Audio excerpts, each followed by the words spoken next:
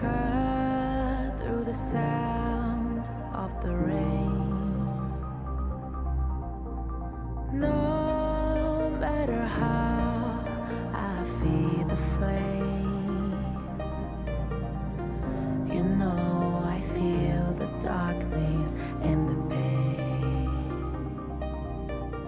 All of the ways we tried to break free from the night, you know we made it out, we found the light. I fly so high,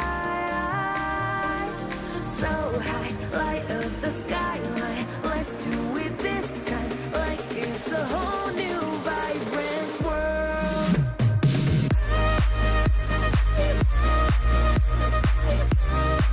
Like we're the only ones in this world. Like we're the only ones in this world. Now I see that I got everything I need. It's alright, I'm on fire, I'm alive, 'cause now I fly so high, so high, light up the skyline. Let's do it this time, like it's a whole new colorful world.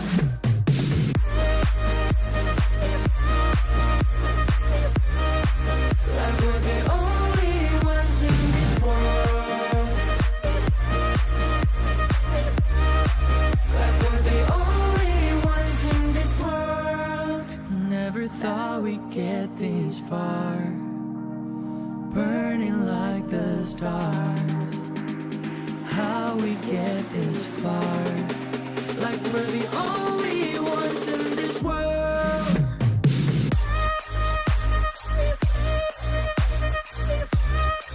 Like we're the only ones in this world.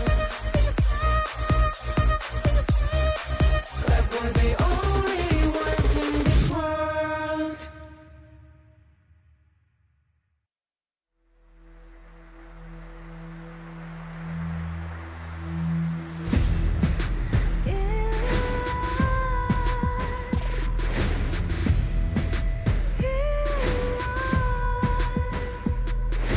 What's a life without its worth?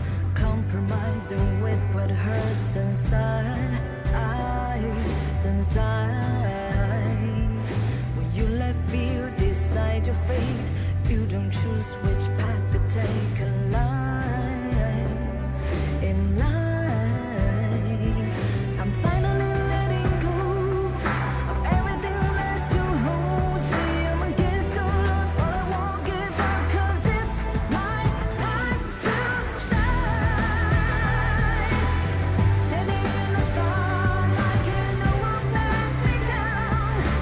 Destiny is calling high and light. I'm not afraid to fight for everything I love. Victory's on my side.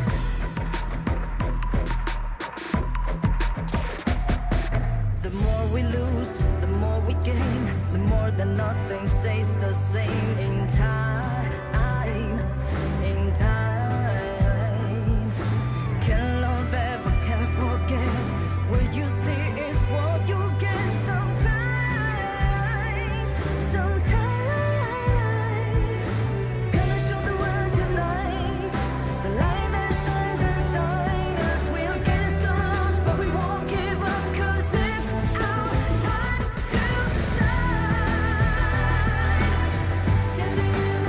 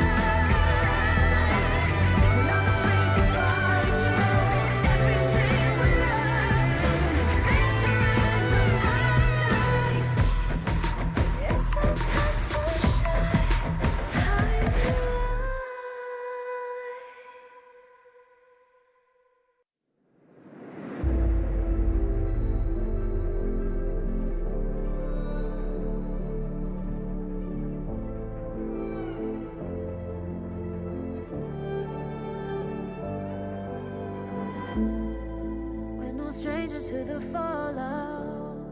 It's what got us here. Ever changing, some chameleon. Blood, sweat, and tears. We'll never make it if we fall to everything that brings us down. With a comeback is now. Blood, sweat, and tears. Fight for what we want. Doesn't matter the cost. Every day, put in work. Blood, sweat, and tears. Nothing comes overnight. Strength in numbers, start to line. We don't bow to fear. Blood, sweat, and tears.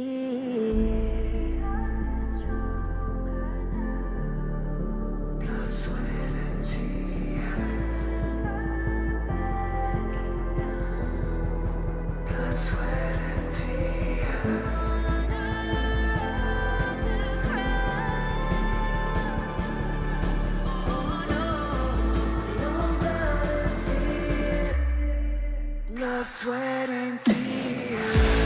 Fight for what we want. Doesn't matter the cost. Every day, put in work. Nothing comes overnight. Strength in numbers, start to line. We don't bow to fear. Blood, sweat, and tears.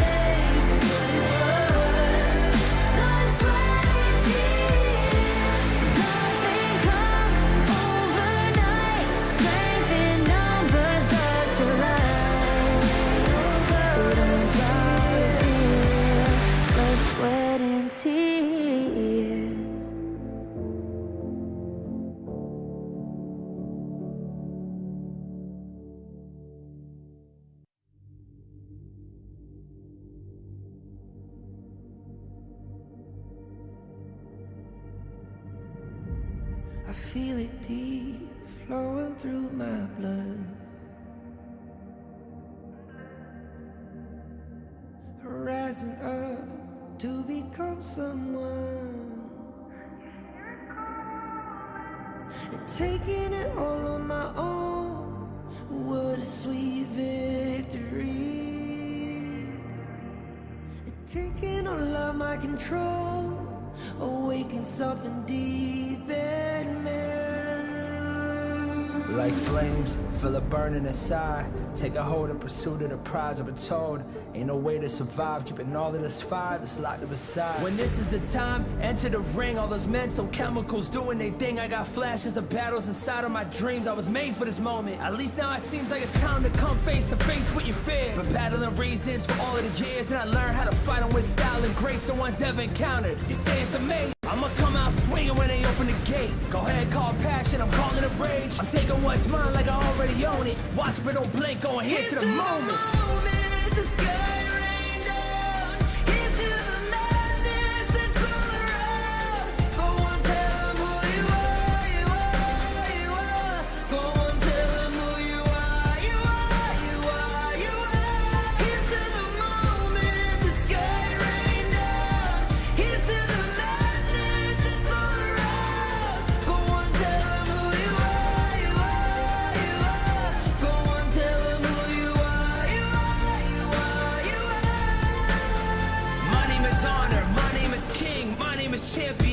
is strength. Tell them who you are. My name is Pentakill, you think it's strange? My name keep ringing inside of your brain. I hear it every night. Here's to the moment the sky rained down. Here's to the madness that's all around. So tell them who you are, you are, you are. Go on, tell them who you are, you are, you are. Here's to the moment the sky rained down. Here's to the madness that's all around. Go on, tell them who you are, you are, you are. Go on, tell them who you are, you are, you are, you are. Here's to the moment the sky rained down. Here's to the madness that's all around. Go on, tell them who you are, you are, you are. Go on, tell them who you are, you are, you are. Go on, tell them who you are, you are, you are.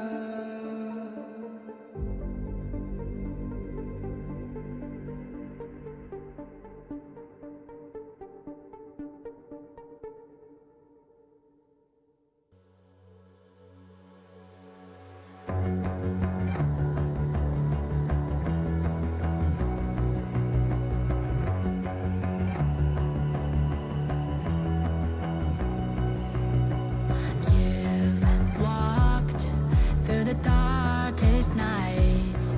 You've heard the crowd, felt the blinding light.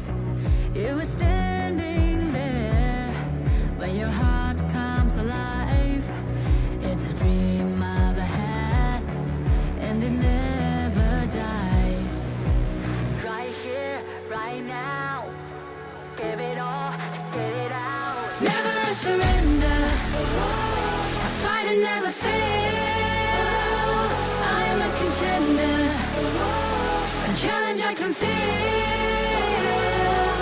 The smallest lies become the brightest enemies. Relentlessly. And even if you fall, you gave it everything to be a king.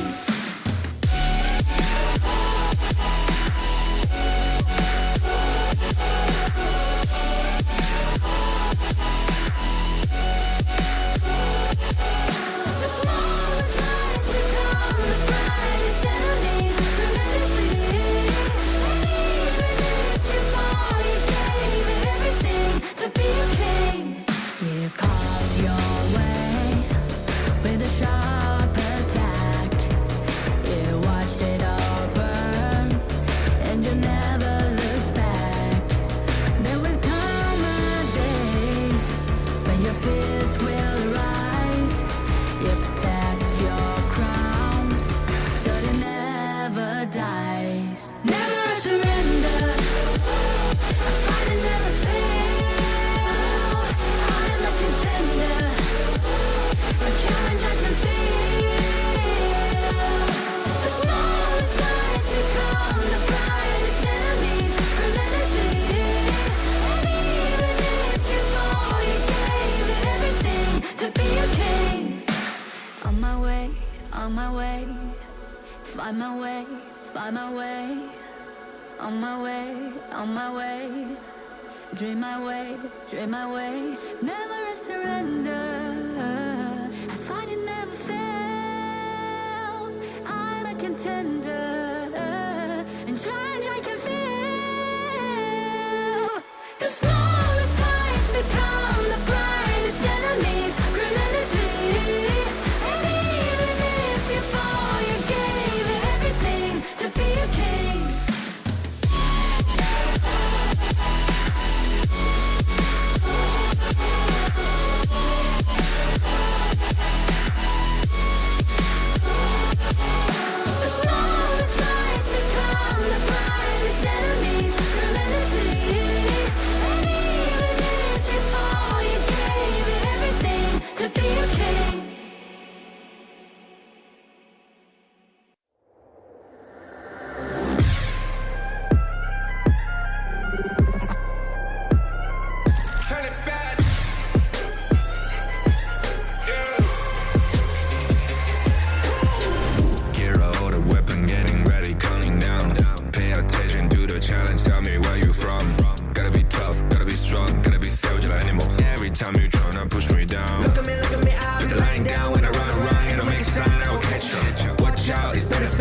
mercy. Look at me, I'll be rising, carry the season. Look out the damn, gonna weapon. You never hesitate for another moment, but my bone is golden. I'm invincible, just let him know. I can show you all the glory I own. Through the jungle, find a way to the pad. It's time we go. Live and rock and we go. It ain't a river, tiny bag. Storm is coming, tired of your cold. It's my kingdom, fire growing up. We the kings, it's our honor showtime.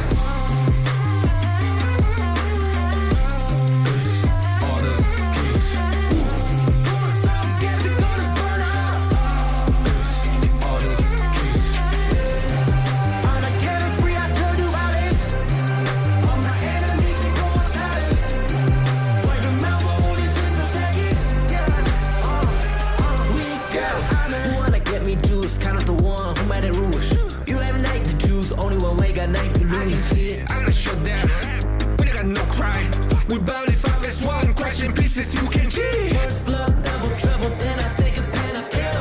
All you do is wait and look at me stay with the rain. Say. I trigger my soul down. For my pace. We the champions screaming, I'm invincible. Just let them know I can show you all the glory I own. Through the jungle, find a way to the pad. It's time we go. Live and rock and we go. It ain't a river, tiny bed. Storm is coming, tired of your cold. It's my kingdom, fire growing up. We the kings, it's our honor showtime.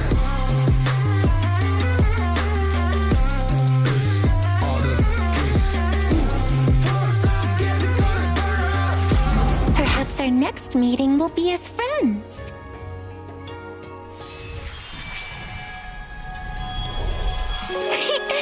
A single thread of silk connects faraway friends.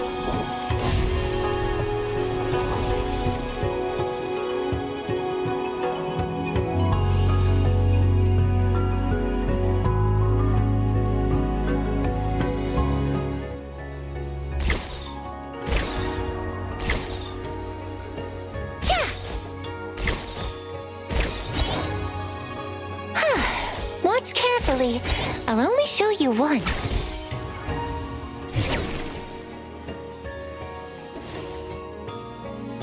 Trees bear tender mulberries.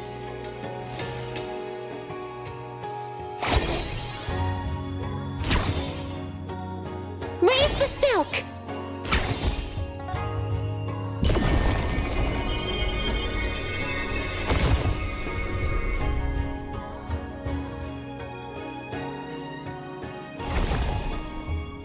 Thousand wishes make thousand threads.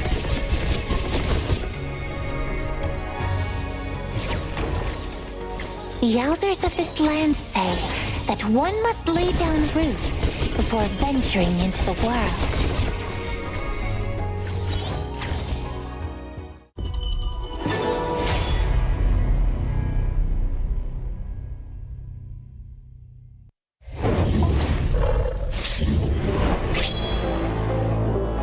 做 Esports 吗？你们改掉了名字，改掉了实力吗？你们5个人的国标加起来都没有一个福字多。听说你们的线上赛是无敌的，当然我们看看你们的线下赛是怎样的。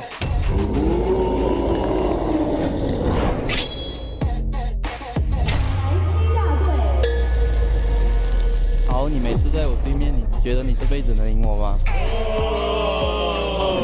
感觉你跟我家射手7太开啊，给你那分算多了，离开我谁把就带小孩。你要信吗？以前几年前就打败过的队伍，只要遇到他们，他们也是我们的手下败将。不的，你们什么时候赢过我们？我只记得你们在Ramadan的时候丢乒乓赢过我们罢了哦。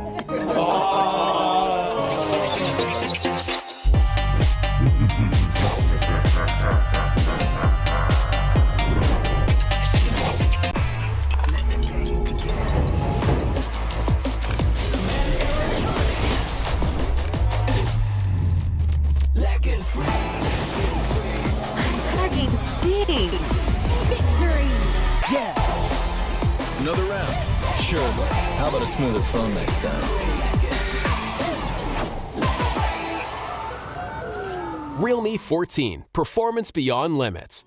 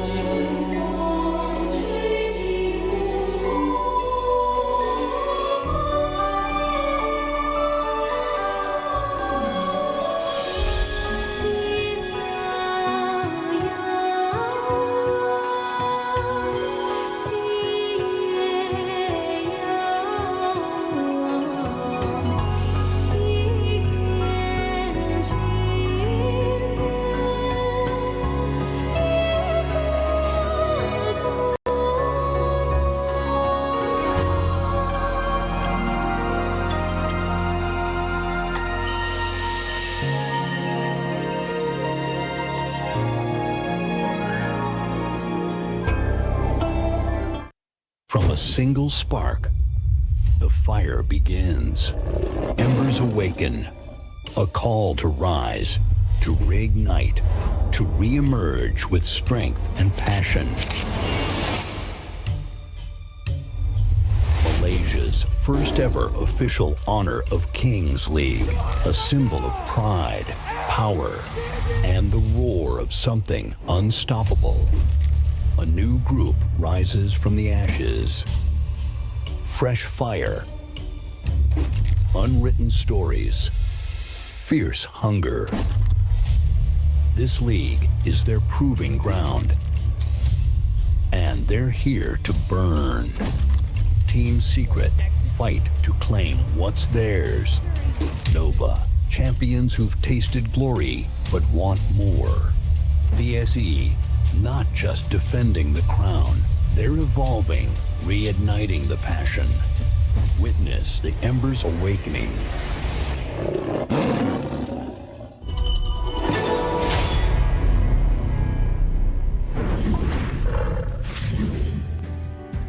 Hello ladies and gentlemen, welcome back to our MKL Spring Season 2025 Regular Seasons Week 2 Day 3. And I'm your today caster Ming-Shen with my partner Circle.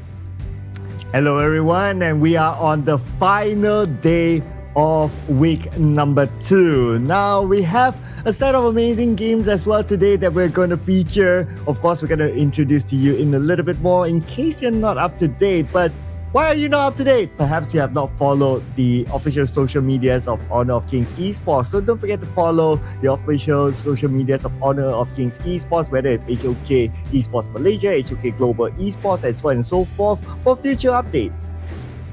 Yeah, so remember to follow our social media and you will get on to date and get more information about our tournament this time. Yep, and speaking about the tournament, here is the format, ladies and gentlemen. And we start off the regular season with 8 different teams, 4 of them directly invited, 4 of them from the qualifiers, and they will play a double round robin, meaning that they will meet with each other at least twice throughout the regular season, but only the best 6 teams will move on to the playoffs. And unfortunately for the bottom 2, they will be eliminated. Yeah, so most of them need to gain more marks during this regular season to enter the next stage, to enter to the playoff. So for today's match, actually, we have our really strong team in our tournament. At the same time, we also have the teams that need to gain more marks. Yeah, the points will be needed to calculate, right, who's going to be the top 6. So we have teams that are looking to survive, and there are teams that are looking to not only qualify, but to be at the top to stamp their dominance here. And what are they eyeing for? Of course, besides the glory, is the prize pool of $60,000. Yeah, definitely is full of dollar sign in my eyes right now. So we can find out that our participation award will be $100 and victory bonus will be $300.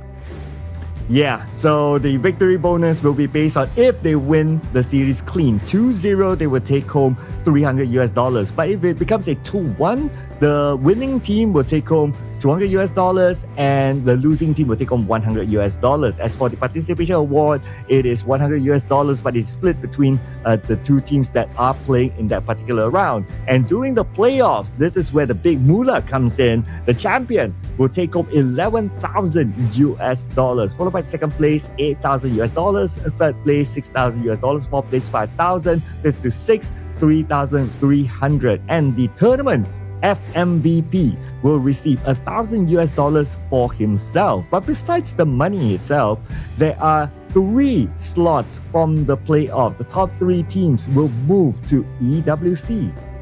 Of course, most of them want to enter to the big stage, big platform, to our Saudi Arabia. So they all need to fight for it. So let's just looking forward for our standing right now, and we can find out that in the place 1 is Nova Esports. Number 2 will go to BSE, and third one is AG Global, and for the fourth one will be Team Secret. 5 1 will be DTE Gaming, and 6 1 will be Toda, 7 will be O2 Esports, and 8 1 will be Seoul Esports.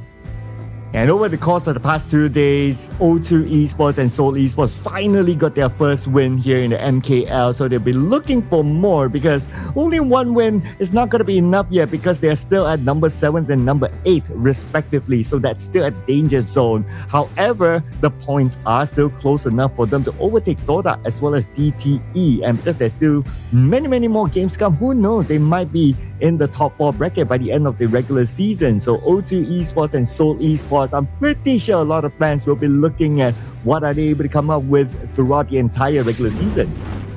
So after yesterday, we just go through an interesting matchup. And for today, we also will have a lot of amazing matchup. For the match 1 will be DTE Gaming fight against Nova. Match 2 will be AG Global and Seoul Esports. And our match 3 will be BSE and Toda.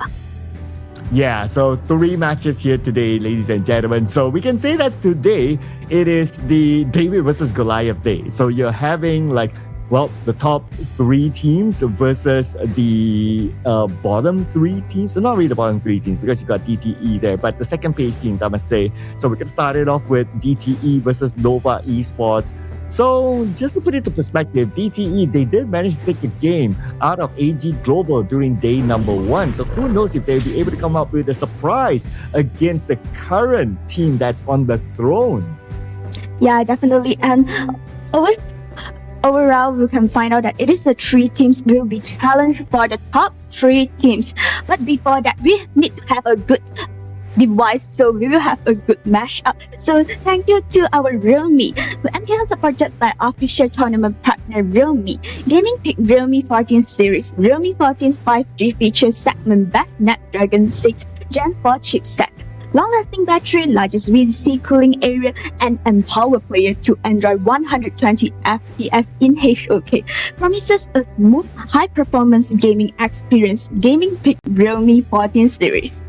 Oh yeah, 120 FPS, ladies and gentlemen. You know that 120 FPS is really important for your Honor of Kings game, especially when you play those high mechanics sort of heroes like the Luna or maybe like the Mai Shiranui. You definitely need that 120 FPS in HOK to give the best experience to not only yourself but also to your opponents.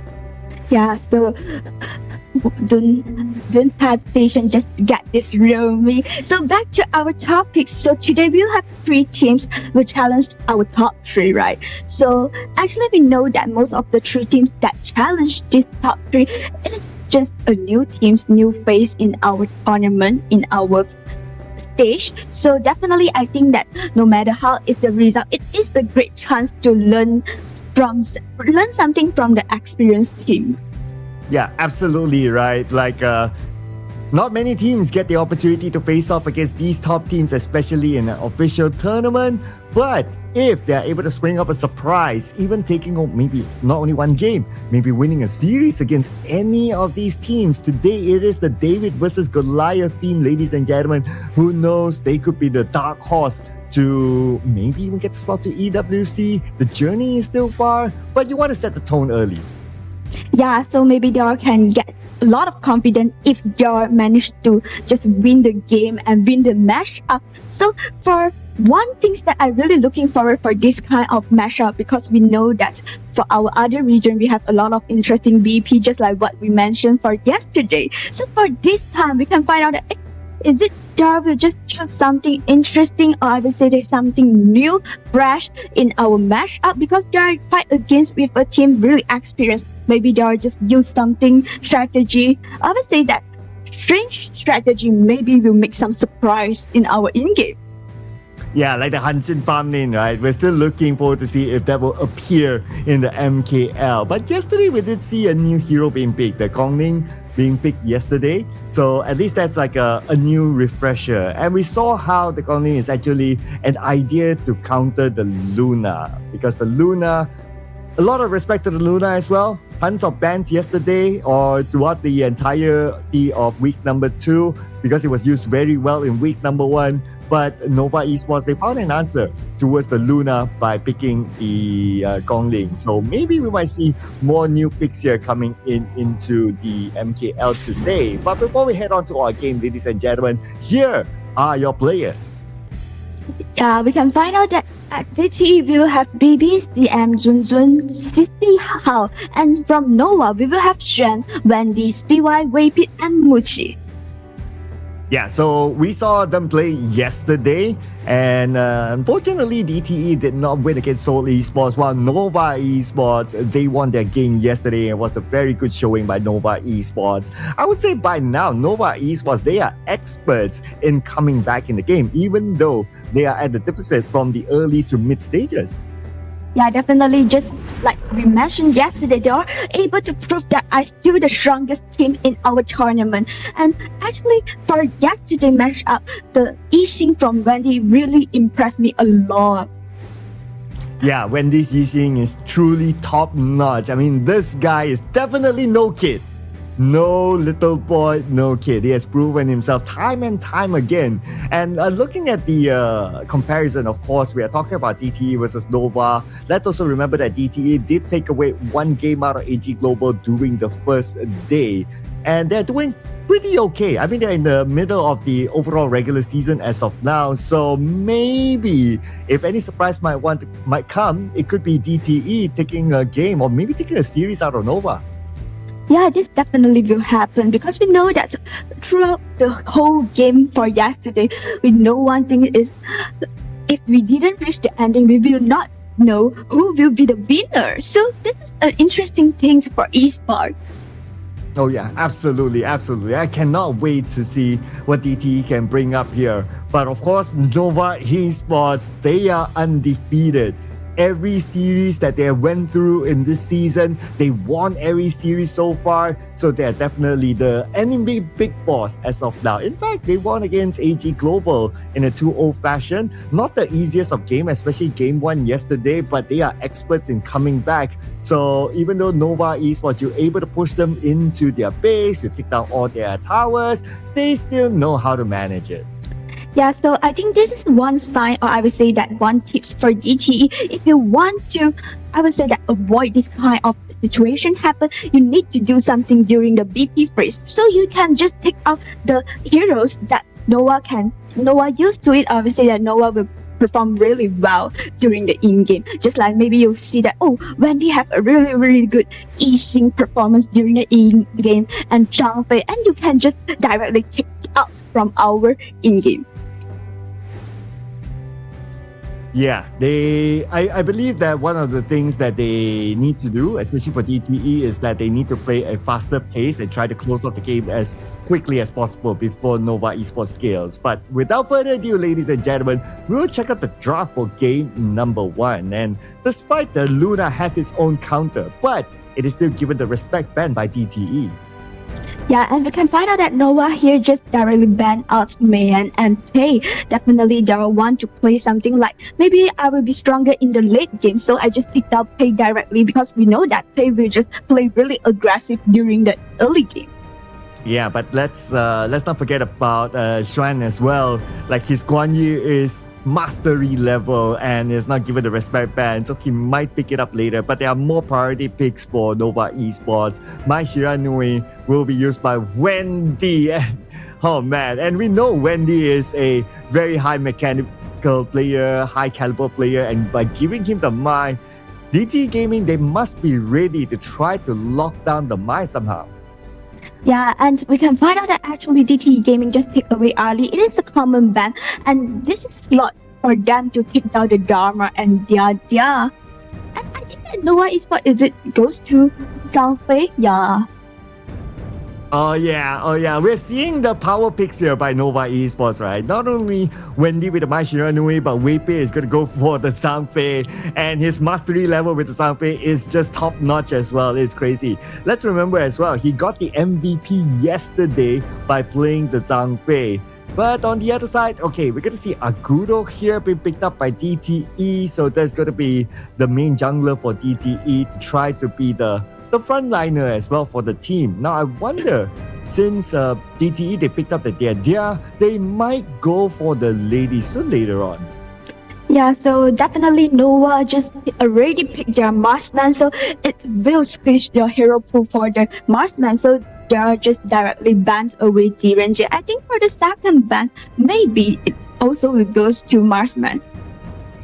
Yeah, most likely. Yep, there you go. Because when you see a Dia, it's most likely to be comboed with the Lady Sun, so you take that out for now. So maybe DT, they want to buy some time for themselves to kind of think of okay, which marksman we're going to pick now. So we'll pick Yu Huan first, we'll think of the marksman later, while Nova Esports, they decide on who they want to go for. So I mean, we're talking about now picking the Clash laner. Xuan can play the Guan Yi, he can play the Sun Se, he can still play the Mayan. It's open, or Mayan is banned out, so that's fine.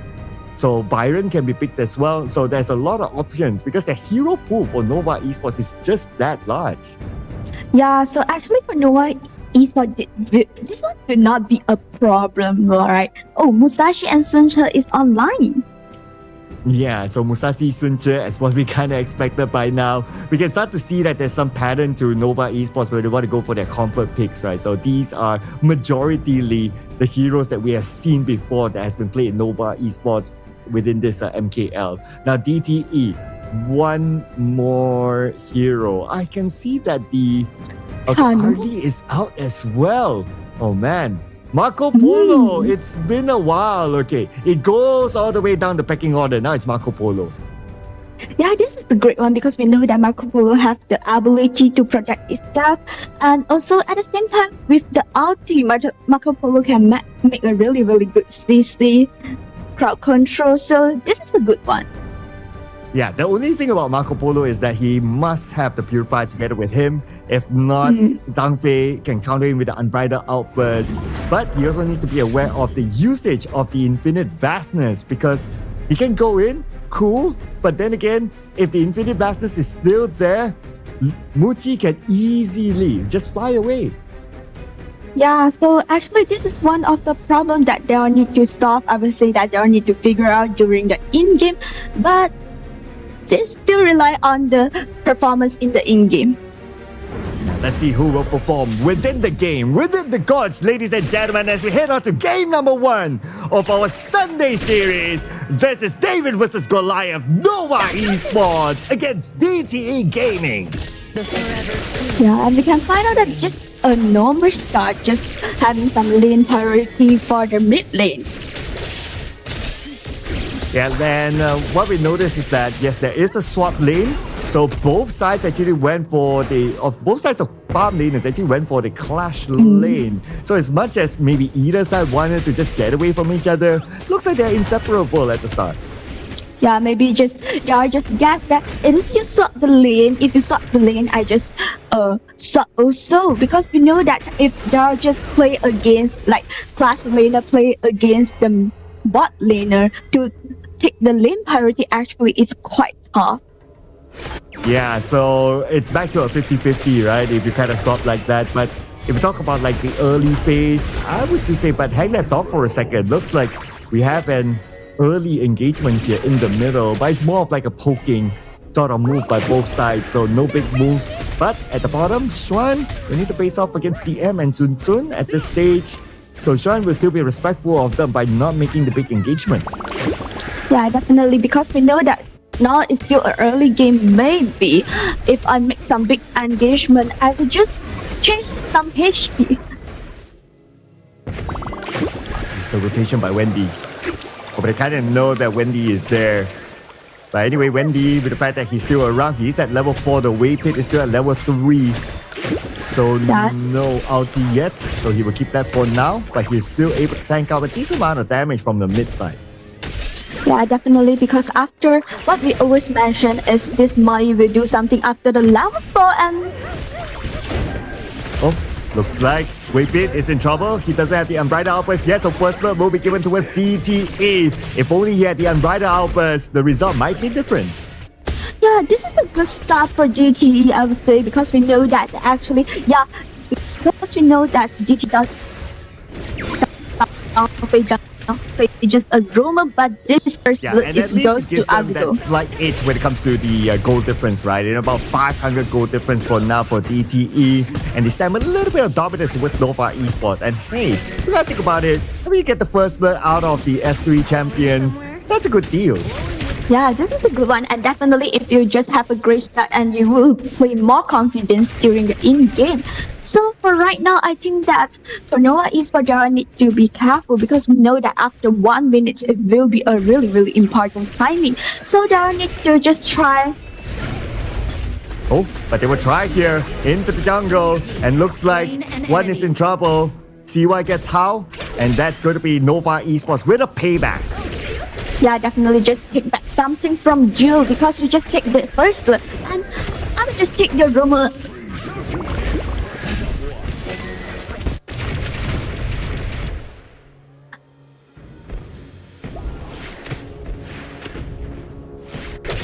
Yeah, so right now I think most of them will just take more advantage and make themselves well prepared for the 4 minutes dragon. Yeah, and both sides will reset again. But we always see that Nova Esports, sometimes they play aggressively, sometimes they don't really play that aggressive. They play a little bit safer, they want to farm, and they will come back a little bit later. But Muji now takes a decent amount of damage. Waypit is there together with him. And JJ, does he want to take that risk of going in? Definitely not, because there's still the Infinite Vastness by Muji. Yeah, so definitely this is a sign for Nova. They need to be more careful. I would say that because if you left alone one person in one place, definitely DTE will just try to find some opportunity. Is it able to create some kills on Jill? And in the middle, we might see another one. Oh, okay. BB managed to step away. That was a close call there. They almost saw the second kill given to us Nova Esports. But then again, DTE, they secured the Tyrant. So DTE, they're still keeping pace. Yeah, so definitely I think Nova will just directly choose to make a trade, but we can find out that CC just looks like don't want to make kill happen. Yeah, it's okay because it is Musashi. Yeah, because you don't want to engage after just taking the Tyrant, right? So just let the Overlord go 1-for-1 each. But DT Gaming, they still have that little bit of advantage against Nova Esports. So far, so good. And DT Gaming, they're still keeping pace. You gotta think about it. And this is totally not a storm, just like what maybe some fans might have expected. So DT Gaming, they're still able to push Nova Esports. Yeah, I think DT Gaming, they're just wait for one big engagement, one big team fight to make them have the chance to snowballing up the game. So this could be the moment where Nova Esports starts to invade jungle. Okay, the buff is still open. 50% of health for the buff. And here comes the Unbridled Outburst. And CY will steal away the red buff. And now we can see that DTE, they try to take revenge on the Nova Esports. Xuan steps away with the flash. They continue to try to chase him down, but backup by Wendy will protect him. And he is safe. They stole away the buff. Nova Esports, a small skirmish win. Yeah, after this team fight, actually, I think that Nova Esports just gained back something. I just put back to the things in a 50-50 situation. It's a good one for Nova. Yeah, and Wendy now just to the top. Together with Waypit, it's more of like to defend the top tower. But top tower down to the last stage shouldn't be a problem for DTE to take it down. But CY is there, so if they overcommit onto the top tower, they could be punished for it.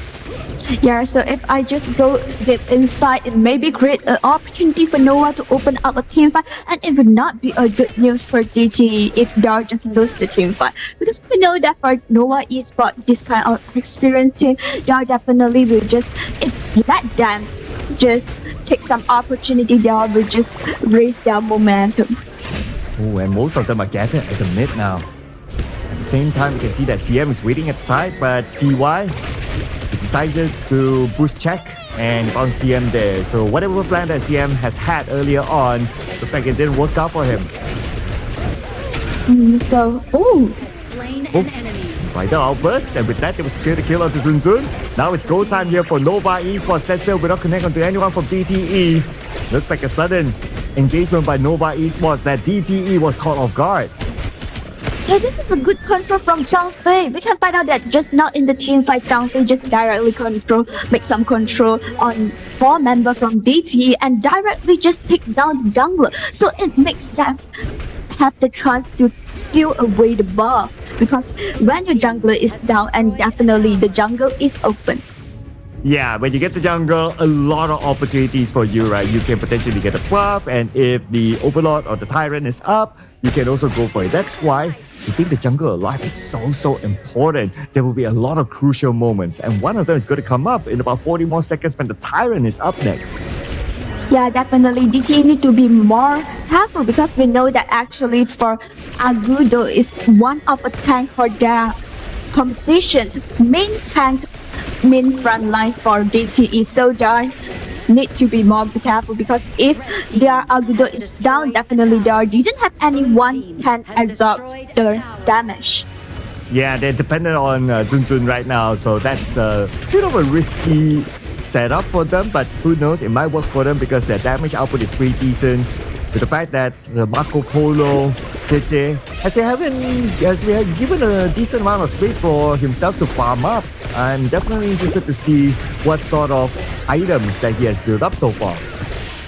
Yeah, and we can find out that actually this Long also farming in a really good situation. So just now, just one true damage on this and on BB. So it's definitely in a really low HP. Oh, looks like Xuan. That's a solo kill there, and here comes the rest of the cavalry of Nova Esports. They failed to get Xuan. Now it's go time for Nova Esports to get more out of this fight. Then we got CM in this fight as well. 2 for the side of DT Gaming. Failed to get a single kill out of Nova Esports. This is a great one. We can find out that after this team fight will be a 0-2 trade. So Nova Esports have more space to farm up and more opportunity to make the laning before the 10 minutes timing. And here comes the minion wave at the bottom as well. But do keep your eye on to Xuan too, because he is lingering around the top jungle. So at any point of time, he can actually push the top or even the middle. And that's exactly what he's doing right now. Yeah, definitely make some stress on the turret. So GT will need to let some member to do something for the turret. I would say that do something on the minions, do something on the lane. So maybe we'll open up a chance for Nova just take down the dragon easily. And speaking about the Tyrant, now it's going to be the Tyrant dance between the two teams. Let's see who will get it. Let's not forget about the Setzer. They could come from the side as well. Xuan is setting up himself, moving towards the middle. He's in the push, just waiting for the right timing. Gathering information together with his teammates. Look at the Flaming Palm, absorbed by Zun. That's a decent amount of damage onto the best tank. Yeah, definitely. So we can find out that ETE just go to take down the modern turret, and this might give a stress to Noah. But you can see that in a really low HP. Yeah, they're all really low right now. Time Brighter Albers used to just disengage their opponents, opening up more space for Nova Esports to secure the Tyrant. They really want the Tyrant right now, but they have to be careful of CM at the right side. He's lingering around that area. Musashi now chops down the help of the Tyrant, down to 50%, down to 20%. They're about to get it. Who will secure the Tyrant here today? But first, it's going to be Waving falling down. The Tyrant is open. CY will still get it, but DTE, they want the kills in the bag. They're looking for CY right now. CY is really low. They finally get CY. Infinite Masters for Muji to get away, and also set sail for Xuan. DT Gaming, at least they gained those 2 kills. Oh, disengage and re-engage again here by Nova Esports. But still, DT, they were ready for it to punish Xuan back. Also, after this team fight, actually for Nova Esports, they just lose a lot of things. Not only the kills, not only the I would say that they are take down the Tyrant, but mostly all of the things they are lose kills, their T1 turret. For DT, they are just gain a lot of advantage after this engagement. Oh yeah, DTE. So far so good. Even though they lost the Tyrant objective, but that's okay. They got a couple of kills. The re-engagement by Nova Esports did not work out for them. But Nova Esports, they're no pushover team. They know how to come back from a deficit. So DTE, they have to remain focused throughout the entire match. Yeah, they need to be more careful because after that, Nova Esports, we can find out that actually the team fight, they are doing some re-engagement. Just Shen, just stand still and come back. But they're able to take down CC. But This unfortunately they are also in a low HP. With the set sail on the set sail, and set sail will go down to the rest of Wendy. This is go time here for Nova Esports. They want to get the tower, but the minions are not there. They have to disengage from DT Gaming. DT Gaming, they're trying to chase out the members of Nova Esports. Infinite Masters by Muchi to save himself. While DTE, they try to get in, but Wave is not the target that they want. Yeah, this is what we mentioned just now. Darby just try to find a lot of opportunities, so DT need to get ready. Be ready for every team fight or every engagement right now. So I think that they need to keep more eyes on this Sun Ce. Yeah, we can find out that for the 2 team fight, Sun Ce just also down in the really last, but it also will be a really annoying stress for DT. Absolutely, right? Like, you have to pay attention to the set sail that could come in any time from the flank. So your focus is like split out, like whether you want to make the engagement, whether you want to play defensively, whether you want to block the side. There's so many things that DT Gaming will need to figure out. But until now, actually DT Gaming also having a slightly advantage, so it will be a good news for them. But they need to maintain the situation. Oh, here comes out right now. Buzz! And Waypin steals away the Shadow Overlord. And here goes Nova Esports at top. They're chasing down the members of DT Gaming, looking for the next kill. Flaming Palm all the way to the back, but not able to secure any kill yet. Nevertheless, it's still Nova Esports winning the engagement. This is the sign for Nova Esports that I'm coming back. I'm really ready. I'm back, and you need to be careful right now, DTE. Oh yeah. Definitely Nova Esports, they know how to play a comeback game. DT Gaming, they cannot be complacent. They still have a slight lead against Nova Esports by about 1k goal difference. But that might not matter if they lose their next skirmish. Yeah, so that probably they need to be more concerned. I would say that be more careful for the lane priority, or I would say that we can find out that something happened right now.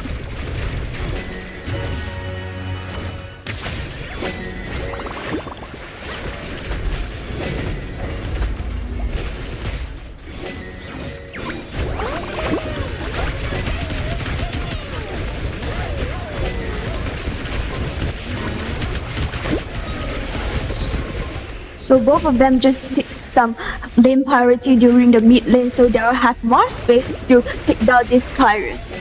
Oh, and the Tyrant is still up and open, but the focus is not on the Tyrant, the focus is on getting kills in the back. Starting off with Wendy, getting Zetse, but a shutdown happened for the side of DTE. Sun gets Wendy instead, but the fight continues on. The tower is just beside Nova Esports and DTE. A little bit of risky play here by Nova Esports, but still go in for the tower. The tower still active, dealing damage on the Shrine. Shrine will fall to the tower. Now Nova Esports is still waiting for the chase, nevertheless, to secure the ace for themselves. But this is a good one for them, and definitely I think that this is the time, this is the chance for Noah to directly shut down the whole game, because we have to Shadow Vanguard at the bot lane. And here goes game 1 to Nova Esports, ladies and gentlemen. Despite a slight lead here for DTE, but still, as expected, Nova Esports, they have came back from multiple games before this. They know how to manage that, and Nova Esports, with the one ace in the middle, they close off the game. Yeah, definitely. I think that this is a really good fight for DTE and a quite good start for them, because they have a lot of advantage during this in-game and have a slightly winning on the team fight. I think this is quite good for them. Yeah, it is. They definitely know how to take fights. And if you kind of think about it, like throughout the entire course of the game, like Nova Esports at the beginning, they weren't too aggressive. Like they played like, okay, with the mindset of we need to farm up first, we need to hit our power spike. And when they hit their power spike, they still went back and forth together with DTE Gaming. But at some point, they just need to exploit DTE Gaming once, and then they can close out the game. Even though the mid tower was still active, they were still confident of jumping onto DTE. I think that this is what we always mention, that because there is experienced teams, there are no many kind of scenario. They are just really used to do a lot of strategy when they are just suffer in different situations. Yeah, and looking over at some of these numbers here. So, what's really glaring here? Perhaps it's the goal difference. We can see that at least 4 players from Nova Esports, they have more than 10k goal. But of course, if you're Rome, that's fine, okay. If you don't reach that 10k, that's okay. But because Wayfair with his Unbridled Outburst is on point, that's what mattered at the end of the day. As for DTE Gaming, if we were to look at all their players, everyone at least got a single kill. So still, you're able to get kills against Nova Esports. I mean, that's kind of like a flex by itself, right?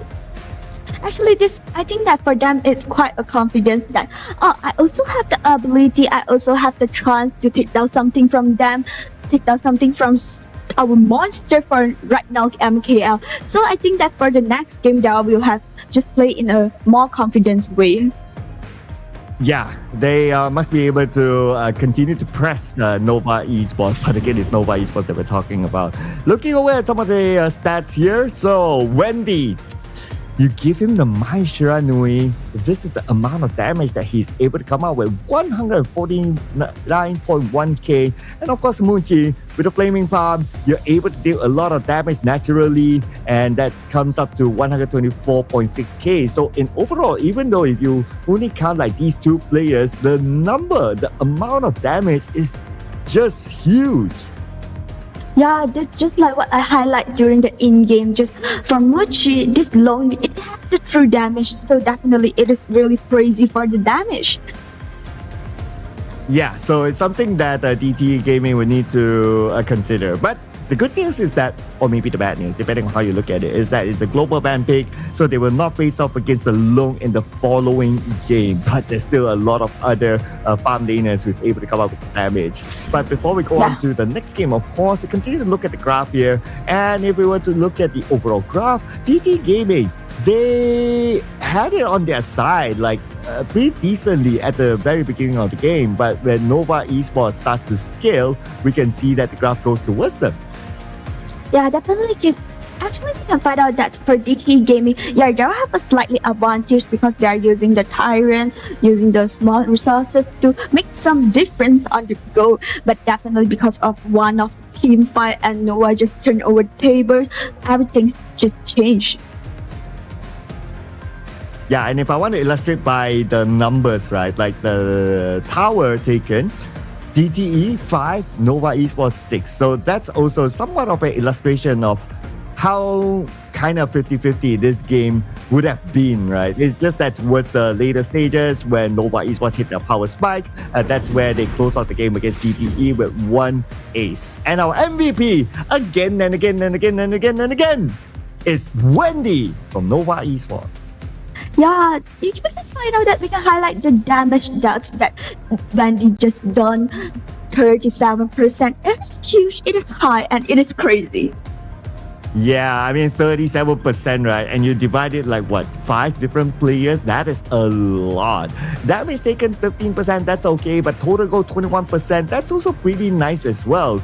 3 kills, okay, might not be the sexiest of numbers, but it's not about the kills. It's all about the execution. It's all about the poking. It's all about closing the game here. And Wendy, what else can we say about this guy? I mean, he's the multiple MVP for Nova Esports. I wouldn't be surprised if he's currently in the running to be the FMVP.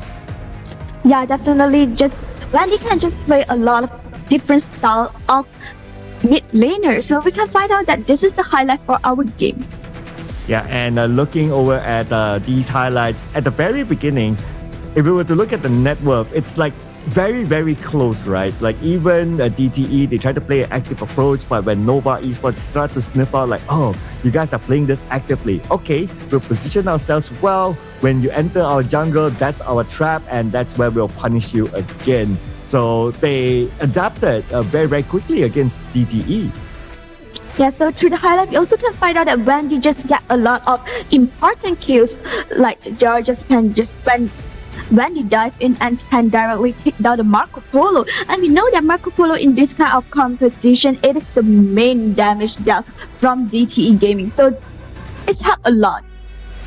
Yeah, though we didn't get to see the biggest impact on the Purple Barrage, so that is a little bit of a downside there for the Marco Polo pick, but I can kind of understand as well because a lot of the farm laners have either been picked, well, the Long has been picked, but also have been banned out by Nova Esports. So they're the top farm laners like the Arlie, like the Diren J, like the Lady Sun, all of them been taken out. So their options are pretty slim. Going for the Marco Polo isn't too bad, but if we were to look at the game itself, isn't that impactful at the same time? Yeah, actually, just now I would just predict that maybe they will just go for channel, but last they are just Marco Polo. I think that because they want to more control in the team fight, but actually the effect is not so good. But I think that this was also one of the signs for DT. Maybe they can just go for a composition that have more damage. I don't want just deal with one hero in one team fight. Just if I just put a lot of, I would say that wish on only Marco Polo, wish that all the damage is come from Marco Polo can output all the damage. It's quite risky in one team fight. Yeah, so very dependent on Marco Polo, and let's not forget as well, very dependent on Agudo as the tank. So when it didn't happen, then the plan kind of fails and they look like they don't really have a plan B.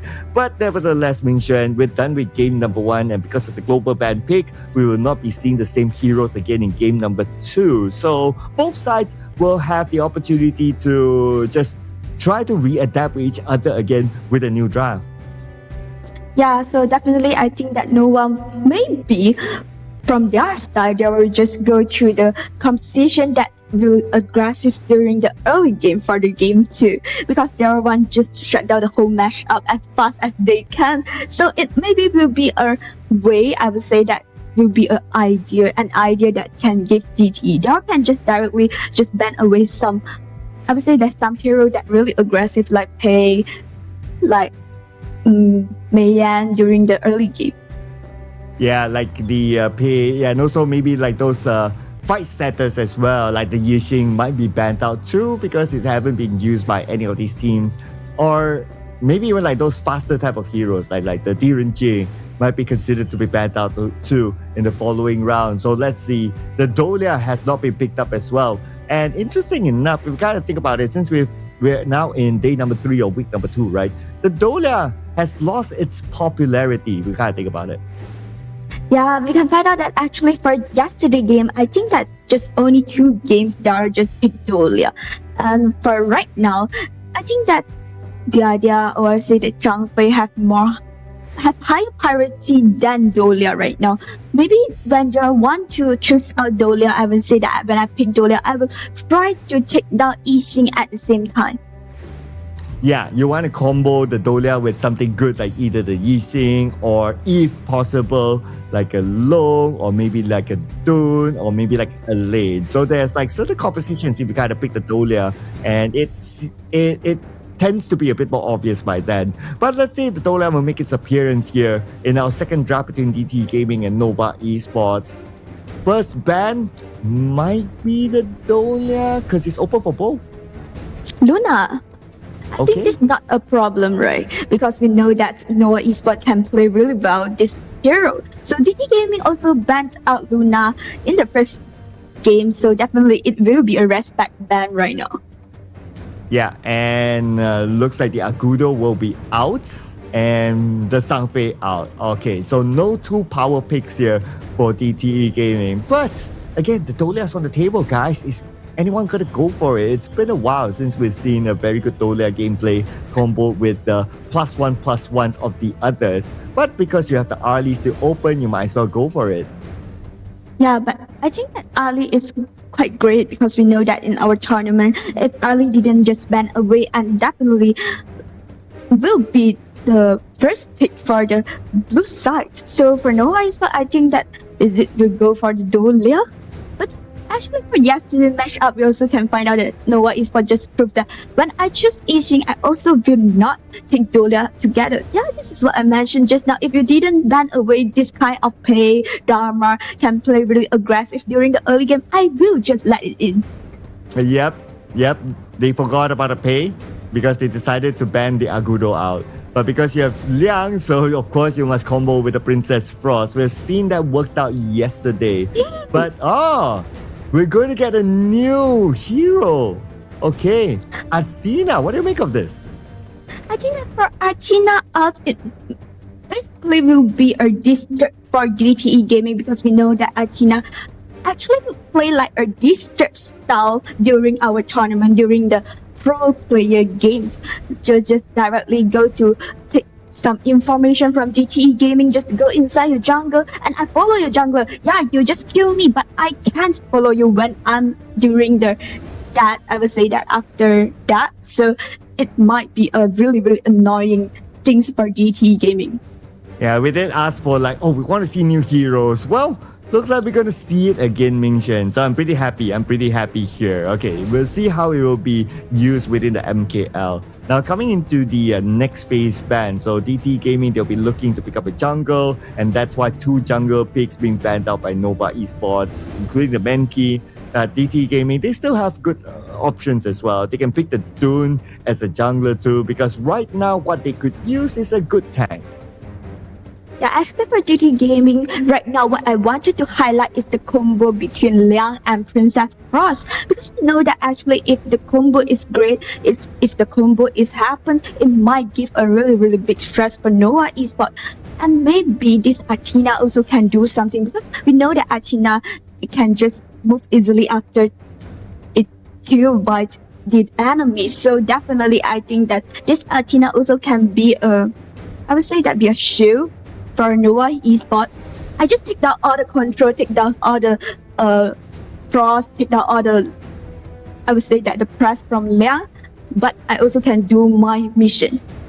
Yeah, that's a good point, right? That's a good point. And because they pick up the Lady soon, so Athena can be the bodyguard to the president with the immovable Aegis, and they will have a hard time if they are thinking of like, okay, we want to lock down the marksman. Oh, now you have Athena. So maybe the Liang and Princess Frost combo wouldn't be as effective as how we have seen before.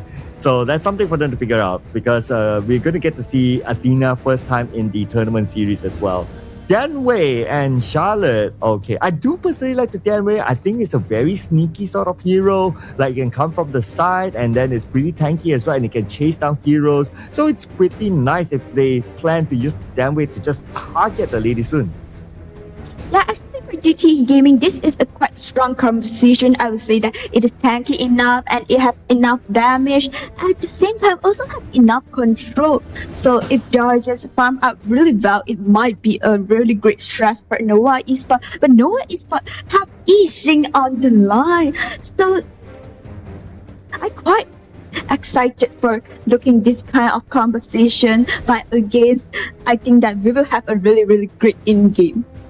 I'm sure the fans will be excited to see Wendy play the Yixing as well. I mean, he got the MVP with the Yixing too. So, I mean, it's Wendy with the Yixing, right? He's able to come up with not the highest amount of damage when he got the MVP, but his control with the World is My Board is going to be really, really important. And that will stop the Danwei from running at their team. Yeah, so definitely I think that in this in-game, I'm pretty sure that Nova Esports will just disturb a lot, make a lot annoying strategy on DT Gaming. And here we go. Let's see who will be the one annoying who, because there's going to be a crucial round here for DTE Gaming as they must win against Nova Esports. Yeah, so actually I'm really looking forward to you can see that this Athena just directly do some invasion in the jungle. Oh yeah, much more aggressive gameplay here by DTE Gaming. They're chasing down Waypit, okay. First couple of health left and first blood. Again, this time onto Waypit. Yeah, just find out that actually this is a common playstyle. I would say that it is a really, really normal playstyle for this hero. Definitely this Athena will just keep disturbing you, and so DT need to put more members to looking, I would say that take care about this Athena. Oh yeah, that's right, because the Athena can immediately reappear at that one location, right? So Waypit's role is just like, I'll just be annoying. I'll just be in your jungle all the time. And when I reappear again, I reappear on top of you. And this is what he's doing towards Sun Sun. And Sun Sun just wants to keep his distance away. And if you guys think about it, like right now, Waypit is drawing like 4 players onto him. And there's so much play for the other members of Nova Esports to pop across the map.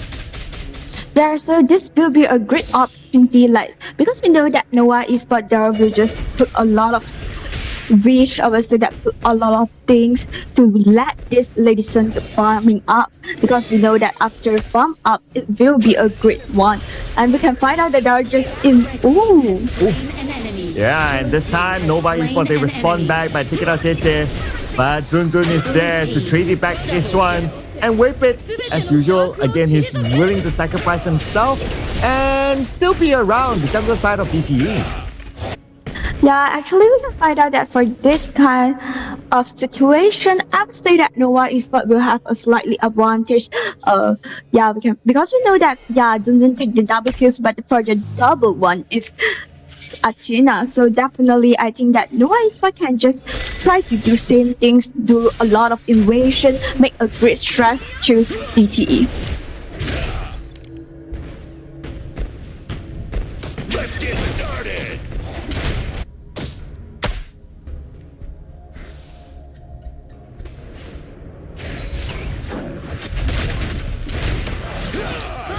And here it is, Waypit all alone. Again, wouldn't mind giving himself up, but Minshen, how many times do you think, or how long can Waypit play this strategy for himself? Actually, I think that until 10 minutes, before 10 minutes, they also can just go along this kind of strategy, because after 10 minutes, mostly DT Gaming just farm up already. Farm up well prepared for the every team fight. So for Nova Esports, I think that after 10 minutes, they will just come together and make a lot of stress on the turrets. So DT Gaming also need to be careful. Obviously, that be more concerned on this kind of situation. But here comes CY following up against DT Gaming. But again, Waypit. Okay, this is like what, maybe number 5 or 6, 5 at least. I think I count 5 that Waypit actually gave himself up. But even though when he kept doing that, like if we were to look at like the total goal network, still it's Nova Esports in front. Yeah, because we can find out that have the distance from Waypit, Nova Esports have a lot of information, and Nova Esports can just do a lot of invasions. And for them, they just can go inside to the jungle, GT jungle, and make a lot of small resources. So this is a good one. And here comes. Looks like it's actually stolen away by Waypit. Oh man, this is probably the most cheeky gameplay that we've seen from Waypit. Yeah, this is a great one, and I think that after this pick of Athena, maybe they will just give some idea for another teams that, I also can play like this. Yeah, this is very, very different, right, by Nova Esports. So they're not only showing us like, a new hero, but they're also showing us a different kind of play style here. And again, Waypit sacrifices himself, but CY is there. Perhaps the counter by CY might come up soon. And here is World is my board catching 2 out of DT Gaming. But they're not making the engagement because they were focused on taking down the tower. So mostly we can find out that right now Nova Esports will just more focus on, I use this sacrifice from Waypit to take more resources from you and make some snowballing, take down all the turrets, and make some map controlling. And this is the main purpose for Nova Esports right now. So DT need to sense these things and try to take care of their small resources. Again, Waypit willing to sacrifice himself, not a problem. Like, if anyone were to be watching this live stream and they just join us, right, they'll be looking at, wow, DT Gaming already 9-1 against Nova Esports, wow. But if you look like the entirety of the game, right, it's like, it's just Waypit, and it doesn't matter for him.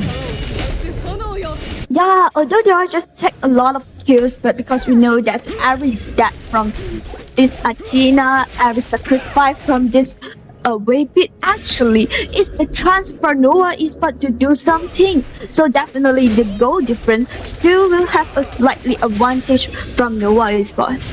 Yeah, so annoying, right? And now Nova Esports, they're ready to take away the red buff here for the side of DTE. DTE is struggling to secure the red buff. The red buff stolen away perhaps. Nope, it's still secured by Sun Sun. But now the World is Bomb will be deployed. And at the same time again, Waypit puts himself in the front, absorbing all that damage. And the rest of Nova Esports, they just step away. Yeah, actually, I find out that for Nova Esports right now, they will just keep doing the same things, do the same strategy, because we know that for the rhythm in the jungle, the tempo for the jungler is really important. But in this game, because halfway pit just keep disturbing Zun, or I would say that halfway pit to know all the information of your jungle, it will become a great stress for DTE right now. And look at where Waypit's position is. He's not allowing BB to join the fight at all. So if he can't join the fight, how is he going to combo with Liang? In fact, at the same time when he was chasing down BB, yes, he sacrificed himself, but he still got that kill. A bit of a follow-up here by the other members of Nova Esports. They got CM at the same time and they will get the blue buff. Man, this is crazy strategy. Very, very unique to the MKL. Yeah, they're just slowly immerse all the things, just take down all the things, take out the turret, take down the resources, and this is a great one for Nova Esports. Although it looks like, the kills is 11-3, but basically Nova Esports take down all the things. Yeah, I know, right? Like the objective gameplay by Nova Esports is just crazy here. I'm pretty sure the teams are not prepared for this sort of strategy. Anyway, here comes Waypit again. As usual, he tosses himself to the front, forcing a couple of skills from DTE Gaming. And while they were doing that, Nova Esports, they took away the buff. Yeah, definitely. I think that this is bad news, or I would say that this is annoying things from DTE. They are also quite... Yep, it's given to Xuan, taking down the Princess Frost. So without Princess Frost, we clearly will not see Liang doing the combo together with the Princess Frost. So it will give them the opportunity to take the Tyrant for free. Yeah, definitely. Just like what I say during the BP phrase for this Achina, you can become the person that stands for the control. But in this game, Nova Esports just told us, I don't need to stand off it, I just directly took down both of them, and they didn't have the chance to take down, I would say that press out the skill. Alright, and here is again Nova Esports still pressing DTE Gaming. And at the same time, the blue buff stolen away. And it's stolen by Waypit. Oh man, let's not forget as well that Waypit, he does have the smite, so he can easily steal away these small objectives too. Yeah, so actually for Nova Esports, they just need to stay in this pace, stay in this rhythm steadily, and it might have a great chance to let them take down all the things, take down all the dragon, take down the tyrant, take down the overlord, and until take down the whole game. It's just like Nova Esports just chomping down DT Gaming, slowly but surely. Okay, so now I want to discuss this with you. I want to hear your thoughts. Like, how is DT Gaming going to come back from this? Oh, this is quite... I would say that this is quite pitiful situation for DTE Gaming right now, because all of the things that DTE wanted to do, or I would say that DTE want to do a lot of strategy, but Waypit is keep an eye on you. You cannot do anything right now. So I think that for DTE Gaming, they need to wait for this Ali maybe, or wait for the Charlotte, or wait for the combo from this Princess Frost and Liang right now. Oh man, but how are they going to find that combo, right? If Waypit just lashes himself onto BB, onto the Princess Frost, not allowing them to even do that combo even once. We have not been able to see that. And now we're already at the mark where Nova Esports will take down the top tower. I mean, how? Or when will DT Gaming be able to come back here? I think that for this kind of pick, just I would say that pick Athena to just counter this kind of duel, so it might just reduce the appearance for this Princess Frost and Liang, because we know that actually for another region this duel is really popular, but in MKL it's really we can find out that right now. Again, Waypit goes down, but it's okay because the rest of them are still there. But 2 players from Nova Esports kind of low, but they trade back 3 players from DTA. Make that 4. Now that BB is down, only CM left. CM tries to run away, but Waypit is giving the information towards members of Nova Esports so they know exactly where CM is at. Wendy is still there though, and here comes Muchi. CM has no choice but to go all the way back to his base.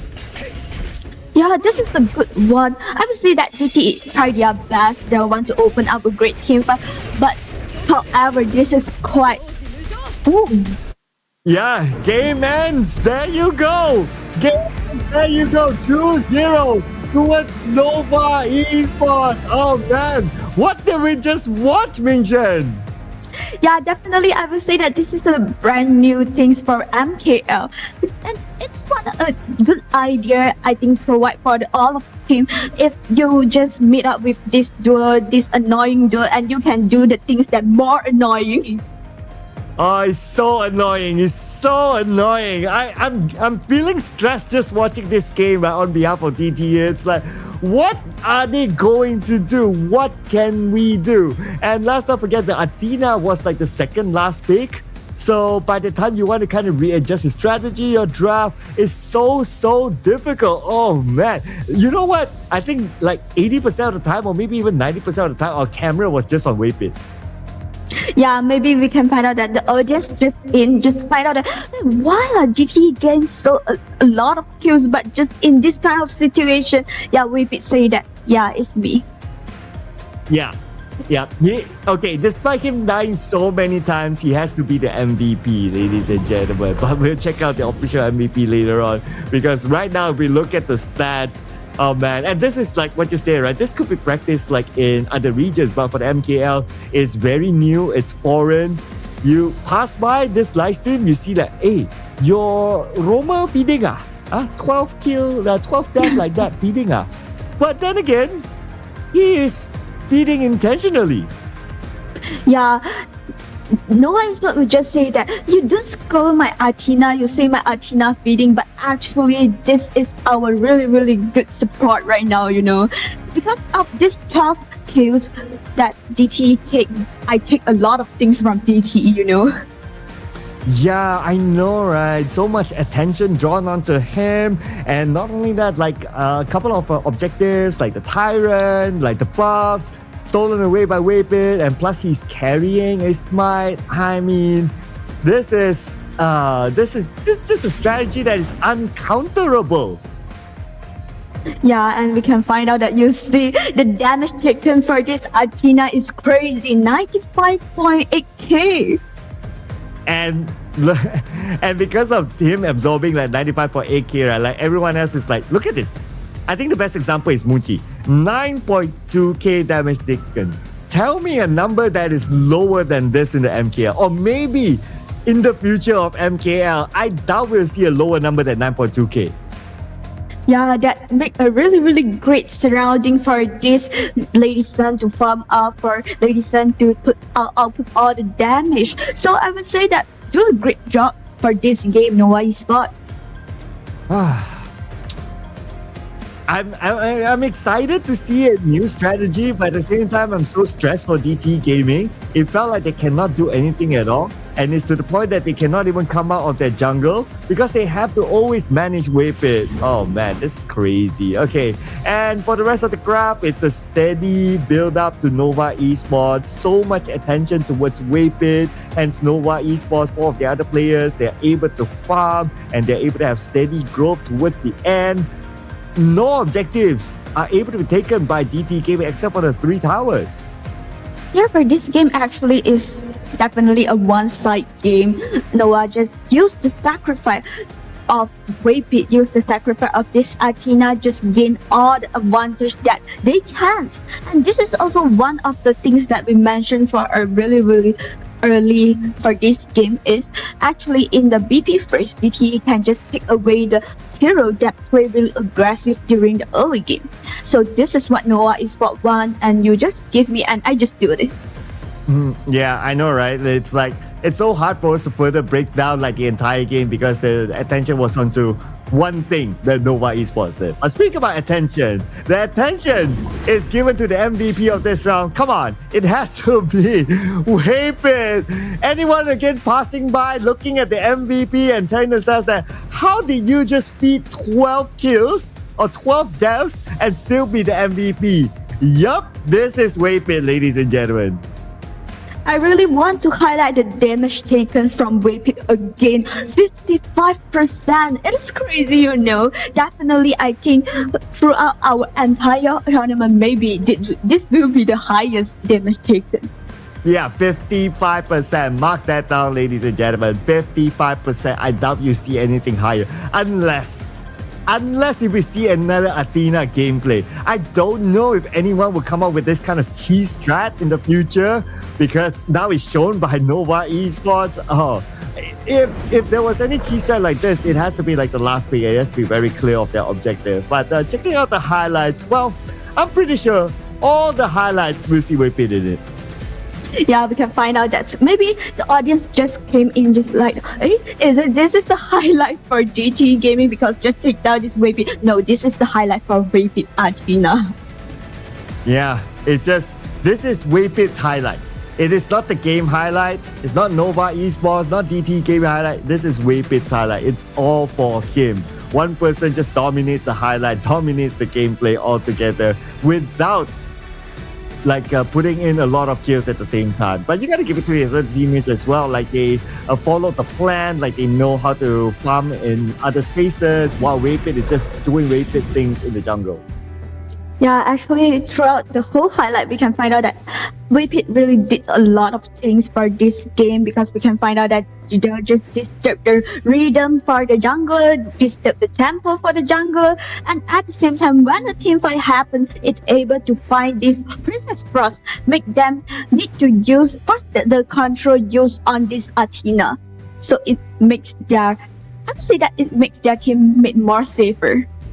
I don't know about you, Mingxue, but I think I need a coffee after this, right? It's like after watching that, I'm like, bruh, I'm like, my brain is gone now, okay? I can't process it. Yeah, I hope that I will not meet this kind of Athena when I'm playing my ranking.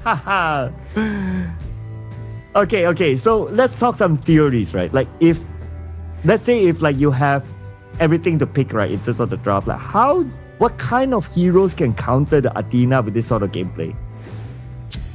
I think, this is a big problem, right? Because we know that Athena just play like a support, and no matter I choose how many times from you, no matter I take what from you or you take what from me, my really purpose, I would say that my main mission is just disturb you. Yeah, for every hero will not stand for this kind of disturb. Yeah, exactly, right? So you gotta think about it. If this sort of pick or this sort of gameplay is so OP, like, what if you pick Athena every round? Okay, this is just something that I'm having in my mind, right? Like, why is it not picked every round or as often? Because we have not seen this sort of gameplay ever since S2, but of course there was no Athena at that time. But the point here is that when there was the Athena, why did we not see this kind of gameplay earlier? Actually, because you want Athena online, actually, you still have a really, really minor problem if you pick Athena. Yeah, Athena would just sacrifice and you would just gain a lot of advantage. But at the same time, if the another side having a really, really high damage compositions, and I pick out Athena when I'm playing a team fight, yeah, Athena will sacrifice at first. So I will only have 4 members that can output out my damage. So when I'm picking Athena and I would say that I want my teammate will have a really, really high output of damage, because I need to cover the number 5 teammates. So I think that it will be a solutions for another teams that when I meet Athena. Well, I wonder if we will see the Athena again, ladies and gentlemen. But at least we're done with that, okay? I really need to reset my brain after watching that gameplay, because after this, we're going to see another big game, okay? We're going to involve one of our top teams here, BSE, is going to play after this, and they are going to go up against Seoul Esports. So it's going to be another interesting match to see if Seoul Esports can continue their win streak from yesterday. Or from the Yeah, and we also know that AG Global also played a really good during last game for yesterday with Nova Esports. So I quite looking forward for both of them have what performance. So before the game, we will have a small break. So see you later. We will with you again.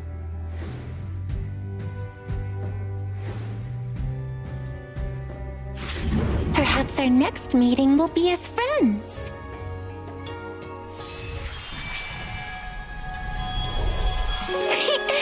A single thread of silk connects faraway friends.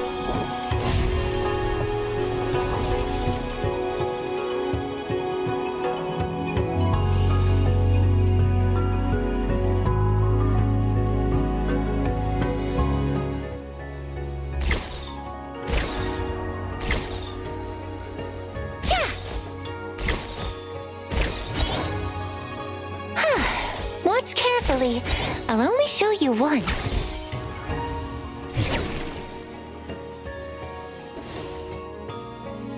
Trees bear tender mulberries.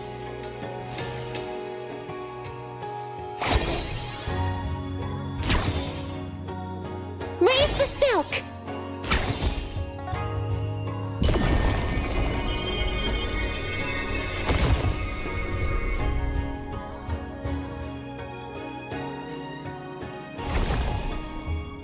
Thousand wishes make thousand threads.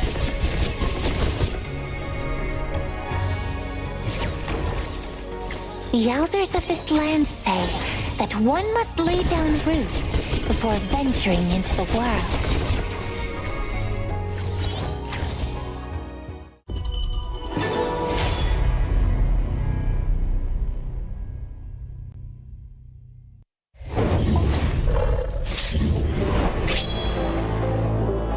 做 Esports 吗？你们改掉了名字，改掉了实力吗？你们5个人的国标加起来都没有一个辅助多。听说你们的线上赛是无敌的，当然我们看看你们的线下赛是怎样的。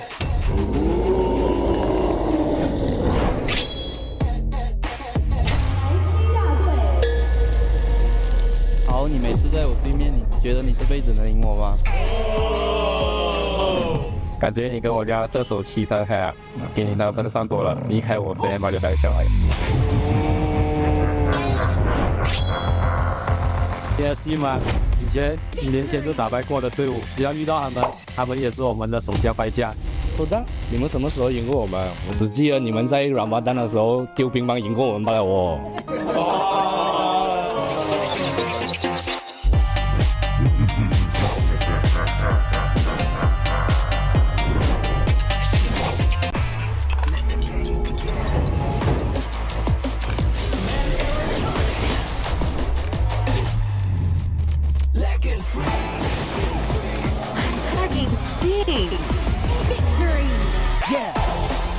Another round?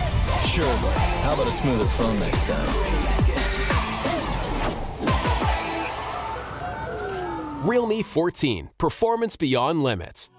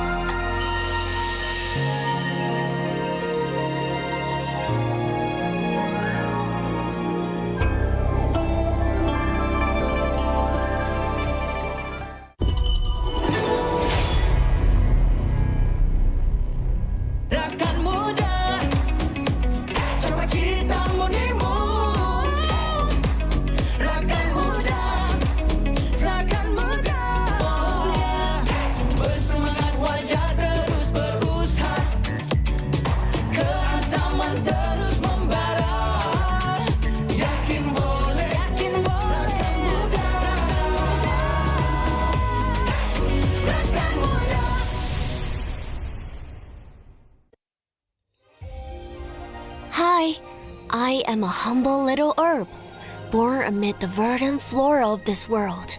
We plants contribute nourishment, healing, clean water, and a beautiful environment to this planet. Thank you for your efforts in safeguarding our ecosystem and preserving a habitat that supports the existence of all living beings. Forests are the layer of life around the planet that supports everything that we do. It produces the water, the fresh water that we drink. It produces the air that we breathe. It produces the food that we eat. Forests are integral, the most important habitat type for humans. So when you think about forests, when you think about nature and the beauty of forests, you also have to think about that utility, the usefulness of forests, and how important those forests are to us.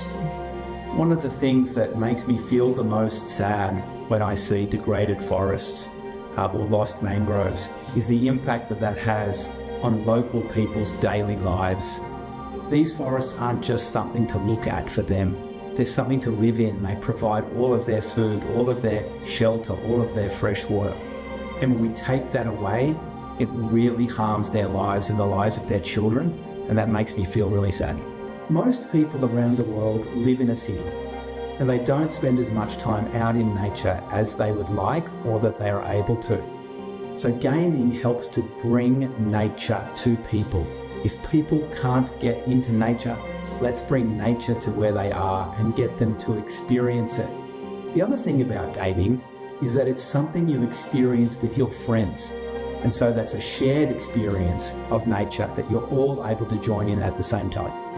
Bringing that value to that audience who play games, and it's all of us, we all do this.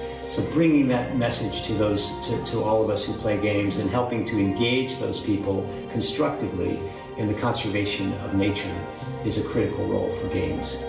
I think the gaming industry and gamers can help three ways. First, by using creativity to educate people about the wonder of forests. Second, by helping people understand that these forests are at risk.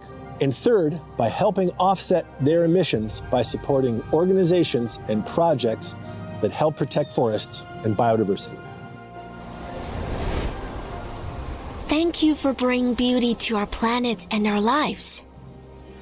Play for our planet. You are heroes protecting our world. Thank you. Dedicated to all protectors of nature.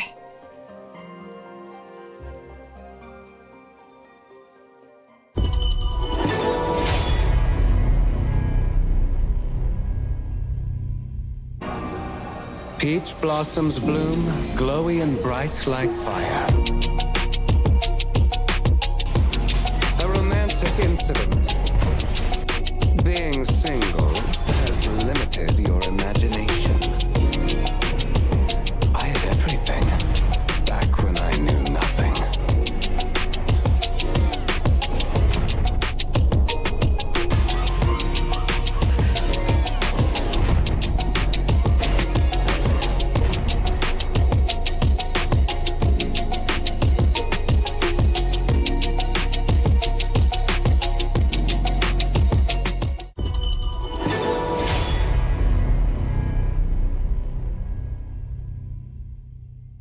Plum blossoms defy the frost.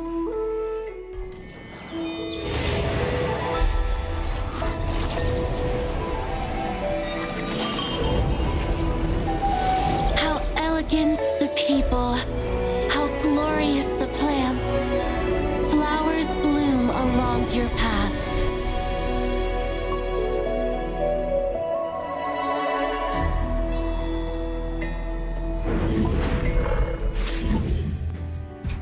Hello, ladies and gentlemen, we are back and we will bring another interesting matchup for our match 2, ENG Global versus Seoul Esports. Yeah, and Seoul Esports, they won that game in week number 2, kicking off their MKL win. So let's see if they can go up the juggernaut here. ENG Global, who is still pretty consistent in this tournament. The only game that they lost was against Nova Esports. Everyone else, they won. So it's still quite a tall order for Seoul Esports to actually overcome. But never say never. Anything can happen. Yeah, actually we know that Seoul Esports is just stick for another win because we know that only one win that Seoul Esports have gained, but for AG Global, only one lose their gain. So it might be I would say that quite different style from the two teams, quite different situation from two teams, but I think that it will be a great matchup for now. Yeah, introducing the players from AG Global and Seoul Esports. We have Saber, Daohan, Yulong, PHY, and JD representing AG Global, and Seoul Esports represented by Junyong, Gui, Frost, JK, and Ricky. Yeah, definitely. We know that Seoul Esports right now, they also have a really good performance during their fight against with DTE Gaming, but today they will just fight against another titan, another monster for our MKL. Is it they're well prepared? I would say that they're ready Yeah, for so this is going to be the challenge, right? For Seoul Esports. So let's see if they're up for it. Because if they can somehow steal away a series out of one of the titans here, and one of them obviously they're going to face off is AG Global, then they are putting a statement here in the MKL. And who knows, they might be the one that be the dark horse from the qualifiers to actually make an impact in the MKL. Yeah, and actually we also just, for both of us, we were just seeking for some fresh, I would say that interesting BP, and we will find out that for both of the day, Nova Esports show us some things. And let us find out from these two teams. So Circle, do you think that they will just do some interesting? Well, we saw the Athena pick earlier on, so I wouldn't be surprised if we see a new sort of pick that we have not seen yet. I mean, there's a whole long list of heroes that has not been introduced yet in the MKL. I can go with even like the Mingya, even like the Ark, even like Yao, Luara. There's just so many of them yet. So come on, both teams, put it on the table. Show us something new this time. Yeah, and actually for the popular picks, we will know that like Arlie, Mari, but for one of my popular picks, it looks like not so popular at all right now is our Dolia. So for these two teams, is it that we'll just prefer this pick? We also didn't know, so it will be I would say that a lot of things we can put assignment in it. Hey, I mean, if you have like the strategy like the Athena, right? Like, who needs the Dolia anymore? It's like, I'll go all the way Athena. I wouldn't mind seeing more of the Athena, because I truly want to see if the Athena is being picked and deployed in the game, then what sort of counter will there be towards the Athena? Yeah, but at the same time, we also need to seek for if another teams the pick Athena, is it will have the same effect that like Nova Esports play? So this is also one of the problems that they need to figure it out, because some of the hero we will find out that it is quite useful from Nova Esports, but is it useful from us? And it will be a problem. Okay, I also put out like another hero that I want to see make an appearance, right? The Lubu. But not the Clashling Lubu. I want to see if a team can pull off a roam Lubu.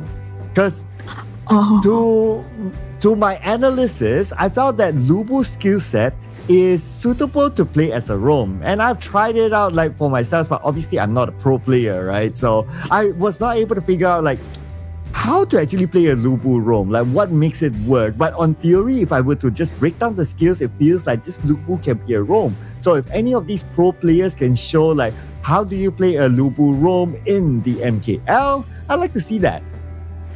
Yeah, I know too, because Lubu is tanky enough at the same time for the ulti also can open up a great team fight. And so definitely it might be I would say that be an idea, be a way for this team. So actually, but for AG Global and Seoul Esports, I think that for Seoul Esports, maybe we'll go for some safer pick. But AG Global is, maybe will just go for something fresh like Nova Esports just now.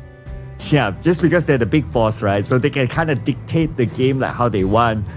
If they don't do it in game 1, maybe they will do it in game 2 if they win game 1. But if a surprise happens and Seoul Esports, they win game 1, then AG Global, they might want to go for their comfort picks and something that we have normally seen here in the MKL, just because, well, you are down by one game, you surely don't want to put out the risk to lose the second game, right?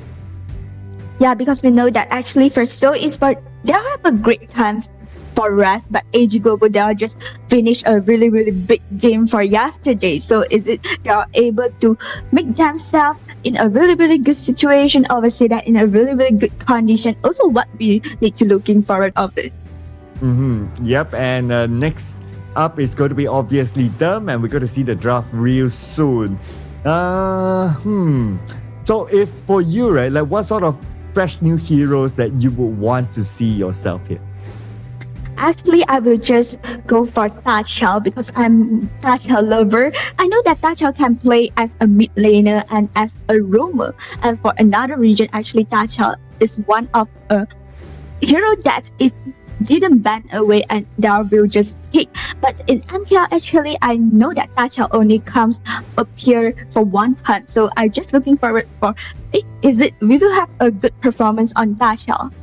Yeah, there's a good reason for teams to pick Tachel, right? Because that one time that it was our common topic before this, which is the Dolia is open, but because you have like Mai, you definitely want to give priority pick to that. The Zhangfei might be a priority pick too for AG Global if they want to go for something safe. Yeah, maybe AG Global will go for something safe like Dharma plus Zhangfei, also really common first pick for the red side. So I think that it depends on AG Global want to play in a really aggressive way or in real passive way. Yeah, Zhangfei and Pei. Okay.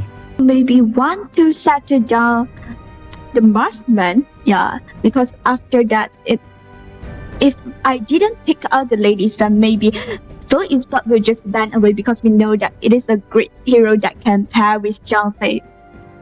Yeah, so it's out. Now we're talking about the ban phase. So Dolia, we did talk about the potential of Seoul Esports going in for it, and AG Global, they probably considering like if they don't want to deal with it or not. Okay, first ban out the Algren, which is okay because for Seoul Esports, they surely will need to pick a tank. And if they were to go for the Dolia, then the jungler must be a tank jungler. Now without the Algren, then it will narrow down to maybe like the Menki or maybe like the Dun as their tank jungler pick. Actually, I think that if Seoul Esports want to pick Dolia, I think maybe they can go for Dun at the same time because we know that for Dolia also can give the double ulti to Dun. Also a great combo for Seoul Esports, but we can find out that AG Global just banned away Lianpo. Okay. Lempo is an interesting ban. I thought that they will ban out the Dolia first, but maybe they're looking at the sense that telling themselves that, oh, now the current meta in the MKL is that the Dolia is not a popular pick. That's why they're not really giving priority to that. So banning out the second roam tank, which is what the AG Global did, which is fine as well if you ask me. Okay, so the Yixing is out. Now AG Global surely won't pick the Dolia. Then it's really up to Seoul Esports if they really want to stick to what has been tried and tested. Yeah, so definitely I think that it will be a good idea for them. So we can find out that for the next pick from AG Global. Yeah, so AG Global, let's see.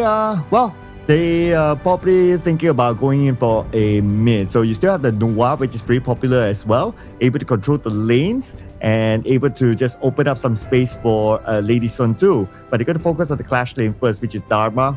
Fine, gives them the option of either doing the split push or even jabbing Seoul Esports from behind when needed. And that will kind of put the focus away out of Lady Sun.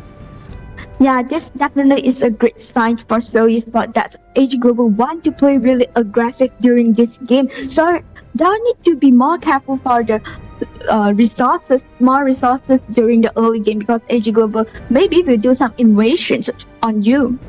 Yeah, the invasion could be a possibility as well. Plus you have the Zhangfei who's able to provide early shields. So that could be something that AG Global might be thinking of doing later on because that also will open up the space for Lady Sun.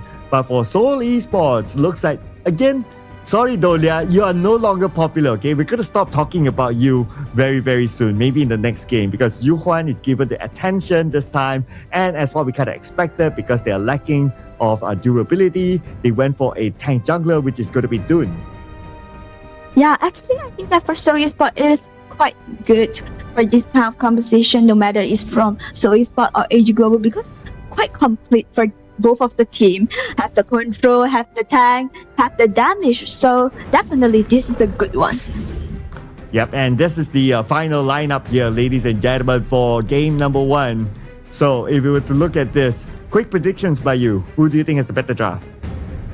I think that for AG Global is quite good because this draft down can just promise their early game, promise their mid game, also their late game. I have play really aggressive during the early game. I also have Lady Sun to protect my late game.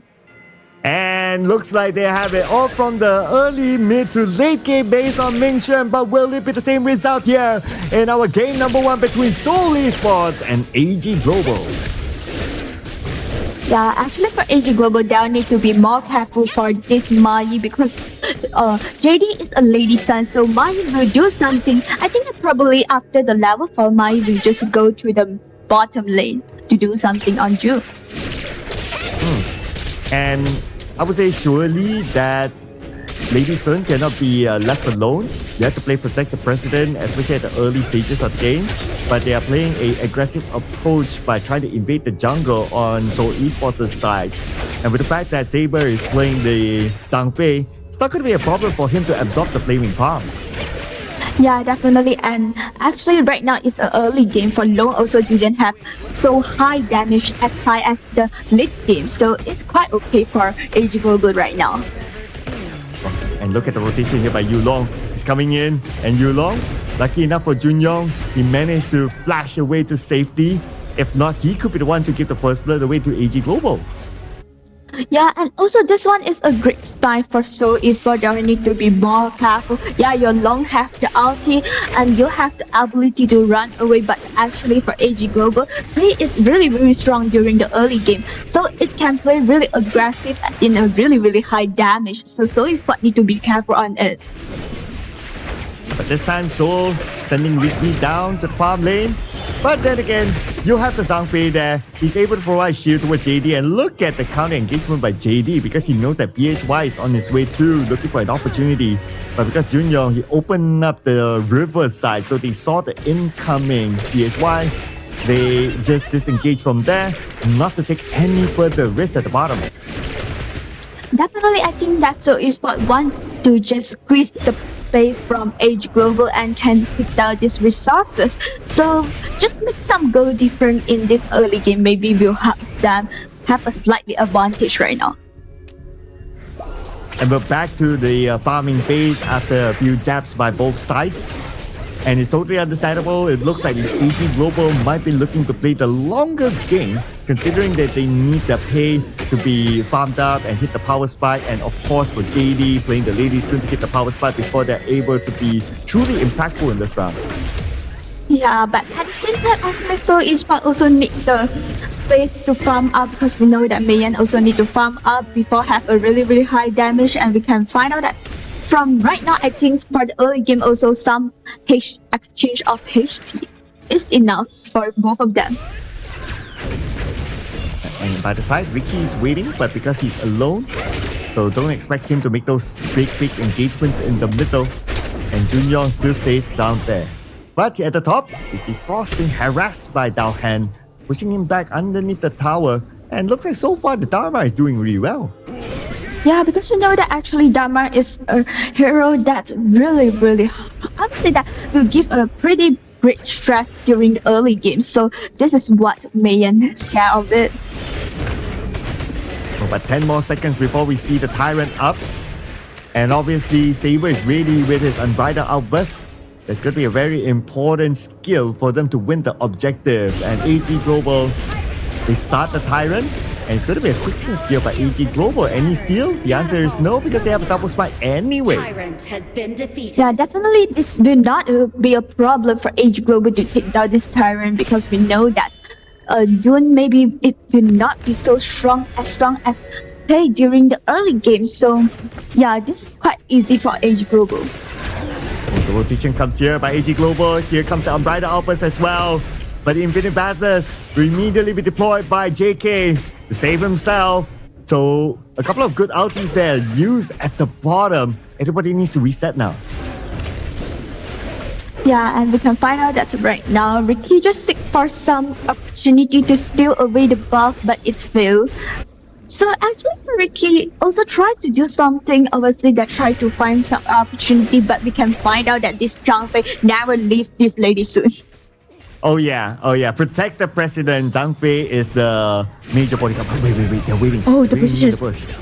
Oh, okay. Tested by Junyong. At least he tried to push before they move forward. But they will continue to move forward right now with Ricky opening up the space. But Ricky got punished by Yulong instead. The fight will continue on with the fact that Gui has arrived as well. They're trying to split out the members of AG Global. But AG Global is the one that counter-engaged onto them. Nice and clean. Not losing anyone. While Seoul Esports, they lost 4. This is a great start for AG Global. Actually, we can find out that for the Mayu Ricky, it's really find a good opportunity directly. Just straight away find the president, find the lady son. But unfortunately, Yulong is aside this lady son. Oh, Frost showed himself at the wrong timing with Unbridled Outburst onto him, and obviously a follow-up by Daohan. Underneath the tower is not going to be an issue for AG Global to pick up that kill. Yeah, just almost 6 minutes and AG Global just directly take down this T1 turret. It means that the jungle from Seoul Esports is open to AG Global right now. Definitely it's a great start, and I would say that it is a dangerous sign to Seoul Esports right now. Yeah, with the fact that they are not able to get a single kill, even though after that earlier fight during the farm lane, it's going to be pretty difficult for Seoul Esports. The goal gap right now is about 2k, and that means that it's about 1 item difference between Seoul Esports and AG Global. Yeah, so this one might be a sign. I would say that might be a small tips for AG Global. Right now, if I just open up a team fight with Seoul Esports and I will just win it. So for Seoul Esports, they need to make some disengagement. Just try to reduce the engagement and farm up quickly right now. And the rotation by JD to the top immediately takes down the tower, and they're looking to take down T2 as well. What is able to be done by Ricky? He'll still make that engagement. Here comes his teammates joining him together in the fight. Frost will disengage, but Seoul Esports, they try to chase out the members of AG Global. Yulong is in trouble, but they still have Saber there to protect him. Yulong is safe for now. Wow, AG Global, they almost got the tier 2. Yeah, this is why Zhang Fei is so popular in our tournament right now, because Zhang Fei really can well protect their teammates. But we can find out that after this engagement, and Seoul Esports just find some space for them to farm up, find some space to make more advantage right now. So they are just directly pick back the T1 turrets from AG Global. Yeah, exactly, right? Zhang Fei can play defensively, can play offensively, so it's a very flexible sort of roam here. You can switch either side, can also tank at the same time. So that's why it's a very popular pick. As of now, the Zhang Fei has been picked in our MKL 20 times with a win rate of 65%. So there's still a lot of good reason for the Zhang Fei to be popular. Yeah, definitely. And we can find out that right now AG Global just occupy all the space in this river to try to let Pei take this tyrant easily. Oh, and here comes the engagement. But then again, Gui is all alone, caught out by the members of AG Global. Infinite Vastness deployed. So for Seoul Esports, they're just waiting for the Infinite Vastness to expire before they re-engage again. While that, Saber with the Infinite Vastness used his tanky body to scout out the members of Seoul Esports, and they want to take away the red buff, but still, Seoul Esports will protect it. Yeah, actually for this one, also one of the tips for AG Global. Although I didn't take down the red buff, I'm unable to steal away, but I know the time the red buff spawn. So I will come back for next time. And maybe they're eyeing the Overlord right now because they're all around the area. Just need to push out the wave at the top and perhaps to start the Overlord because we're about to reach our 10-minute mark. So it's a matter of time till they really position themselves within the side of Seoul Esports for AG Global to prepare themselves to take down the Overlord. Yeah, it's good to take a lot of advantage, or I say that as much as they can before this 10-minute timing, because we know that 10 minutes Dragon, 10 minutes Overlord, and Tyrant will just change a lot of things. Yeah, they're prepared for it, right? They took down the top tower, they took down the mid tower, so a lot of space for EG Global to play around the area of the Overlord. As for Seoul Esports, for them to kind of have an opportunity to take over the Overlord or maybe even Tyrant, they must find a pick-off. But they're a little bit lacking behind in terms of net worth by about 2k. So that's about one item difference. And that could be a big factor if Seoul Esports do not continue on the fight. But this is an even bigger factor with the fact that Ricky has been taken down. So only 4 players, Seoul Esports, they cannot approach this. And this definitely is the chance, it's the round for EG Global to take down this Tyrant again. And at the same time, Yulong also can just steal away the red buff. They just gain a lot in this engagement. Although I would say that Seoul Esports just only one Mai down, but it changed a lot of things. It makes EG Global gain more and more right now. Yeah, and because of that, not only the Tyrant's been taken out, EG Global takes down the bottom tower as well. Now looking for an opportunity in the middle. Yulong at the forefront against Junyong. Junyong, 50% of health left, has to back off, but Gui shows himself and immediately taken out by Daohan. They're looking to take out Yuhon as well. But at the same time, JD very low as Frost will show himself as the Mayan to take down JD. But now, EG, they're looking for a revenge, and Frost gets a double kill thanks to the tower as well. Yeah, this is a good, I would say that this is a good one from Seoul Esports. Yeah, although this is the 2-2-2-3, but it's able to let them have more space to, I would say that more space to put out all the vision, because right now we can find out that before this team fight, EG Global just keep squeezing their vision, keep squeezing their space, but right now Seoul Esports had this time to try to take down this Overlord. Yeah, they still have that because Yulong is down. But EG Global, they still want to challenge for it. Do they have enough time? Okay, Overlord, 50% of health, 30% of health, 20%. Are they going to go and steal it? And Gui will secure the Overlord, so he still falls to the hands of Seoul Esports. Yeah, I think this might... It's a great chance for Seoul Esports to slow down the farm up from EG Global, because we know that right now Overlord, Seoul Esports can just directly follow the Overlord to make some stress on EG Global turrets.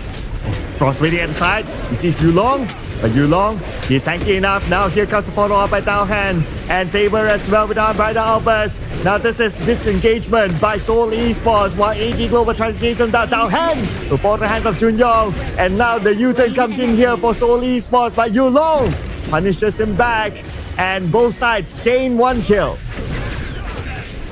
Actually, we can find out that after this team fight, like Ricky, Mai always want to find a good opportunity, great chance to open up a team fight. But unfortunately, always when this Mai dives inside and it finds Yulong, and this will let Yulong have a really great chance to take down Mai. And looks like a lot more pressure on the EG Global right now, despite them having that goal lead earlier on. Now the goal difference is not too far, about 200 between the two of them. And EG Global, they're pushed back. But lucky enough for them, they still have their main towers within their base still active. Yeah, actually right now I think they will just really rely on the next team fight, because maybe for the next team fight it might just, I would say that after the next team fight, it might let Seoul Esports have the chance to take down the high ground turrets, or EG Global will just get back the things. So it is quite important for the next big engagement. You can see that Gui is trying to bait the members of EG Global to jump onto him because Junyong is waiting in the bush. But none of the members of EG Global actually bought that bait. So they will continue to be disciplined on their own side, while Saber keep Junyong at bay. But keep your eye on the movement of Ricky from the back. Potentially, they might come in anytime soon when EG Global moves forward. Yeah, we can find out that right now EG Global just try to take down the Tyrant as fast as they can. Yeah. And Ricky, looks like Ricky takes a lot of damage. Oh! That was a very close one onto Ricky, but Yulong continues to chase Ricky, and Yulong gets the chase, gets the kill. At the end of the day, onto Ricky. Now AG Global will continue to push on. Yeah, that's what I mentioned just now. Definitely the next big engagement.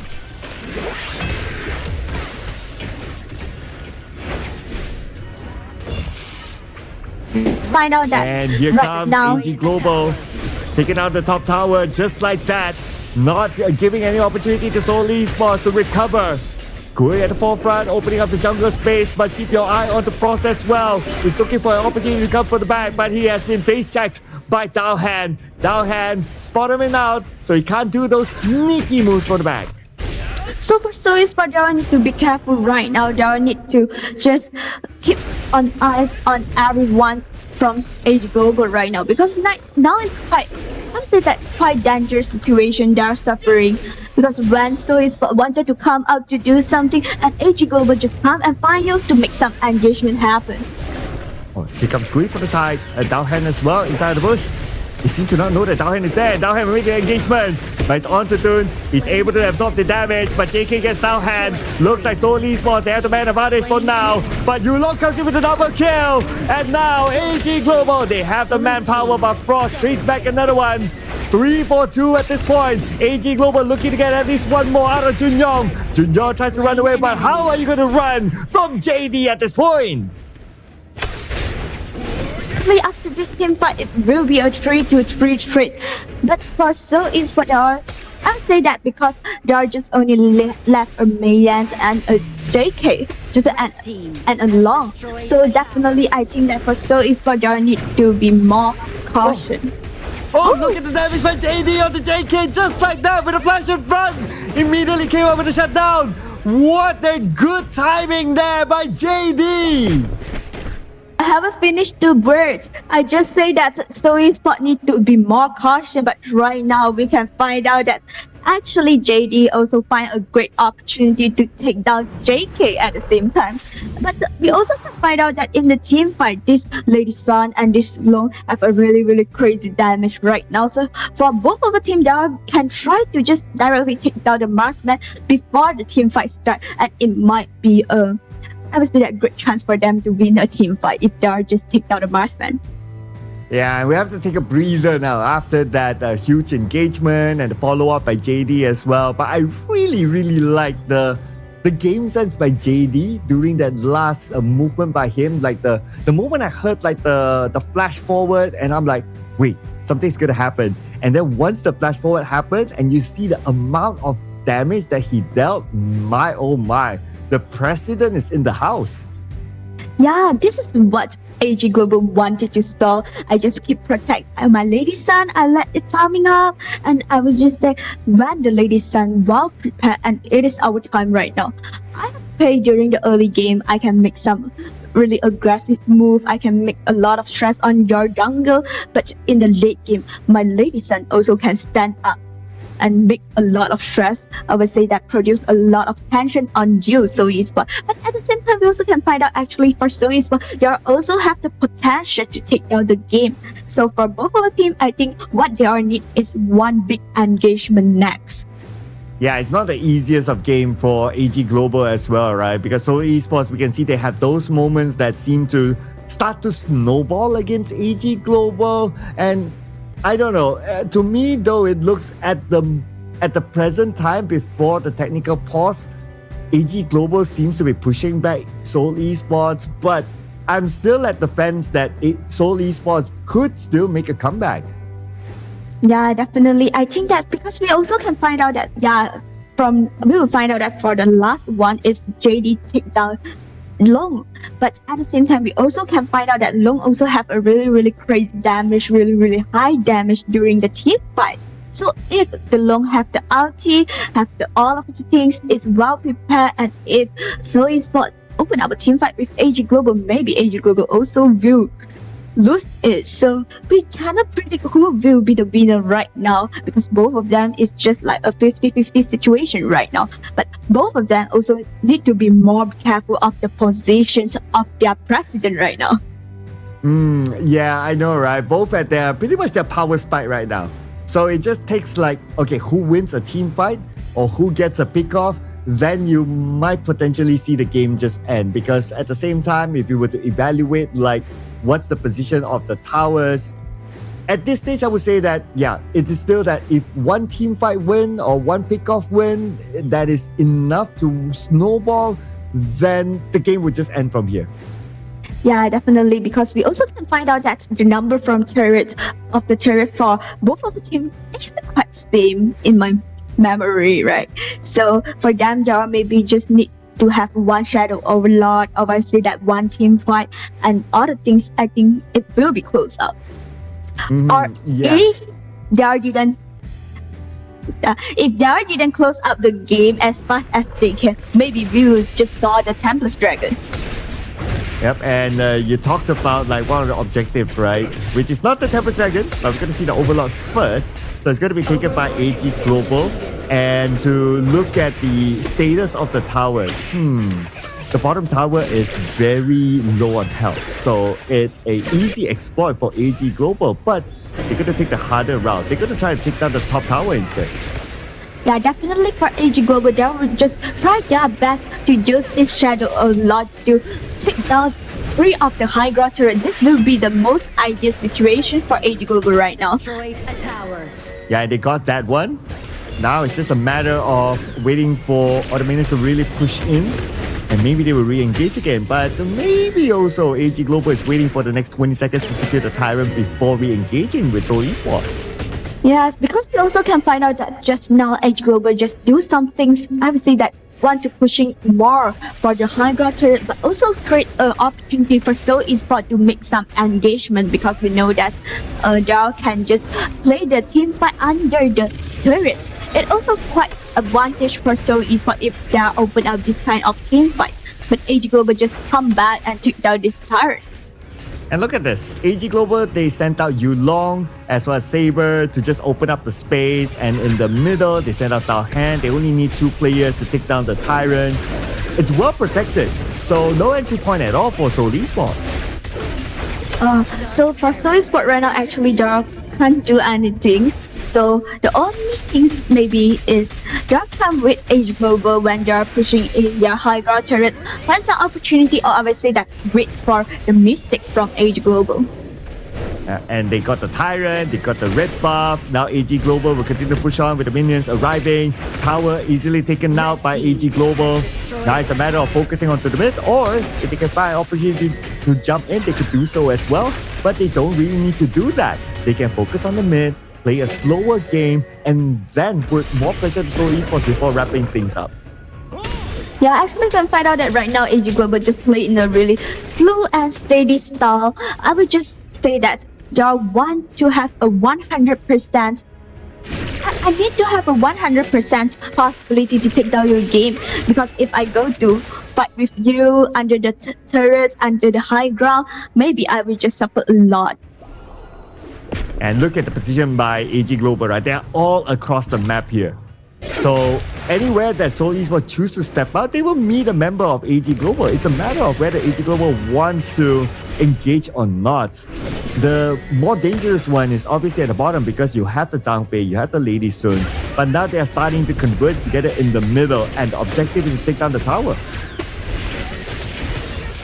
Right now, AG Global, I think that there will be more prefer like I just play slow and steady. If I cannot use this super minion, or I would say that this way to take down your Twister, I just go for the Tempest Dragon.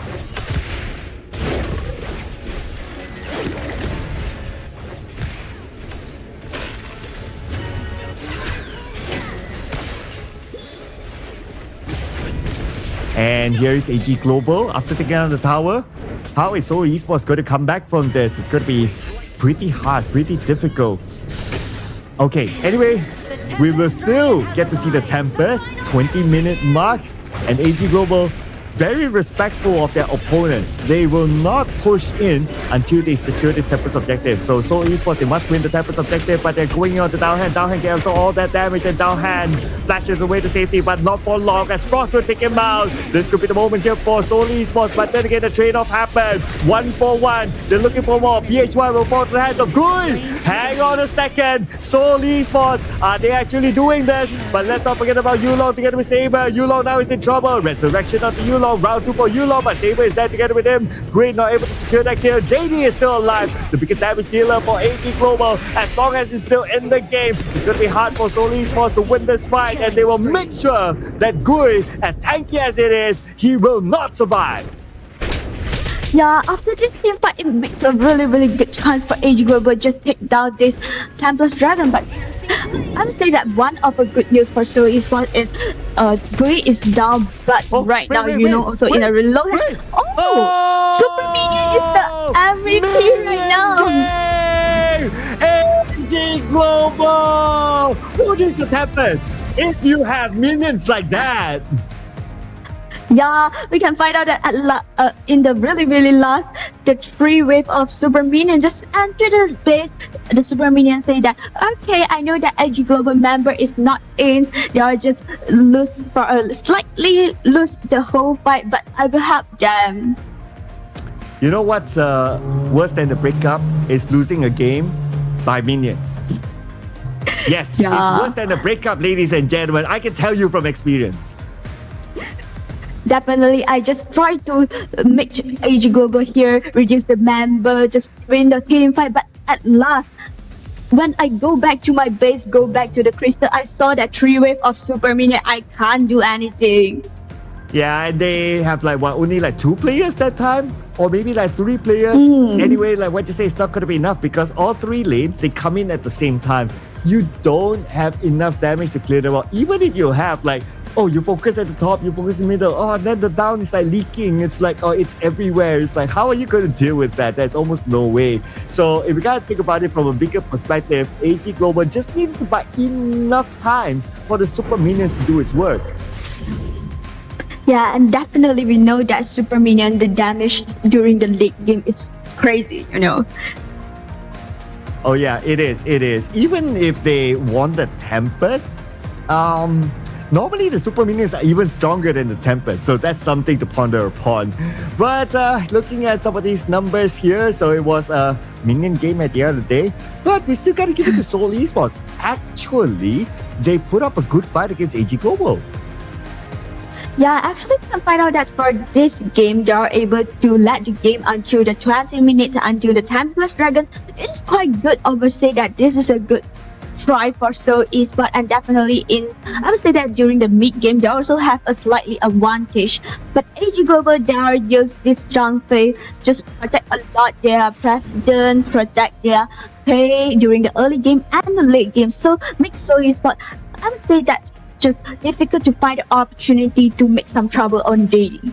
Yeah, and looking over at the numbers here, I think it's also illustrated what you say, right? It's difficult for them to find an opportunity with the fact that none of their players had more than 100k damage dealt. The closest one is JK, but as many flaming pounds that he thrown out, is still not able to make 100k. But on the other side, for AG Global, Saber, he's the main tank anyway, so 126k absorbed by him. Not dealing that much damage, but that's absolutely okay because it's a Zhang anyway. So the numbers are pretty straightforward if you ask me. And JD able to dish out 147.2. He definitely hit his power spike.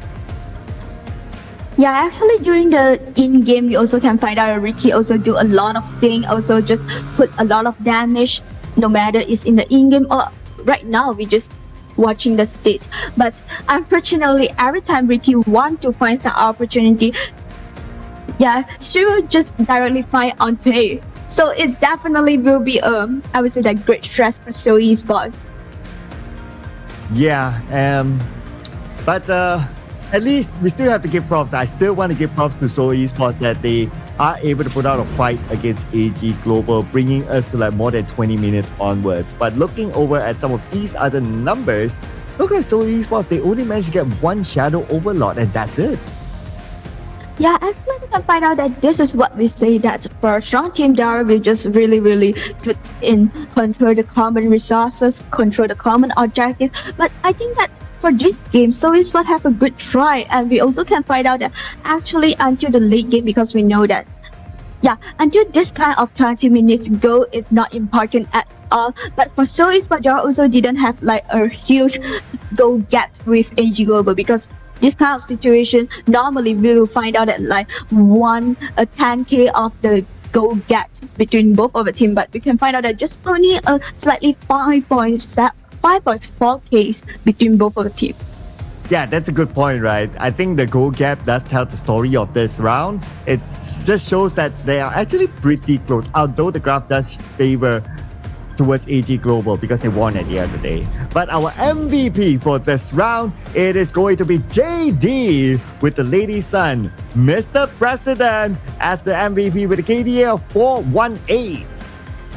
Yes, definitely, and we can find out that no matter it's in the team fight or obviously that the really important kills on the lane, then we can find out that during the mid lane, this is really important and help a lot for AG Global. And JD also just offered a lot of damage and make a really good damage out in the team fight. Yeah, and of course, he had to say thanks to his other teammates who protected him, to allow him to scale towards the late game as well, especially his roamer. So without them doing that level of protection for JD, he wouldn't be able to scale towards that. And of course, he has to do his own work as well, and that's how he come up with the 30% damage output in this round.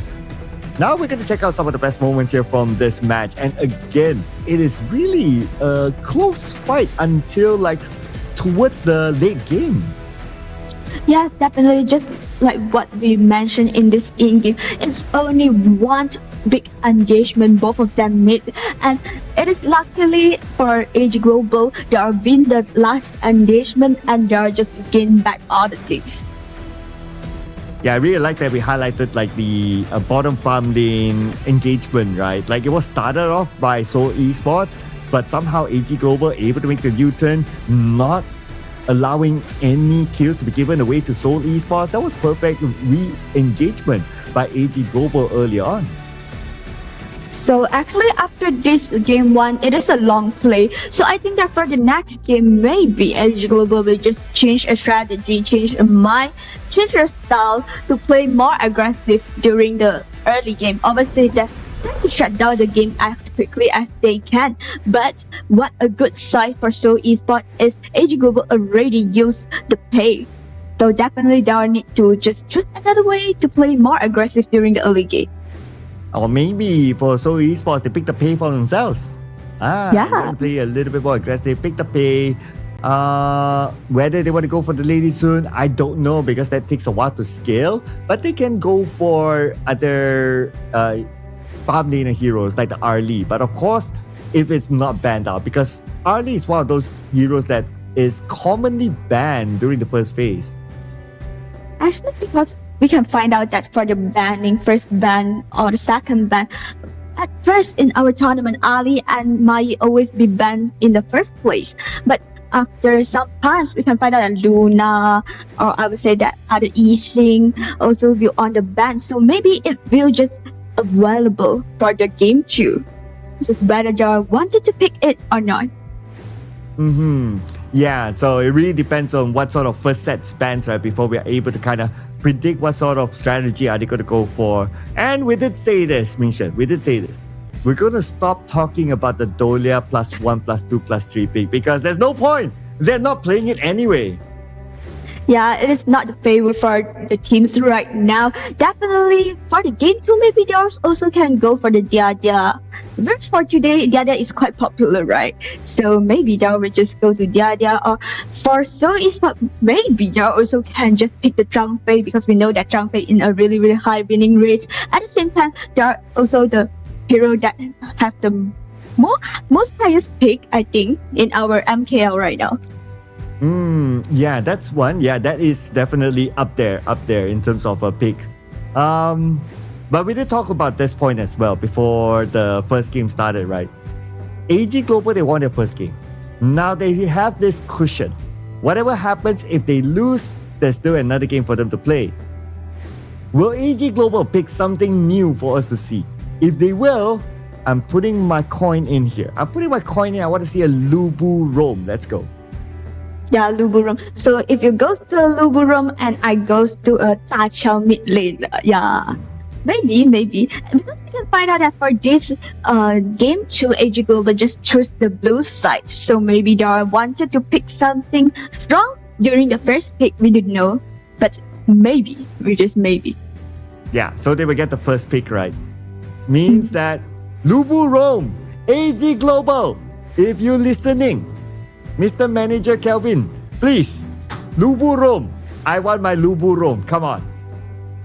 Yeah, just like Noise, but also show us a lot of new things, fresh things for this day, for yesterday and today, Kongming, and for today we have like Athena, and for AG Global, same with Noah Esports, also one of the monster for our MKL. Is it that we just do some experience in our? I'm sorry to say that. Using their experience to do some interesting experiment in our game too. This is what we're looking for of it. Yeah, we want to see those experiments, right? So let's see, because we're going to see the draft for game number 2, ladies and gentlemen. And of course, we're going to start off with the first few bans. Luna out, Zhang Fei out. Okay, these are normal bans. Okay, I don't expect bans to be too out of the box. Maybe the pick will be out of the box later. Yeah, definitely. I think that for the second ban, I would say that the second ban maybe. Here goes to the Liang. Definitely, they are doing one so Esports to having the combo between Liang and Princess Frost. Jing. Actually, for So Esports, the first 2 ban is totally same with the game 1. Yeah, it's the target ban Yulong, right? Not allowing him to pick his comfort picks. But I'm sure he has something else up the sleeves. Okay, so we'll start the tone here, right? AG Global, they can go for the Arlie. It's open. Also a popular first pick. Arlie? Nope. Okay, there's a popular first pick too, so that's fine. But it can also combo together with the Arlie later on. So not surprised if they go for the Arlie if So Esports don't pick the Arlie now.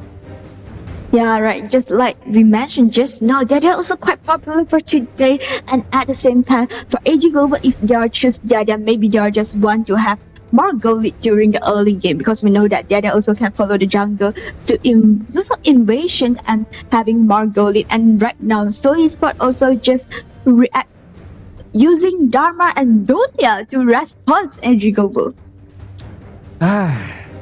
You know, this Dolia, right? When we stop talking about the Dolia, suddenly they show up.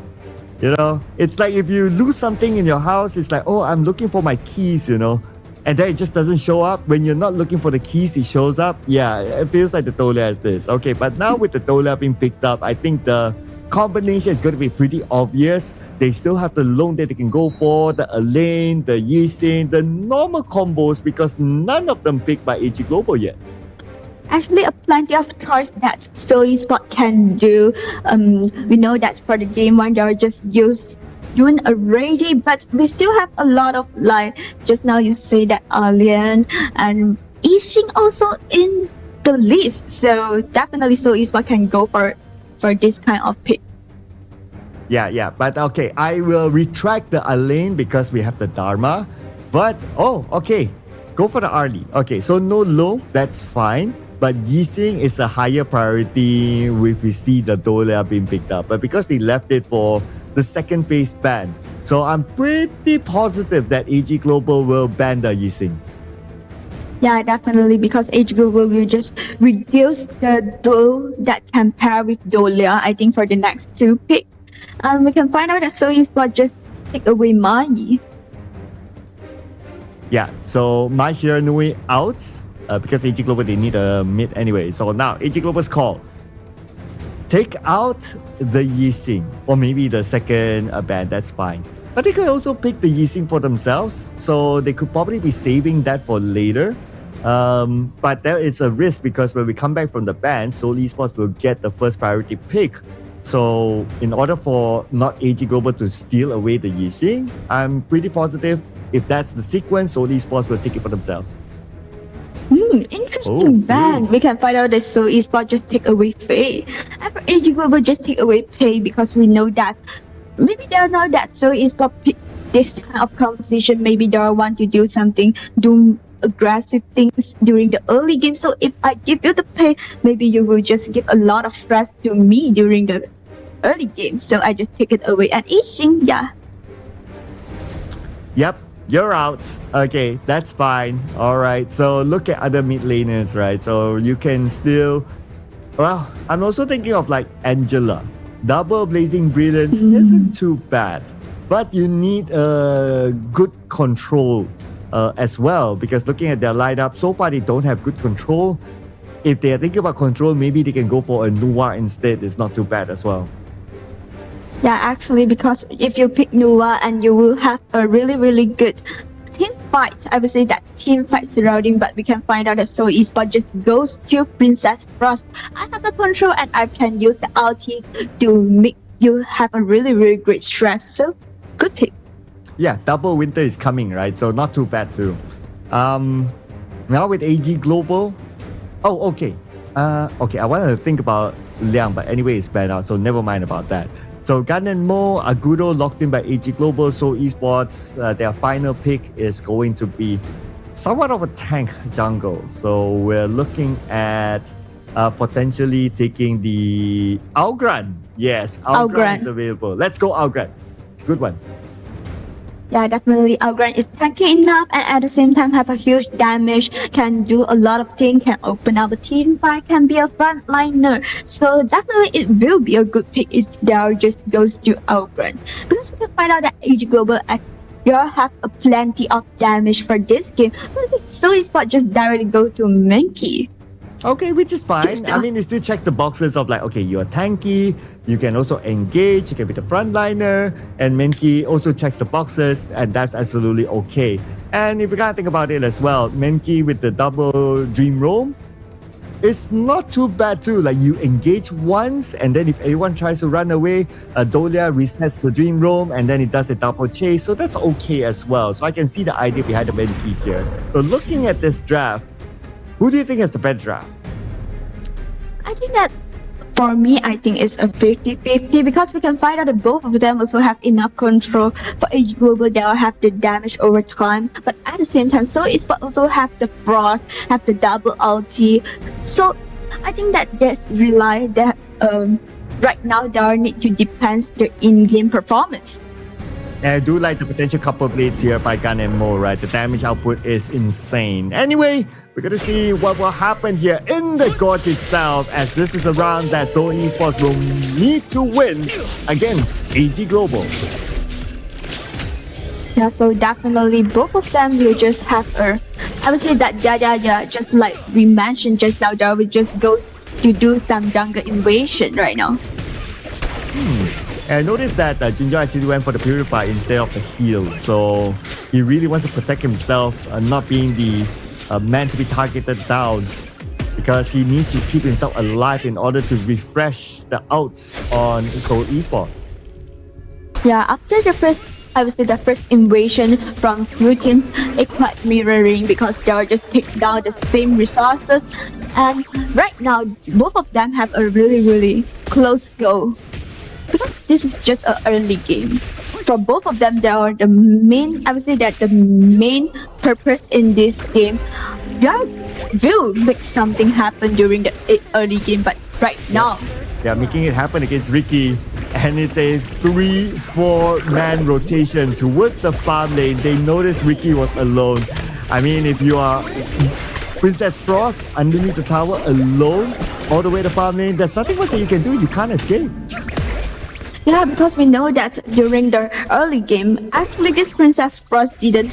Also, we know that Ricky just only level 3. I also didn't have the ulti to make some damage on you. I only have a Frost and have I would say that their skill 1 just reduce your speed. I can do nothing. Yep, so first blood to AG Global, but that was also an opportunity that they saw, that they quickly reacted to. Now for Seoul Esports, they have to realize that, okay, you cannot leave the Princess Frost alone too long. You must have a level of protection. So you kind of like need to have your jungler playing at their side or more rotations towards their side to kind of be that zoning bodyguard to protect the Ricky. Yeah, basically, I know that the strategy for Seoul Esports right now is they wanted to let this Lady Sun to take as more advantage as I would say that as this early can, because this is a common style for when I pick out early. I will just let early take a lot of advantage and I will give a great stress to AG Global. But right now, what needs to be more. I would say that keep an eye is you want to protect your early, but at the same time you also need to take care about another backliner. Yeah, I noticed that the early has been sticking together with the Menki, just going around the jungle, trying to farm the jungle. So that will also take away the farm from the Menki. And if that continues to happen too long, of course they need to gauge it, then the Menki himself might not be tanky when the time comes. Yeah, so this is what we all know, that when you just choose out a composition that have many cores and you need to farming out at different time, because I cannot just farming out at the really same time because the resources is only enough I would say the one man to farm up. So after A farming up well done, and B still can just start the farming. And they should be done soon though, because AG Global, they're having a lot of control over the map because they are spread out. And if we were to look at like the farming so far, AG Global, within 4 minutes, they're ahead by 2,000 against Seoul Esports. That's a lot. Yeah, definitely we can find out that right now AG Global. JD flashes in, very risky play, and JD will be punished because of that. JK will get a kill onto him, going pretty low, but he's able to step away, so no trade back by the members of AG Global.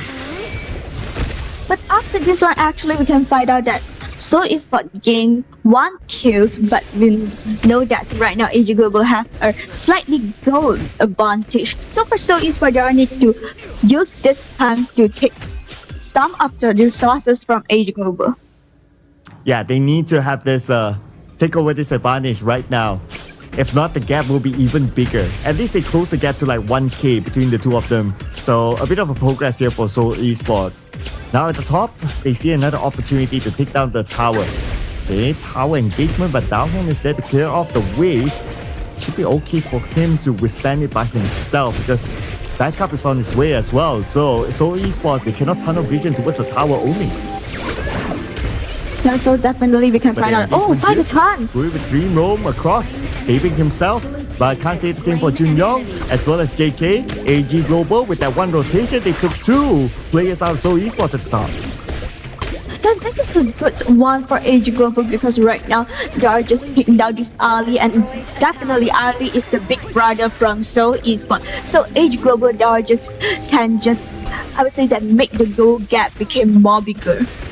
Yeah, now from a 2k difference to 1k difference, we are back to a 2k difference, ladies and gentlemen. And at the same time, AG Global, they took out the top tower, so they have access into the jungle. This is even scarier now for Seoul Esports. Yeah, definitely, because we can find out that the only things for Seoul Esports can do right now, they need to protect this mid T1. Because if this mid T1 drop down, and it will be a great chance for AG Global. Needed 3 players to take him out in the open without the protection of the tower. That is how much resources that Seoul Esports had to spend.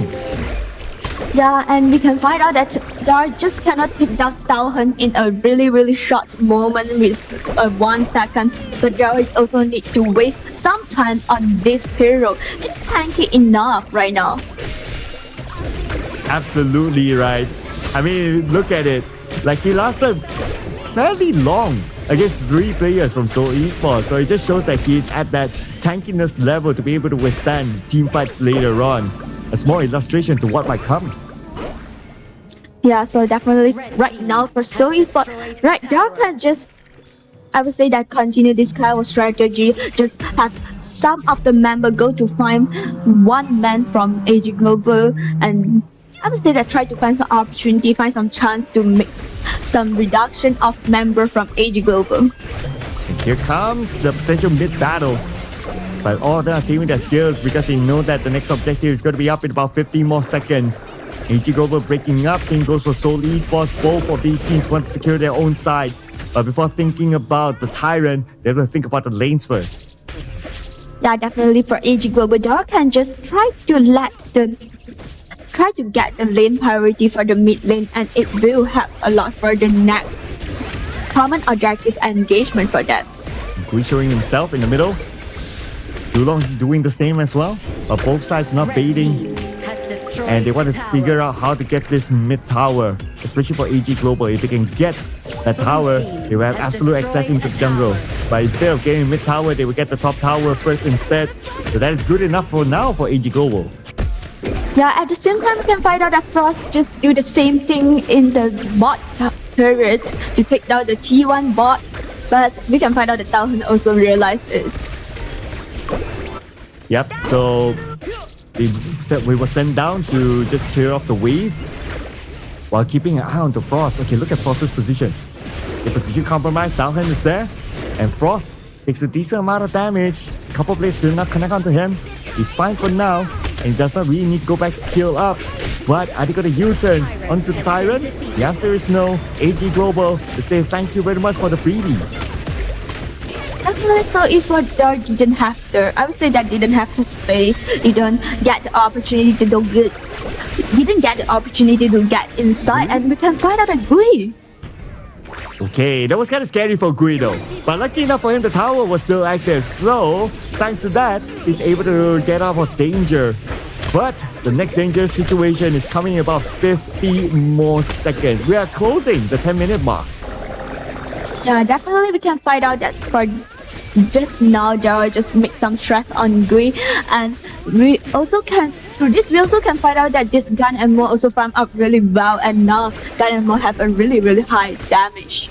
Yeah, Gun and Mo with his couple blades from behind. So Seoul Esports will need to be extra careful with that, and they need to keep the right distance because there's this connecting point with a couple of blades that would dish maximum damage to whoever who's at that point. So Seoul Esports, they have to be able to gauge that. Yeah, so just only around like 10 seconds, and this 10 minutes will arrive. So for AG Global, they will just try to take down this T1, and so Esports will have a great stress to take down this dragon. Oh, they catch Gui. Okay, anyway, Gui is kind of tanky. A couple blades onto him, but from the side it's going to be downhand coming onto Gui as well. And after all that, Gui drops about 50% of health. Still okay, but can't say the same for the Tyrant. Tyrant will fall to the hands of AG Global, but the trade-off here, Seoul Esports will take the Overlord instead.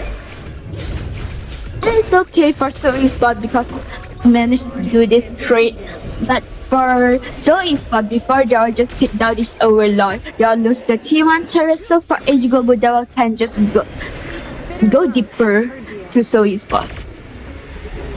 So 1-for-1 both sides.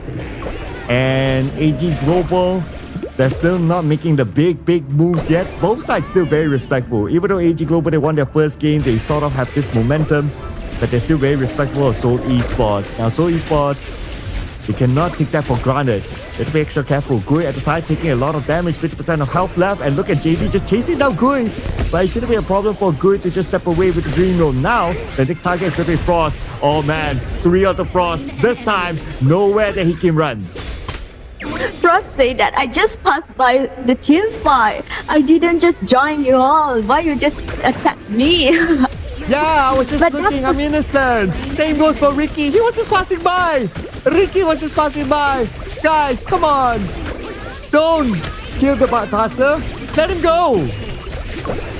Yeah, but definitely just like you mentioned just now, for this game, AG Global just also go in a really slow and steady pace. I just slowly to take down all the things. I also didn't make a really big engagement, but right now, the time there, I just take down this high ground turret. Yeah, it's more of like AG Global. Oh, they see one person passing by. Okay, we take the kill. Oh, another person passing by. Ricky. Okay, we take the kill. Oh, then the tower is open. Okay, we take the tower. It's like Seoul Esports, to a certain extent, handing AG Global the kills, but at least Seoul Esports, Frost, he gets his revenge at least. Yeah, actually this is, I would say that good one for Seoul Esports, but actually this also not a big kill for them. But good try. Yeah, but kill's a kill at the end of the day, right? So let's see if they can gain more, because right now they are getting access into the jungle side of AG Global. You see JD. JD is a target that they would love to take down, but JD, supported by Saber, not easy for them, especially with the fact that the tower is still up. But side waiting for Frost. Frost at the push. Engagement by Downhand onto Gui. Gui absorbing all that damage, but now Gui is in trouble. Gui might be the first one to fall, and Gui will fall to the hands of JD. But the ult is happening right now by Seoul Esports. AG Global, they're still able to counter back, and Seoul Esports not able to get a single kill at all. Junyoung now being hunted down by Yulong, but Downhand says, nope, you can go. I will go and finish up this game, waiting for the minions to arrive. It will be a great chance for AG Global just close the whole game, and we can find out that only $1. Dola can't do anything right now, and for the Seoul Esports, after that it will be Gui alive, but it is too late. They didn't really want to let go of Junyoung as well. Ace towards AG Global, and at the end of the day, AG Global lock in the 2-0 win. Yeah, definitely we can find out that actually for AG Global, it's not really a one-side game right now for the both of them, but they are just go in a really slow and steady pace. Yep. Slow and steady wins the race, they say. So great work by AG Global, 2-0 win against Seoul Esports. And it was a very controlled game. But there were many moments that Seoul Esports kind of gave away the advantage towards AG Global, like the pickoff towards the Dharma and also the Princess Frost as well. I remember that one. And also from then on, after those two pickoffs, the middle tower actually was given away to AG Global for kind of like free.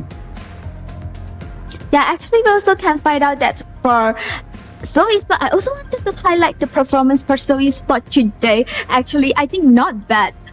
When they're playing with AG Global, they are also, I would say that able to find some opportunity or find some chance for themselves to make them also gain some advantage. This is a good try and a great start for them. Although they didn't get their second win for today, but I think that they also learned a lot from AG Global. Yeah, there were a couple of good engagements as well by Seoul Esports, but it's hard to overcome the experience by AG Global, right? I mean, this team has played up to the international stages, and their experience is shown here in this round. And if we were to look at some of these builds and also numbers, I mean, it's almost incomparable, right? Because the gap was pretty much there. Probably the difference is like 1 or 2 items, depending on which player that you're talking about. Yeah, because we know that for this, although we didn't saw a really big engagement in this game, but actually AG Global just slowly immersed inside, just slowly take down our things, and definitely just gain a huge goal lead for this game. So for Seoul Esports, it is kind of suffering in this problem a lot. Yeah, and for the other glaring numbers, I don't think there was really much. But I remember, okay, this one I kind of remember. Game 1, Ricky did not get a single kill, to the best of my memory. And if that's true, Game 2, he did not get a single kill as well. So if that is true, to the best of my memory, then it's pretty depressing for Ricky in this matchup. No kills at all for him. Yeah, actually, we also can find out that for Ricky, it just put a lot of effort on finding opportunities to take down JD, find a lot of opportunity to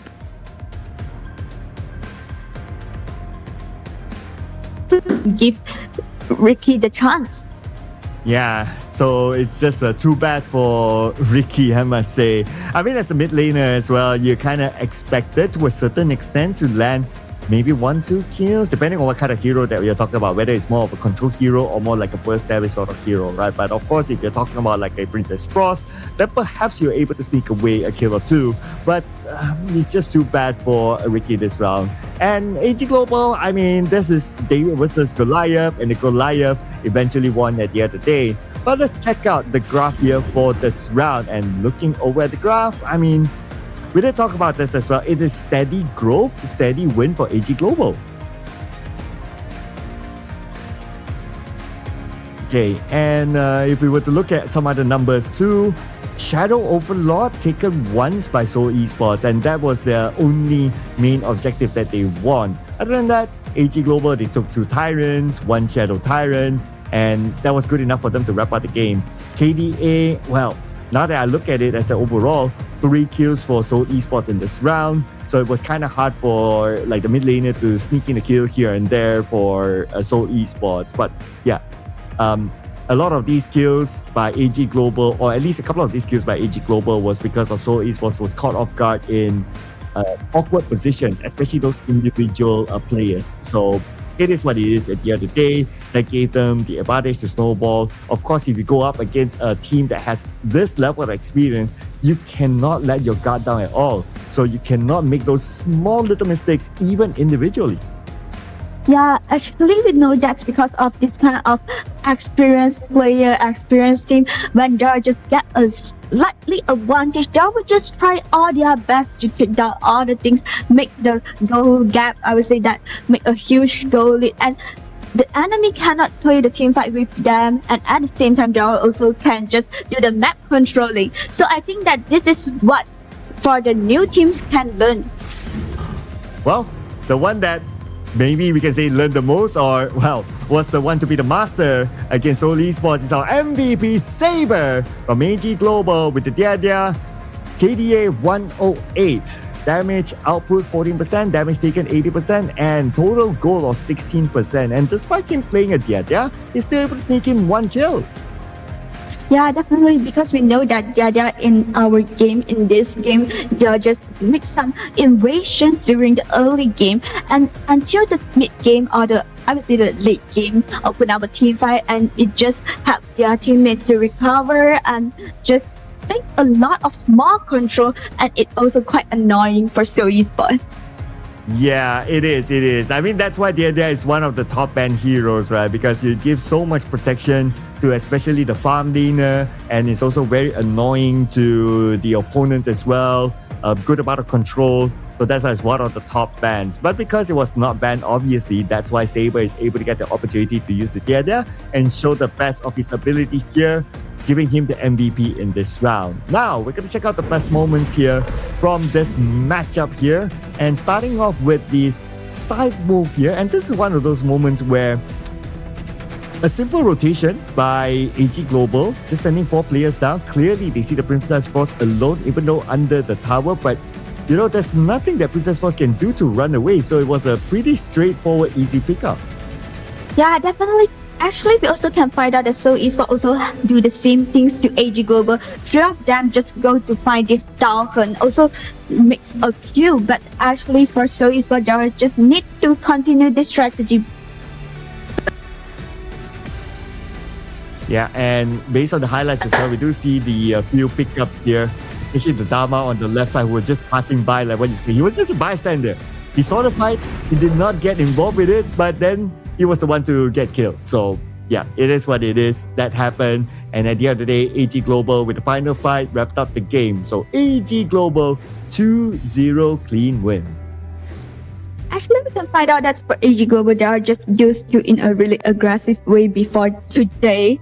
But today, they are just show another AG Global to us. I can play in a slow and steady pace. I just keep all my advantage and take down all the things to make my advantage, like snowballing up and having as much advantage that I can after I win the whole game. Yep, and that is a wrap up there, ladies and gentlemen. But what you say, whatever it is for Seoul Esports, this is an experience for them going up against these top teams at AG Global. No doubt, it's one of our top teams in the MKL, and that will bring them the benefit of learning with this matchup. They will surely meet again because it's a double round robin in the regular season. So we'll keep an eye on what sort of improvements that Seoul Esports will be ready by that time if they go up against AG Global again. But speaking about going up next, it's going to be Black Shrew Esports, another anime boss in this MKL against Dora, who is currently at number 6, and this is also a must-win game for them if they want to try to stay above the drop. Yeah, actually, we know that for BSE, they just win the game between Team Secret for yesterday, but Toda, they just lose their game within the O2 Esports. So for today, both of them just meet up with each other. Is it BSE will just continue the dominator, being a dominant like a dominator on Toda, or Toda will just say, okay, I just come down for a one night and now I'm trying to fight with you. Yep, I was trying to lip read there, but anyway, yeah. So next round, okay, BSE versus Toda is going to be the final match for today, ladies and gentlemen. So again, we're hoping for two things to happen, right? One is a potential upsets, because yeah, that's exciting for us to celebrate. Another one is new heroes to be deployed, because in the earlier game, AG Global or Seoul Esports, they did not give us a treat. They did not give us a new hero. So come on, we need to fill up our hero list here with at least once, right, by the end of the season.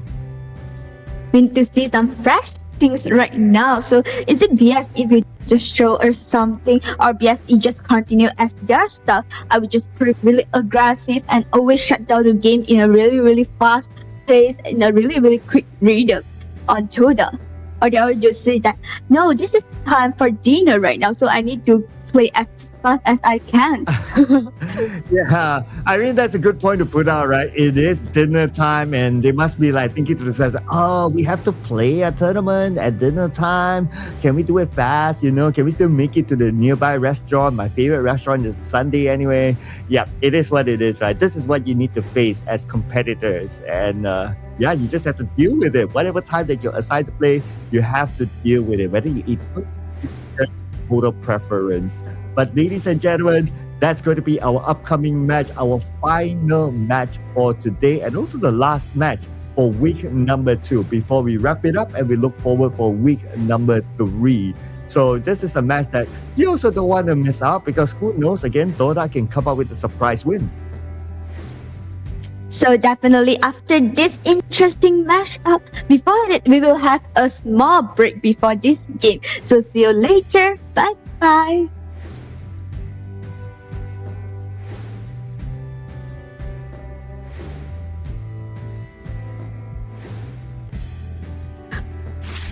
Perhaps our next meeting will be as friends.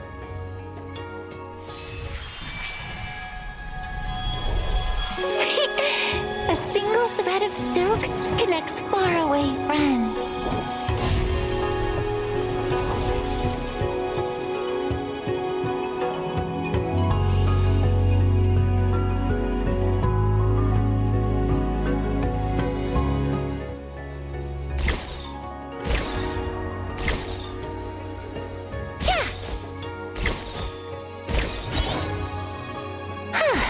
Watch carefully. I'll only show you once.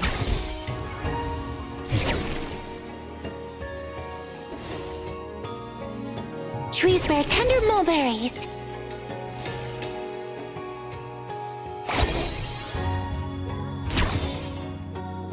Raise the silk.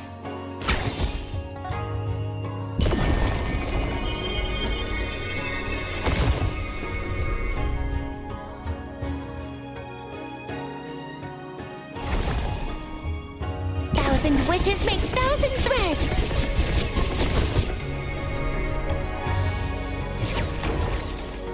The elders of this land say that one must lay down roots before venturing into the world.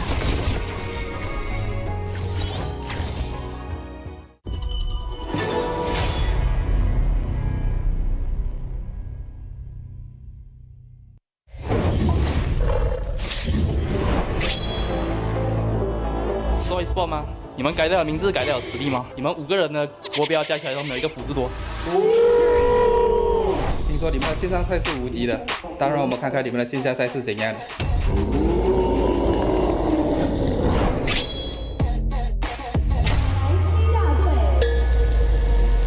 好，你每次在我对面，你觉得你这辈子能赢我吗？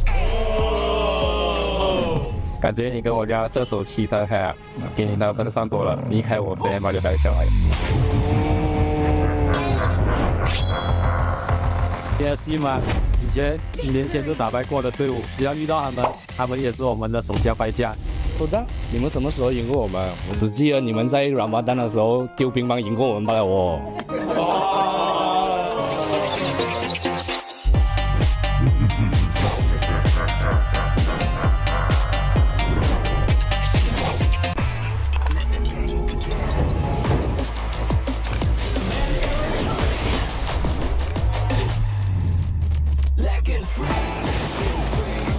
Hugging stinks.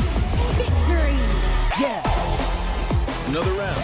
Sure, but how about a smoother phone next time? Real Me 14. Performance beyond limits.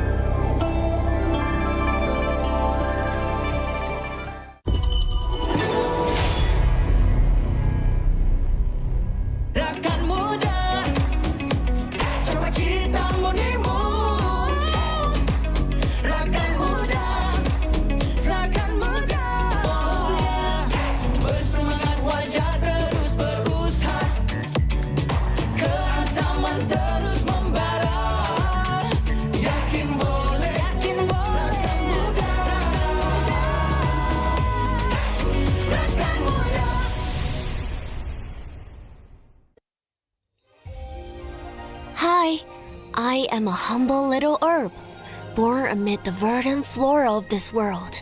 We plants contribute nourishment, healing, clean water, and a beautiful environment to this planet. Thank you for your efforts in safeguarding our ecosystem and preserving a habitat that supports the existence of all living beings. Forests are the layer of life around the planet that supports everything that we do. It produces the water, the fresh water that we drink. It produces the air that we breathe. It produces the food that we eat. Forests are integral, the most important habitat type for humans. So when you think about forests, when you think about nature and the beauty of forests, you also have to think about that utility, the usefulness of forests, and how important those forests are to us. One of the things that makes me feel the most sad when I see degraded forests or lost mangroves is the impact that has on local people's daily lives. These forests aren't just something to look at for them. They're something to live in. They provide all of their food, all of their shelter, all of their fresh water. And when we take that away, it really harms their lives and the lives of their children, and that makes me feel really sad. Most people around the world live in a city, and they don't spend as much time out in nature as they would like or that they are able to. So gaming helps to bring nature to people. If people can't get into nature, let's bring nature to where they are and get them to experience it. The other thing about gaming is that it's something you experience with your friends. And so that's a shared experience of nature that you're all able to join in at the same time. Bringing that value to that audience who play games, and it's all of us, we all do this. So bringing that message to all of us who play games and helping to engage those people constructively in the conservation of nature is a critical role for games. I think the gaming industry and gamers can help three ways. First, by using creativity to educate people about the wonder of forests. Second, by helping people understand that these forests are at risk. And third, by helping offset their emissions by supporting organizations and projects that help protect forests and biodiversity. Thank you for bringing beauty to our planet and our lives. Play for our planet. You are heroes protecting our world. Thank you.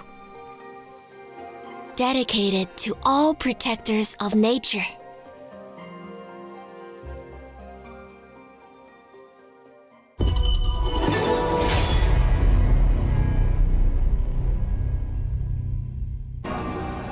Peach blossoms bloom, glowy and bright like fire. A romantic incident. Being single has limited your imagination. I had everything back when I knew nothing.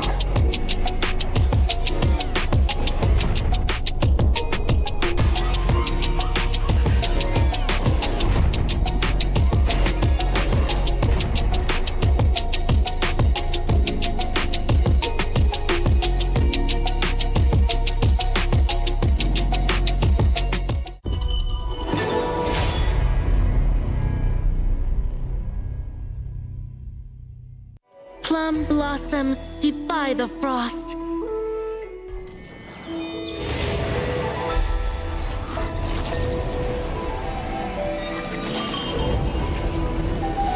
How elegant the people, how glorious the plants. Flowers bloom along your path.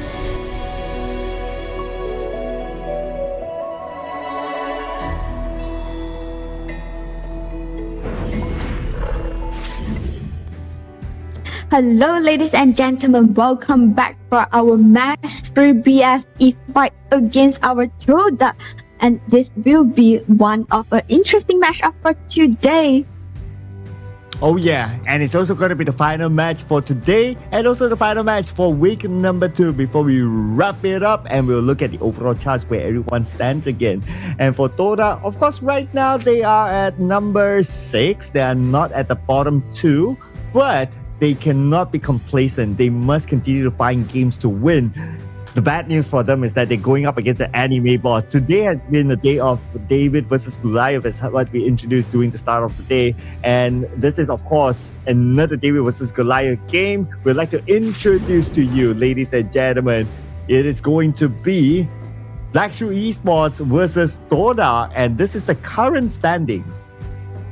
Yeah, definitely after the whole day mashup, we will find out that actually for Noah Esports, they are just still in the top 1 and followed by AG Global, BSE, Team Secret is the 4th, and Toda just placed in the 5th. And DT Gaming is in 6th, and 7th is O2 Esports. It will be so Esports. Yeah, and a little bit of an update because DT Gaming, they lost their earlier game, so that allowed the points to favor Toda at number 5 right now. So if they're able to win this one, then they will be above DT Gaming. But if they lose this one, say a 2-0 loss, then they will drop back down below DTE Gaming. So that's something that Toda needs to be aware of if they want to have at least this nice shiny number of being like somewhere in the middle of the overall chart. I think that this is a good news and a bad news for Toda right now because it maybe cause a great stress for Toda. Introducing the teams here. Black Shoe Esports, represented by Musang King, Xiang, Shihong, JR, and Dan. As for Toda, it will be Stay, TT, CCS, Anda, and Sadness. Actually, for this game, we also what we say for the whole day, we're looking for 2 things. One is that Toda have the ability to fight against with BSE. Second one is both of the teams will do any interesting BP during the BP phase. Yeah, so speak about interesting, right? And we're gonna bring this up again.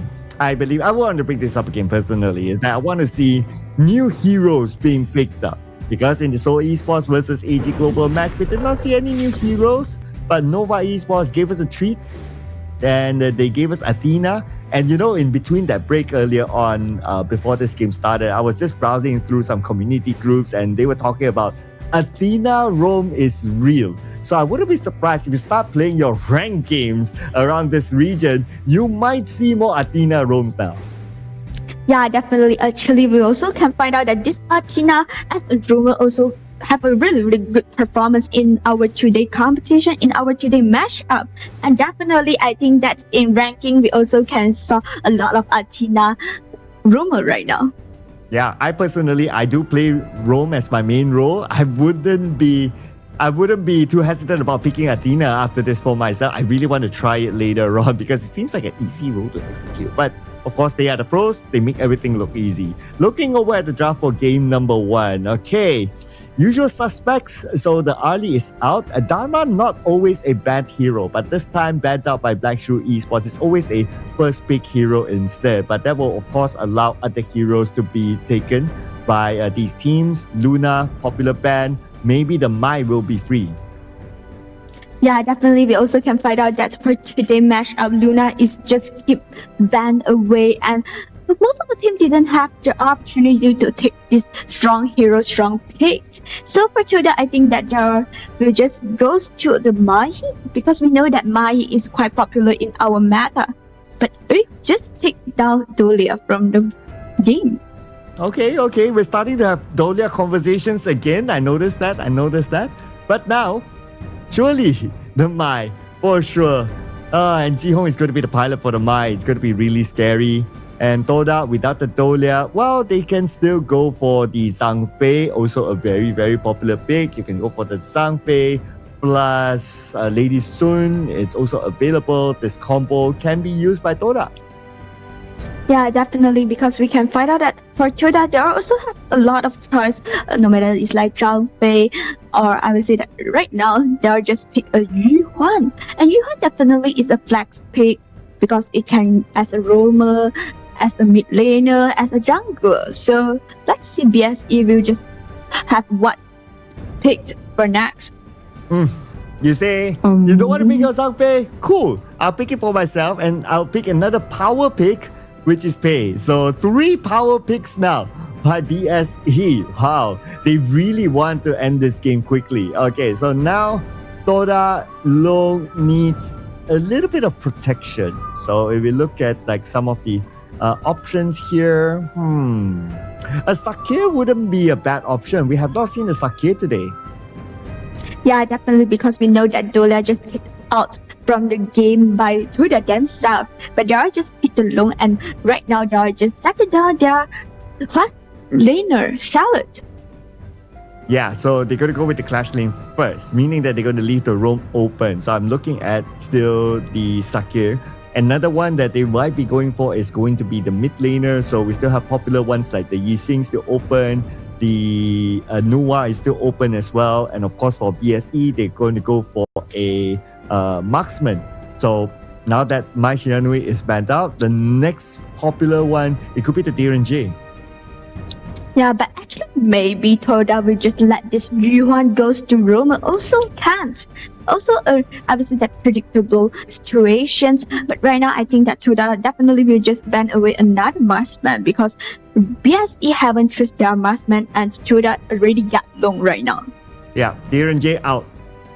Oh no, okay, they focus on the Shano. Okay, that's fine. I mean, Shano seems to be like this forgotten hero today. Like there were a lot of opportunities that Shano was available to be picked, but none of the teams actually picked the Shano. But because they banned the Shano, they didn't ban the DRNG, so that could be given the priority pick towards Black Shoe Esports.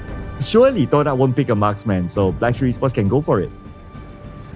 Yeah, and we can find out that BSE just banned away Yi Xing, and definitely Yi Xing also have a lot of, obviously, that brilliant performance for the week 2. So definitely they are also scared that Toda will just get Yi Xing, but now we can find out that Toda just goes to Agudo. Okay, coming back to BSE, DRNG. Let's go. If it's not DRNG, then perhaps Marco Polo could be another one. Or if they want to go for something interesting, then maybe the Hoyi, because the Hoyi has still not found a win yet in the MKL. Okay, Byron locked in. Now it's going to be Marksman. Final pick. Either of those three, I believe. Unless they want to come in with something new like a Luban. Or something new, maybe Consort also can. Oh, yeah. Okay, wow, not bad. Yeah, because we know that Consort can play itself at the bot lane. And majority, I would say that basically for BSE, this game style will be Zhangfei and Pei just go do some invasion during the early game, and Consort just farming up itself, and Toda need to keep an eye on it. Yeah, I was just looking at the stats, right? So Consort U was picked once before this in the MKL with a win. So that's another good reason to pick the Consort U. And Consort U is anti-physical. So it will work well against like a Charlotte, for example, who wants to jump straight in onto Consort U.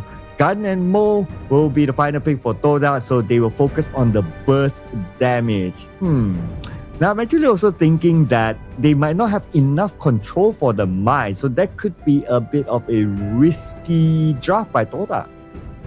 Yeah, actually for both of the team, I think that is totally different style for them. Because it definitely will just go really aggressive during the early game, try to just shut down the whole game as fast as they can. But we will also can find out that for Toda, this kind of situation, this type of composition that will just try to farm up really well, or say that they will just try to lead the whole game until the late game. Well, let's see who will get the first step here in our final series for today, ladies and gentlemen. Will it be Black Shoe Esports or will it be Toda? Yeah, definitely we can find out that. For the really, I would just say that for this early game, basically for the both of the marksmen that will just play that stuff at the bottom lane, but we also can find out that Zhangfei just goes to have this Consort U. Yeah, and well, Consort U, if you kind of think about it, probably Zhangfei will pair with the Consort U until level 4. And once Consort U is comfortable on the lane, then we will see the Zhangfei might start to move around to try to play around other lanes, or maybe try to open up the map a bit in the jungle side of Toda. Because for Consort U, when it reaches a level 4, it will be anti-physical and he's able to run away, especially if you have the vaulting shot that's able to jump into safer areas. Yeah, but for Toda, I think that is definitely a different way, obviously a different strategy for them, because they need to just protect this lane. Because we know that for BSE, they have this kind of aggressive composition, or obviously they have money online. Definitely they will just give some stress on their marksmen. Okay, look at this, yeah, Ming-Shen. So Tian already left the bottom because JR already at level 3. So he probably has at least 2 levels of protecting wins that will allow him to run fast and disengage himself. So that's why he's able to just be down there alone. He might not necessarily win the lane, but he will be able to protect himself and allow Zhang Fei to support other lanes instead. Yeah, definitely. This is one of a strategy for BSE, because right now what they want is they will to try do not let Toda just enter the late game.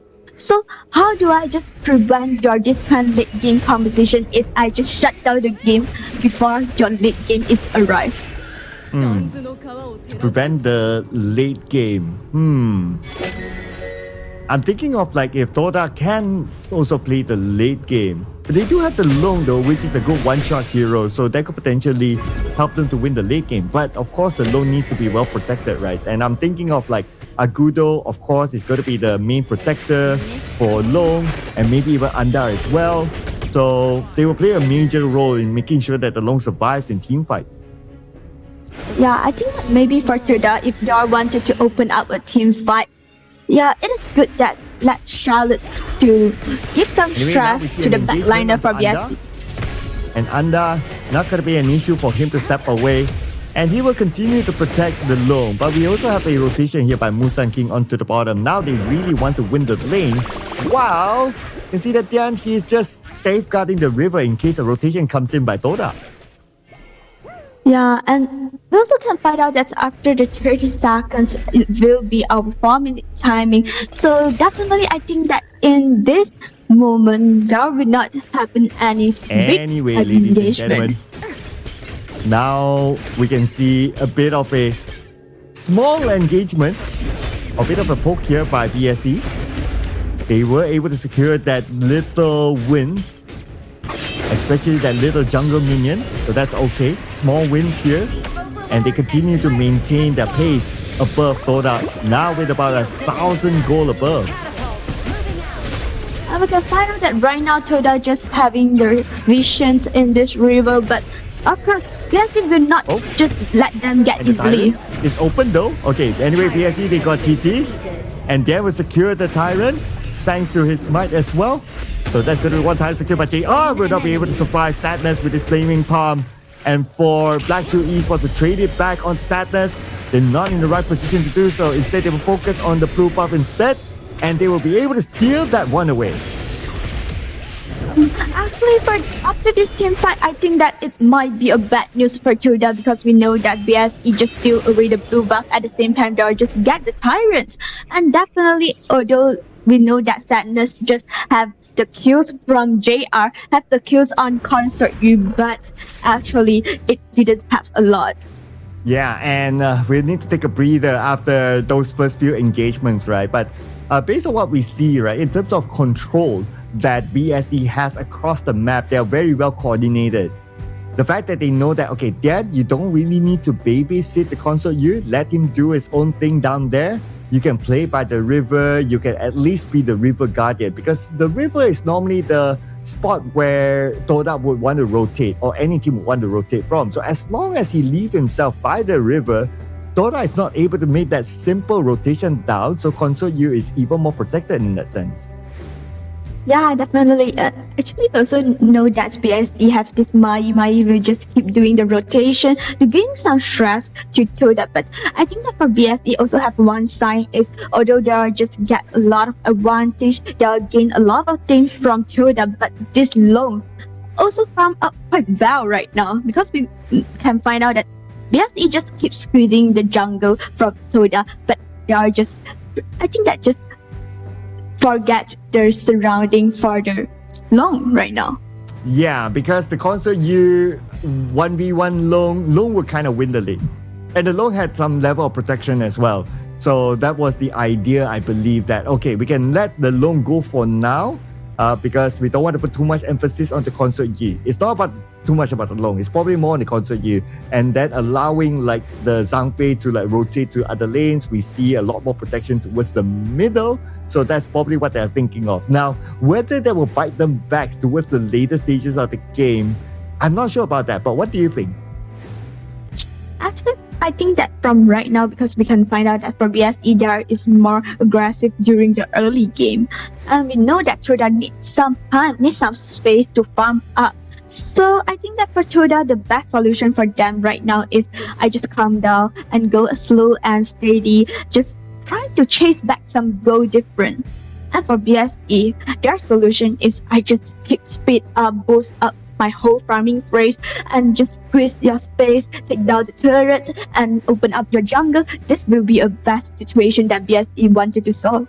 Yeah, it's quite clear, right? Because they are already ready to enter the jungle of Toda. They even took away the blue buff, and we all know at this farming phase, the blue buff is very, very important. You want to minimize the cooldown of some of your, of either the jungler or either the mid, whichever that you want to give to, so that he can farm faster and he can scale faster as well, preparing himself for the first Tyrant. Now, when the first Tyrant appear, we can see BSE, they're clearly ready for it, and it wasn't too difficult for them to lock in the Tyrant for themselves. Yeah, so definitely I think that Toda still need to wait for some time and need to wait for some good opportunity to take down BSE, because we know that BSE right now, it have the Consort U, but we know that for Toda, they are just really, really difficult to directly find some trouble on BSE JR because Consort U have the skill number 2. Yeah, you got the protecting winds that will allow him to run away when they engage onto him. So that's going to be one thing. But anyway, JR right now, he made his rotation or he switched lane towards the middle instead. I guess he's done with the bottom lane. And plus the tower is down anyway. So you want to focus on the farming onto the other lanes instead. Maybe he might go all the way to the top after this. Yeah, but I wanted to highlight one interesting thing is right now Toda just took down the T1 chariot from BSE because basically normally we know about just take down the T1 chariots, but right now it's Toda. Yeah, but Toda right now, with the fact that they lost the bottom tower, so they will allow a lot more access for BSE into their jungle side. Okay, I'm looking at the timer now. The blue buff will be up in about 10 more seconds. BSE, they're probably alert about that. They're trying to get close to that, but because Toda, they made the rotation towards the middle, they're trying to stop BSE from coming into their own jungle. Yeah, definitely, because right now BSE, they just remember their blue buff spawn time. Ooh. Oh, and here's the blue buff. Yep, easily taken away by BSE. And again, it's the strategy of just choking down Toda, like what you mentioned earlier on, just making them not having that space to farm at all. Yeah, so definitely this is what I would say that the best solution to counter this kind of late game competition is I will not let you enter your late game. So for BSE, they will just want to continue this kind of strategy. Yeah, just look at the position of Dian, right? Like, he doesn't need to be sticking together with his teammate. He can be in the jungle. He's sticking in the bush right now. Jihong engages onto Anda. Anda in a little bit of trouble. Dian, he still has the unbridled outburst. So he can use that any time if Toda actually groups up together. Yeah, so I think that for BSE, they still need to seek for some opportunities, or I would say that, or they just want to go slow and steady. I just take down some advantage, keep snowballing up my goal rate. Oh, now the rotation onto the top. Musan keen to get to Bisan. They will take down the tower. And Toda, they lost another tower at the top. They have to do all they can to protect the mid tower now. But before that, the Overlord. Seems to be like a yummy pick for BSE. Yeah, so definitely both of them is just try to occupy the vision and try to use their ability to make them have more advantage before they doing some engagement, or I would say that before they take down the next common resources. Yeah, and here comes the blue buff again. And BSE is ready. They do have the unbridled outburst. It's just a matter of time right now before they make the engagement. 50% of health for the buff. And it's pulled towards TT. TT at least will secure it, not allowing BSE to get the kill. But then again, Dian with the unbridled outburst from the back. Now the engagement continues on for BSE onto Toda. Toda might lose another player. TT is safe underneath the tower, but Xiang is on the chase now onto CCS. But he notices that CCS health back up to 50%. He will let that one go. So after this fight, it will be a 1-2-2 trade, and definitely this open up a lot of chance for BSE to take down the turret, take down the jungle, and at the same time, they also can go for the dragon, obviously that Tyrant or Overlord. Yeah, they will go for it, right? No blue buff, no problem for BSE. They got the Tyrant, which is a bigger bonus for them. And at the same time, a little bit of a trade, the fact that CCS got the top tower. So that's at least something back for Toda. Yeah, so actually for Toda right now, they still need to seek for some opportunity, but definitely right now for Toda, it is a big, I would say that the biggest frontliner for Toda, but it seems like it didn't sustain at all right now because it didn't have a good farming space. Yeah, it doesn't help that the fact that we are approaching the 10-minute mark, right? And for BSE, they're already at the top. They're probably looking at the next Overlord. But if they can get another kill, why not? Now that Turtle is showing himself towards Xiang. And here comes Sadness as well with the Flaming Palm. Again, Xiang, he can absorb the damage. Not going to be a problem. The rest of Toda now trying to find another target. And Xiang steps away to safety, but can't say the same for Dian. As Dian will use the unbridled outburst to shoo away the members of Toda. And Toda, even though the unbridled outburst is out, they will not continue the fight. Yeah, definitely BSE just make some pressure on Toda and just let Toda go back, and we can find out that they are just find one-man Sadness. But Sadness goes away. Anyway, the tower falls to the hands of BSE. Another tower down. Overlord wide open for BSE now. Yeah, this is what BSE wanted to solve because right now, both of the side lane from Toda only just left the high ground. So BSE can use this point to make some stress on Toda. Oh, Tyrant is up and open. Under will secure the Tyrant at least. By Sion chasing back by taking off stage. And Tete is in trouble right now. And from the side coming in, it's going to be Xiang. Jaya will make sure you get a kill on the CCS. But they change it back with Sion going down. That's going to be Musang King chasing down Anda. Anda, where are you going to go if Musang King is in the house? This is a really good one for BSE, and we also can find out that just now Consort really have a really good performance during the team fight, and they're able just to take down the high ground turret. And after this team fight, we can find out that it will have a huge goal gap between the both of teams. And that's what happens if you don't pressure Consort you enough at the farm lane. So now he's scaled up. JR is strong. He has received the power spike, or he has reached the power spike, and now he's able to deal a lot more damage to Toda. And with the fact that now the Overlord's been taken by BSC, they're able to pressure Toda even more. Just to add on, the top tower taken out by BSC, Toda, lots of pressure onto them to defend the mid tower. It will be more tough for Toda right now because right now we can find out that the blue buff spawn again, and BSE just come inside the jungle again and again. Yeah, and it's just a matter of time till they take down the mid tower because Toda will be busy defending the bottom for sure. But BSC, they are keeping Toda in the middle. They want the minions to do its own work at the other lanes. Toda playing with 4 players. Charlotte is still at the top. CCS coming into the middle. You will see Dian on the way. With Dian's position compromised, it's not going to be a problem. They still got the tower in the middle. Definitely, right now BSE just need to just keep squeezing the space from Toda, and BSE can just gain a lot of things, a lot of advantage. So probably BSE will just try to take down most of the high ground turret right now. Yeah, they're looking at the bottom here, just waiting for the minions to arrive. It's still quite a distance though, but they're opening up the space. Musang King at the top. CCS, you don't want to overchase because at the back, Xiang has arrived, and Xiang will target on the Sadness. They have to protect Sadness. Anyway, Sadness, he does have the infinite fastness to get away if needed, but it's still kept within him. So he still has it as an insurance policy in case they engage onto him again. Yeah, definitely. We can find out that just now Xiang just proved that this Byron is really tanky enough. It's able to just stand on 3 people damage in that team fight.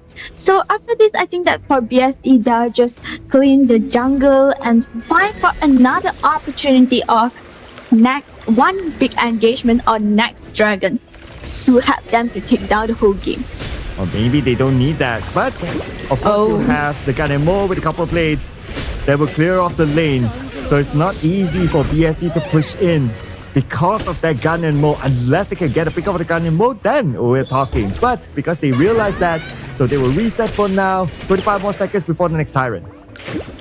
Yeah, this is a good one for Toda. I would say that good news because they have this gun and more definitely because the distance and the overtime damage is really huge and able to clean up the wave quickly. So this is a good one for Toda right now. But it's quite dangerous for now, Toda. After one big engagement, if BSE win the team fight or BSE just take the Tyrant or the Overlord, maybe Toda will just take down by BSE for this game. Yeah, this is going to be a crucial fight, right? I'm looking at the position of Musang King. He's waiting at the back. He's waiting for the right opportunity to go in. Tyrant down to 50% of health. Anda, he has the information. He at the forefront, but he cannot engage because look at Xiang. Xiang is being so annoying at the backline. Xiang just doing all the work by himself. One person to shoo away Toda. Yeah, this is what I mentioned just now. This Byron is tanky enough and at the same time have a really huge damage. It has a lot of damage when Toda want to soak in all the things. And here comes the engagement from the side of Brighter Albers. We'll catch at least 3 for the side of Toda. Here is Black Shoe Esports going all in to secure the ace. And it is a matter of time till Black Shoe Esports secure the win. Officially waiting for the minions to arrive. And here comes the minion. 1-0 to Black Shoe Esports. this definitely is a perfect team fight for BSE to take down the whole game with a 0-5 lead. It's definitely their style, their playing style.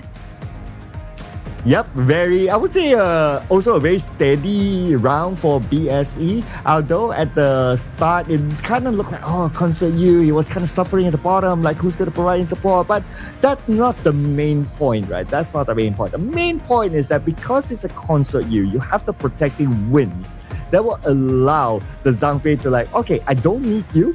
You can go to other lanes, that's fine. You can go to the middle, you can help to win the middle lane. So technically, they have 2 lanes won at the early game just because of how they position themselves. Yeah, so actually I think that this is also one of the signs for Seoul Esports. You know that BSE like to play in a really fast pace, really quick rhythm. So for the next game, is it I need to do some prevention on this? Well, let's look at some of the numbers here, right? So, despite Gan and Mo able to come up with a lot of damage with a couple of blades, but seems to be a pattern here for the losing team's mid laner, not able to secure kills. No kills at all for Stay in this round. But his main role was, of course, to clear off the minion waves whenever they will push up onto the high ground, especially, and he did his job well. It is just that the fight happened in front of the Tyrant that actually secured the win for BSE, not really the high ground defense. Yeah, actually, I wanted to highlight this Zhangfei. Actually, for this Zhangfei, they just do a lot of things in our in-game. Because we can find out that although it didn't get the kill, because it is a support, it's a roamer, that is normal. But at the same time, it protects Concert U during the early game, before the level 4. And it also makes some engagement with the play to take down some resources from Toda. And Xiang also took in a lot of damage. We'll get a confirmation, is it between Xiang or Dian gets a lot of damage? Okay, based on the numbers, they're pretty close. So it's still going to be Xiang with 82.5k damage taken, while Dian is 79.6k damage taken. So they're pretty close with each other because towards the later stage of the game, we see Xiang is like, super duper tanky. Like he can tank like 3-4 players from Dota.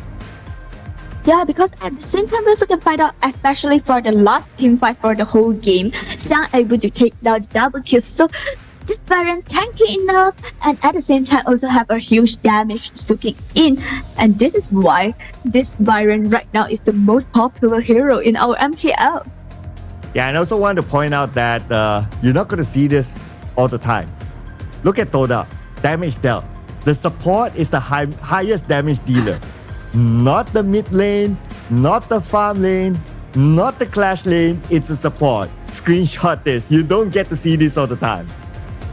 Yeah, quite short and also out of our expectation, but okay, if it is a Yuan, also reasonable, but also quite, I would say that quite rare. Yeah, it's like super rare, right? That he's the highest damage dealer, second highest damage taken as well. So almost a tank. Well, that's unique here about this number. But what's not so unique is that we can see it throughout the course of gameplay. Like BSE, they had absolute control. It didn't look like they were at a deficit at any point. So it was a steady rise for BSE to secure the win based on the graph. Yeah, so quite steady. But actually, I wanted to highlight is for this game, Toda just able to take down one Shadow Tyrant. So it is quite, I would say that it is quite, BSE just performed like a dominator in our in-game, and Toda just can't do anything. Yeah, it was really hard, right? Like they got like 4 objectives, 2 Tyrants, 1 Shadow Tyrant, and 1 Shadow Overlord, and the goal difference is about 10k.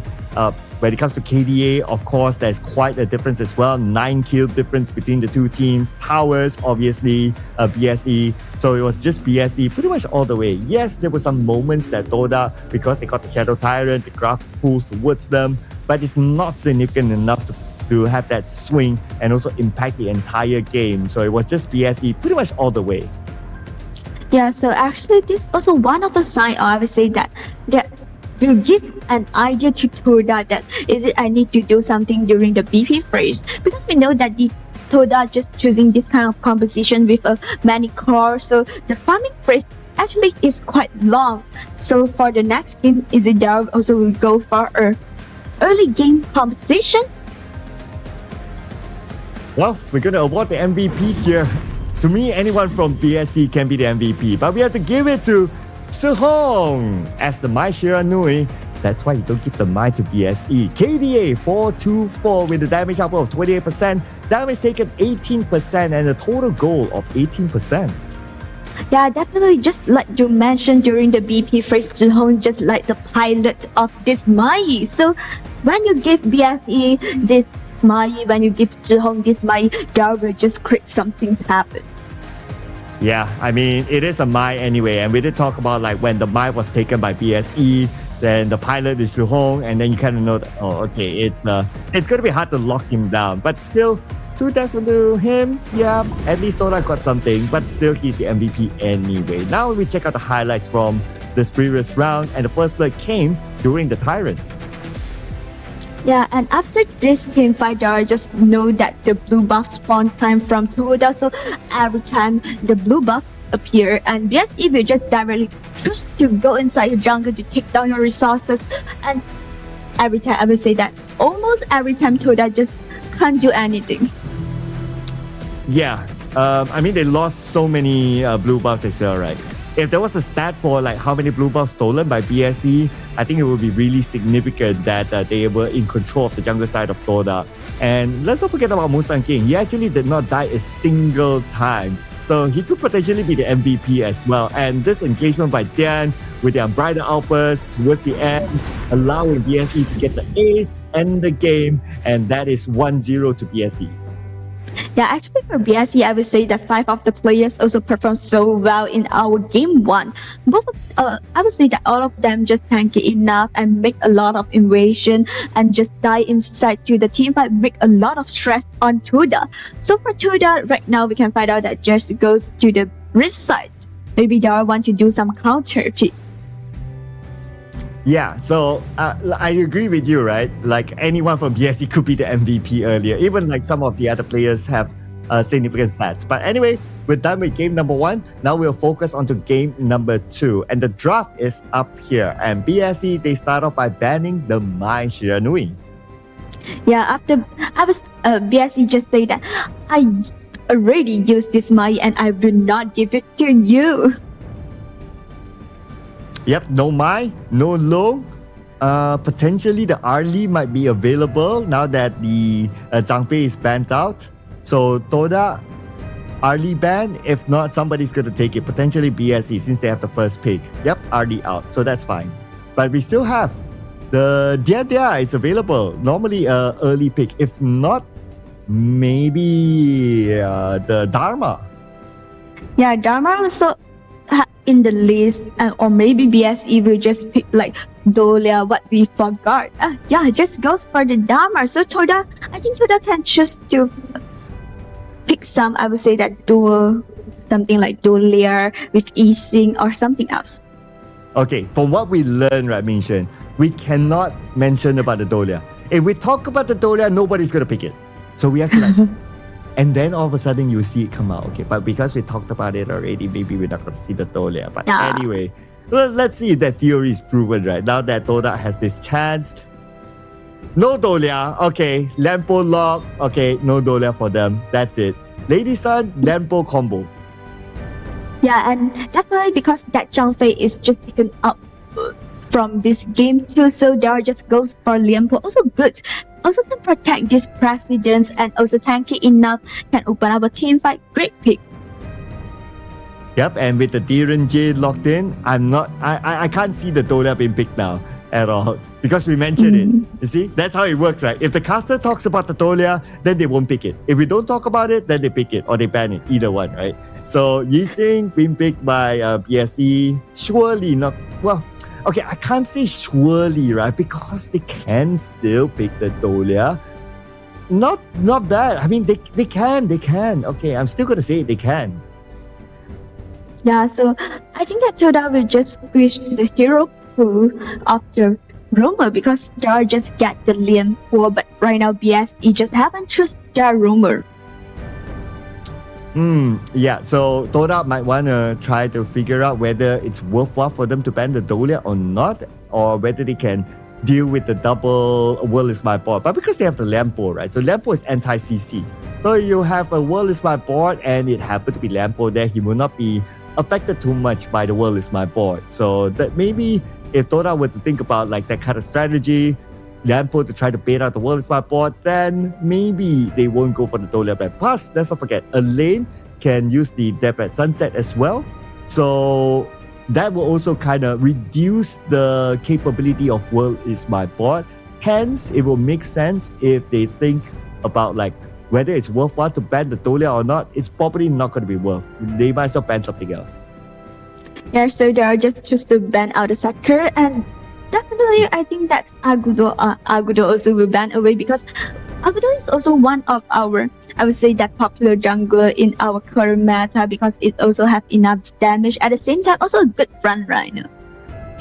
Yeah, so that's out. I don't think BSC will go for a Dolia, but we'll talk about that in a bit, because now Toda is their chance to pick maybe a mid laner. Anua has good decent control as well and able to push out BSC players if they get caught in the World is my board and BSC wants to engage. So maybe Anua would be kind of nice. Yeah, Nua will be a great pick if Dar just goes to Nua, because we know that Nua also have the damage, enough damage, and also have a really, I would say, that distance. Yeah, so you want to have that insurance policy to push them out, right? And yes, they will pick up the Nua locked in. All right, so now BSC, we did talk about their potential of getting the Dolia. At this point, I don't think so after trying to justify it. So they might look at something else that is able to play well with DRNG. I was thinking about the Sake, but then again, Toda thought first, so they banned that out. So that's absolutely fine. But other than that, they could use another tank as well. So they could go for a double tank, or maybe they might leave the tank for a jungler, so they can go for like a Dune or something like that. But we almost forgot about this. We almost forgot about the Luna pick.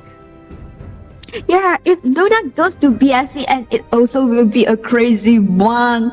And we can find out that just use a Mozi, and Mozi have their skills too. And definitely also a great control for them. Minshen, who needs tank? No need.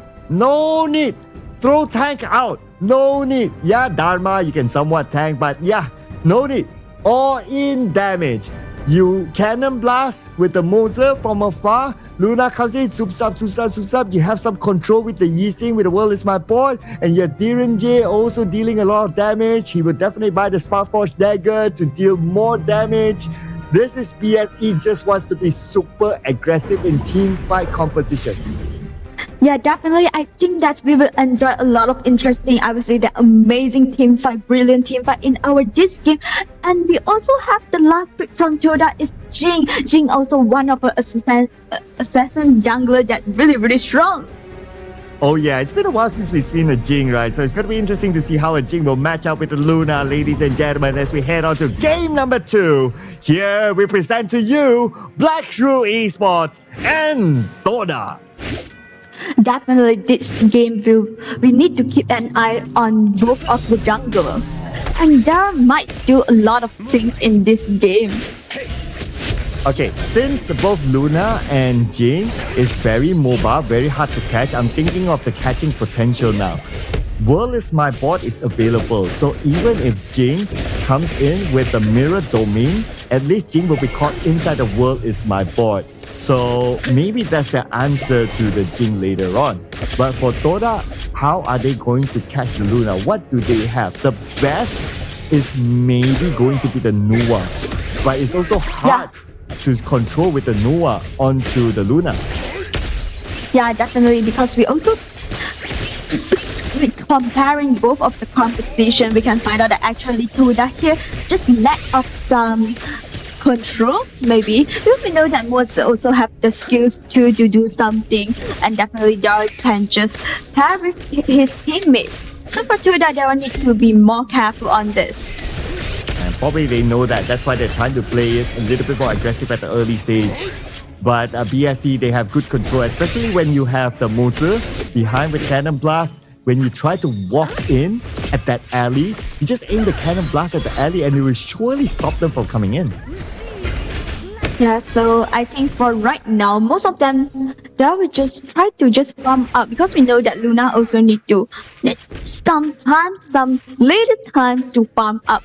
And definitely, I think in the early game, maybe both of them will just have some small engagement but not big. Yeah, like what they're doing right now at the farm lane. As Anda can be the frontliner, he is anti-CC anyway. So he's the best protector against the cannon blast. But looking at Dan, he's able to aim the cannon blast all the way to the back, hitting onto Sadness, dealing a lot of damage onto him, forcing him to heal. For the accuracy for this mode, actually, I think it's quite good. And we can find out that Yixing also just come down and just help their bottom lane. Just to secure the extra side minion here. And extra money for JR, of course. And he's also at level 4, so for Toda, they are aware of that. Hence, the world is my bot will be very, very annoying. So they are not engaging as long as they can see Zihong there. Yeah, so I think that it will not have any big things happen before the 4 minutes because both of them also play really careful in this game. Another cannon blast, just because. Anyway, because the cannon blast, the cooldown is not that long and it doesn't cost too much for the cannon blast. So it's one of those very spammable skills anyway. But looks like the motor left the farm lane. Okay, making a rotation towards the mid. Cannon blast onto TT, but not connecting. So TT, lucky enough for him, if that cannon blast connected, well, he might not go down, but he will receive a decent amount of damage.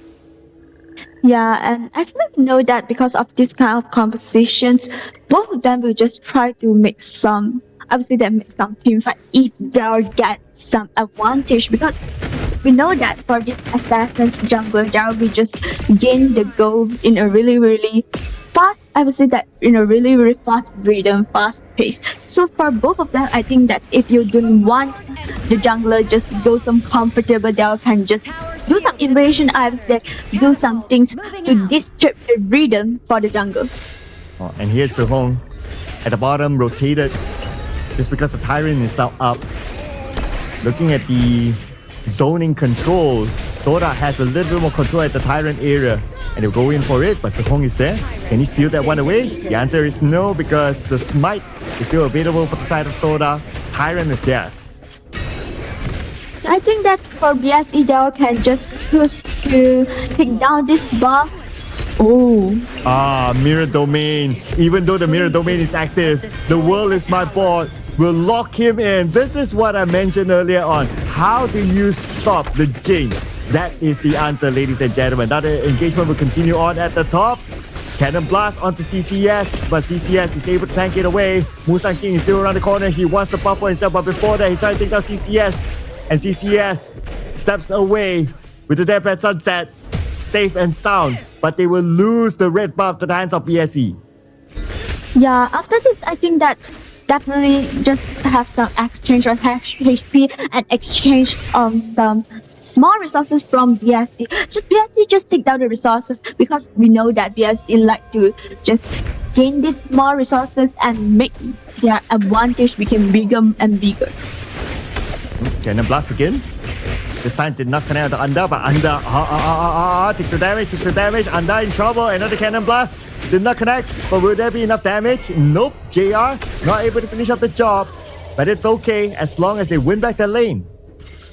Yeah, it's okay because right now Anda needs some time to recall back the fountain, so it is a good one for BSE because they will just get the lane priority right now.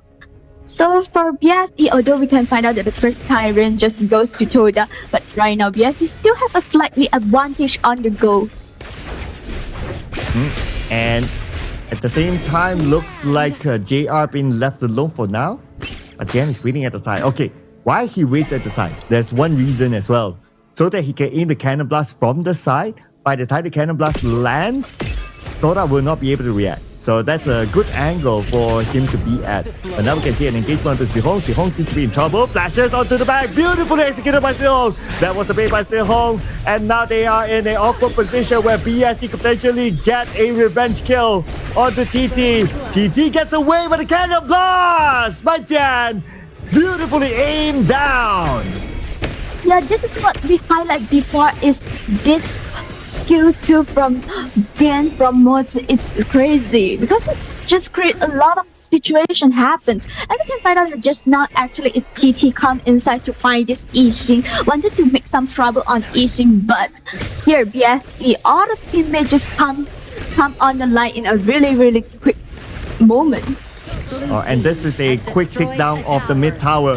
One of the fastest that we have seen here today.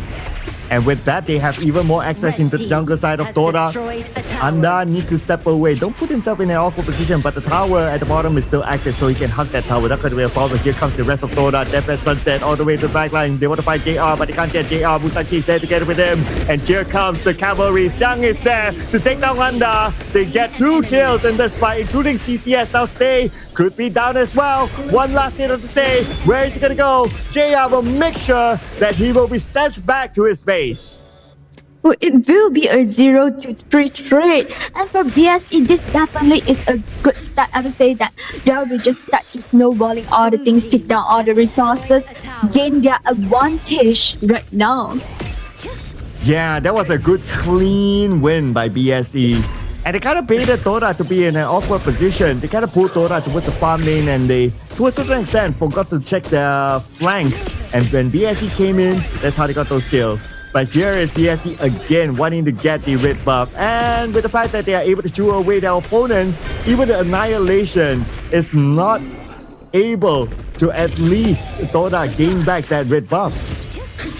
Yeah, so BSE just say that, yeah, you get the Tyrant, you get the first Tyrant, but right now, I just take down all of the things that you have. So actually from right now, we can find out that this Luna is just found out in a really comfortable situation, and it will be a great stress to Dota. Oh, look at BSE. They're playing behind the mid tower. They know where exactly the members of Dota is at. And by them just positioning themselves that way, the mid tower is open for BSE. Another tower down. Yeah, so this definitely let Toda need to do some. I think that right now Toda, the solution for Toda is they can let this Jin go out to do some split push, make some stress on the side, I would say that side turret from BSE. Because right now BSE will just give a lot of stress in front of them. Yeah, and they have the entire jungle for themselves, and they will take the opportunity to clear up the jungle. So even if Dota is able to step back out into their own jungle, they will find nothing there. And they are now at a deficit of 4k in terms of gold. I mean, it's going to be really hard for Dota, but they need to find this pickoff here. But it's not Xiang that they're looking for. You don't want to over-engage on the Xiang because the rest of BSE is waiting around the corner. Yeah, and we also can find out that actually right now if Toda wanted to open up a team fight, the only really powerful damage is from Ladies. Because we know that for Nuwa, they'll just lose the lane priority, and definitely Nuwa didn't have as strong as when Nuwa play in a really good situation. So right now BSE just full of damage. They'll have JR, they'll have Musang King, they'll have Xiang. So Toda, if they open up a team fight, the win rate actually is small. Yeah, it's pretty difficult. It gets even more difficult now that the fact that BSE secured the Shadow Tyrant, and they're looking at taking down the tower at the bottom, just waiting for the minions to arrive. But while they do that, they open up jungle space, and now Toda, they are being pushed back. They want to go in for the pickup, right? They see Dian, but they cannot go onto Dian. I mean, you don't want to engage onto a support because you don't see where the other members of BSE are at. Yeah, actually you can find out that right now BSE just try to CCS. force out the ulti. Yep, they force out the Death by Sunset, and that will mean that the bottom tower is open, easily taken by BSE. Actually, just continue what I mentioned just now. For BSC right now, they are just need to play in a steady pace, slow and steady. I just take down the resources, take down the jungle from you because now we have a really huge goal gap with Doda. So for BSC, they are just can play slow and steady, or I would say that they are just try to use the common objective, make them have the chance to track the whole game. Dota is not able to secure at least a single kill as of now, and they will lose their tower. Their top tower is in trouble. The minions have arrived. Tower taken out by BSE. And next they're probably looking at taking out the mid tower. Dota clears it off thanks to the Nua. But BSE, they're not in a hurry. They could potentially go for the Overlord, but we are seeing that Dota, they want to try to fight back, but to no avail because now the gap is really huge. We're talking about like what, a 7k goal difference. Yeah, so definitely after BSE just clean the jungle and try to take down this Overlord, it will be the time that BSE gives some stress on Toda. I want to take down your high ground turrets, and if I can't, I just shut down the whole game. And let's see if they can get another pick off, right? If BSE can get another pick off, then they could potentially push towards Toda now that they have secured the Shadow Overlord. Oh, CCS, oh no, awkward position. Death at Sunset anytime soon. He does have it. I expect him to use the Death at Sunset. The chase is happening right now, and behind him is going to be Musang King. Annihilation did not connect onto Musang King. Death at Sunset as expected to make the U-turn, but it's just a matter of time right now. Musang King says, you're just stalling for time, man. I will still get you at the end of the day. Yeah, actually, I think that is quite good for CCS, although yeah, in a really awkward situation, in a dangerous position. Oh no, and the president is down as well. There goes Sadness, and here comes the wave. The tower is way open. Cannon blast onto the back. Stay is in trouble. Stay will not be able to survive this. Xiang is there to make sure that he will go down. But Xiang traded back, but it's okay. BSC can still continue on. Toda only has 2 players left. It's going to be Anda right now, soaking up the damage, but Anda will fall. Now it's only TT left. TT will survive this. But anyway, BSC, job done. They can enjoy their dinner with a clean 2-0 win. Yeah, this is a quick game for them, and actually we know that for BSE, they just like to play in this way.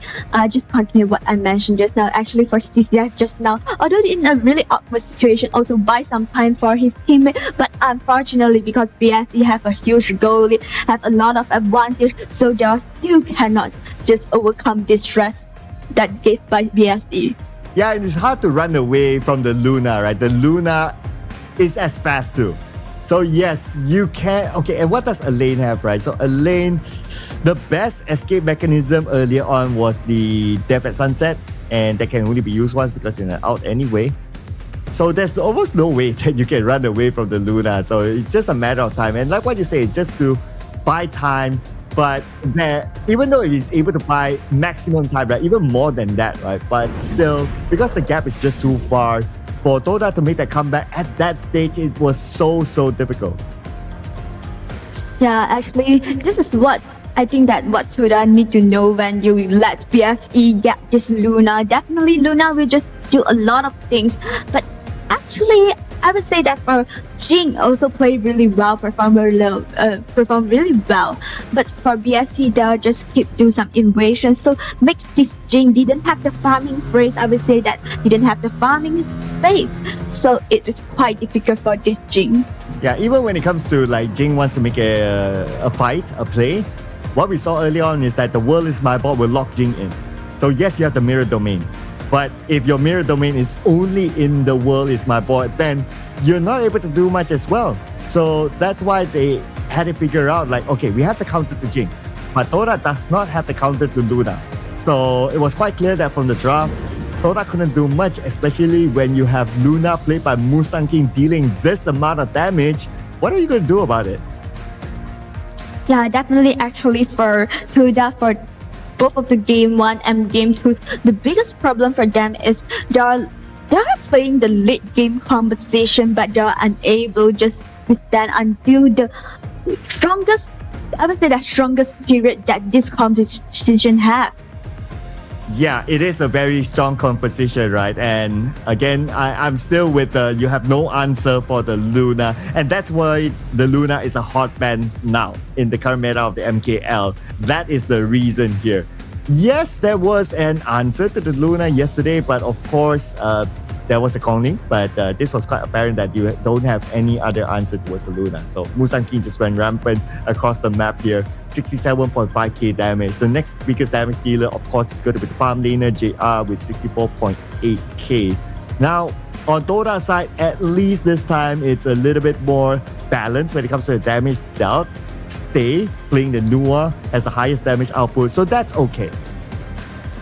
Yeah, definitely. And actually, I also wanted to highlight this mods. Actually, mods also quite annoying for Toda in the in-game because of the cannons and just able to use the skills to just, I would say, that squish the space for the ladies. Yeah, and for Toda, the only kill that they got, to the best of my memory, was towards the end when BSC was just pushing and they wanted to end the game. So they didn't really mind that. Okay, Xiang, he died. It's okay. Another death inside the base before they end the game. So that's okay as well. So those were the key points where the graph pulls down a little bit towards Toda, but not significant at all. We can see majority of the time it's just rising towards BSC. Yeah, actually for the both of the game 1 and game 2, this gold draft actually is quite similar. Just a one-side game to BSE. So for Toda, I think that after this game, they need to figure it out. Is it I need to just change my style, or I would say that I will just change some strategy if I just take this kind of conversation? Yeah, it's quite hard, right? It's quite hard. Yes, you can change the strategy, but overall, it is quite hard. At least from what we have seen. But of course, I would like to be proven wrong. Like if you still have this draft, but somehow you're able to change a strategy to overcome the situation. Great. I would love to see it. But too bad we don't get to see it now, maybe in the future. But what we're going to get to see right now is our MVP in game number 2. Here we have it, Xiang with the Dharma. Yeah, Dharma, also one of the popular picks for our current meta, have a really huge damage dealt, and at the same time, they also can take a lot of damage on it. Yep, 23% damage taken. I mean, he is the key tank for the team. From the composition that we saw earlier on, it is truly all-out damage by BSE. They didn't really think about like, oh, we want a tank roam, not really. Oh, we want a tank juggler, not really. So the next best one is going to be Xiang, and naturally he will take in this amount of damage. So, but at the same time, of course, he's able to deal damage as well because he is a Dharma, and based on the build that we saw earlier on, it's a semi-tank build. So that's why he can still contribute to the 80% damage output here. Now, let's check out the highlights here from this round, and surely we'll see a lot of highlights directed towards BSE. Yeah, this is what I just highlight, because for this game, it's really good for the accuracy, for the skills too. So it also gives a lot of stress for Toda. Yeah, look at Stay. He can't run away. Yep. I believe he was, he didn't have his flash as well. If not, he would have at least flashed over the wall. But even if it did so, his health was just too low. Yes, he could still chase him down and just land that one final hit. And speaking about final, this was the final moment. Xiang gave his life away. But at this point, it doesn't really matter to BSE anymore. They didn't really need the ace. All they needed to do is just end the game. The final blow was to Anda, chasing him back. TT tried his best. They didn't get the kill onto him. But still, BSE scores the win and it's 2-0. And BSE is now at number 2. Yeah, so we can see the overall standing right now. Our top one still Nova Esports, and number 2 is BSE. Number 3 will be ENG Global. Number 4 will be Team Secret. Number 5 is DTE Gaming, and number 6 is O2. And because this loss of the game 3, so Toda will go to number 7, and our number 8 will be So Esports. Okay. Interesting. A bit of a swap at the bottom. Although, to be fair to O2 Esports, they have not played one more game to be on par with Dota, so we'll need to see how that goes next week. Same goes for DTE as well. So if you look at the scores at 5, 6, 7, 8, they're actually very, very close to each other. So a couple more games, this could also swap depending on what the result goes. Yeah, so actually for 5, 6, 7, 8, just like what you mentioned, like most of them is really, really close. So y'all will just try to get more win as y'all can, because right now it's Yeah, and this will be next week's schedule, ladies and gentlemen. Starting on Friday, we will have DTE versus Dota, the fight for the drop. And then we have O2 Esports versus Team Secret, another David versus Goliath. But this will be the match highlight of week number 3, day 1, EG Global versus Black Shrew Esports. I was still looking forward for the match 3, because we know that AG Global and BSE also one of the 2 monsters in our MKL right now. So the clash on the Titans, is it AG Global will just secure the top 2 place, or BSE just say that I will just come back? Yeah, it's going to be real interesting, right, to watch this one. So the casters on the English desk that day will be Blam and Sagi. Well, I'll be doing my watch party, so I'll be enjoying the game. Yeah, I'll be definitely looking forward to AG Global versus BSE. But I also want to see the fight for the drop in the first series as well between DTE Gaming and Dota. So something to look forward for. Yeah, because we know that right now the ranking is quite dangerous and also suffer in a dangerous situations, because if you're just located at the 8 and the 7, and it definitely will just lose the chance, I would say that miss the chance to enter our next stage, advance to our playoff. Yep.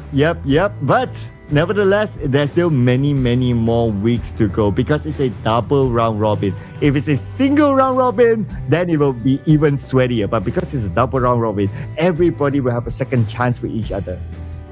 Yeah, we still have a long series of matchup it's gonna go, because right now we just have our week 2, and for the next week, yes, also only week 3. So many things will happen. We didn't. Yeah, so what do you make of today? Which was your favorite moment, Misha? Actually, for my favorite moment will be the Athena pick. Yep, I second that. The Athena pick. Thank you, Nova Esports, for giving us another new hero. Yesterday got one, today got one. So great work. Yeah, we love it. It was very entertaining. And I'm pretty sure the community, last I checked on the groups as well, they were all talking about like, oh, Athena roam. It works. Someone to put screenshots in the group already by now. So if I were to queue my next game, I expect to go up against Athena Rome, ladies and gentlemen. But that will be all for week number 2. We'll be wrapping up the show right now. We'll be seeing you again at week number 3. My name is Circa, together with Ming Xuan. That will be all for us tonight. Bye-bye. Bye-bye. Ever-changing, some chameleon. Blood, sweat, and tears. We'll never make it if we fall to everything that brings us down. With a comeback is now. Blood, sweat, and tears. Fight for what we want. Doesn't matter the cost.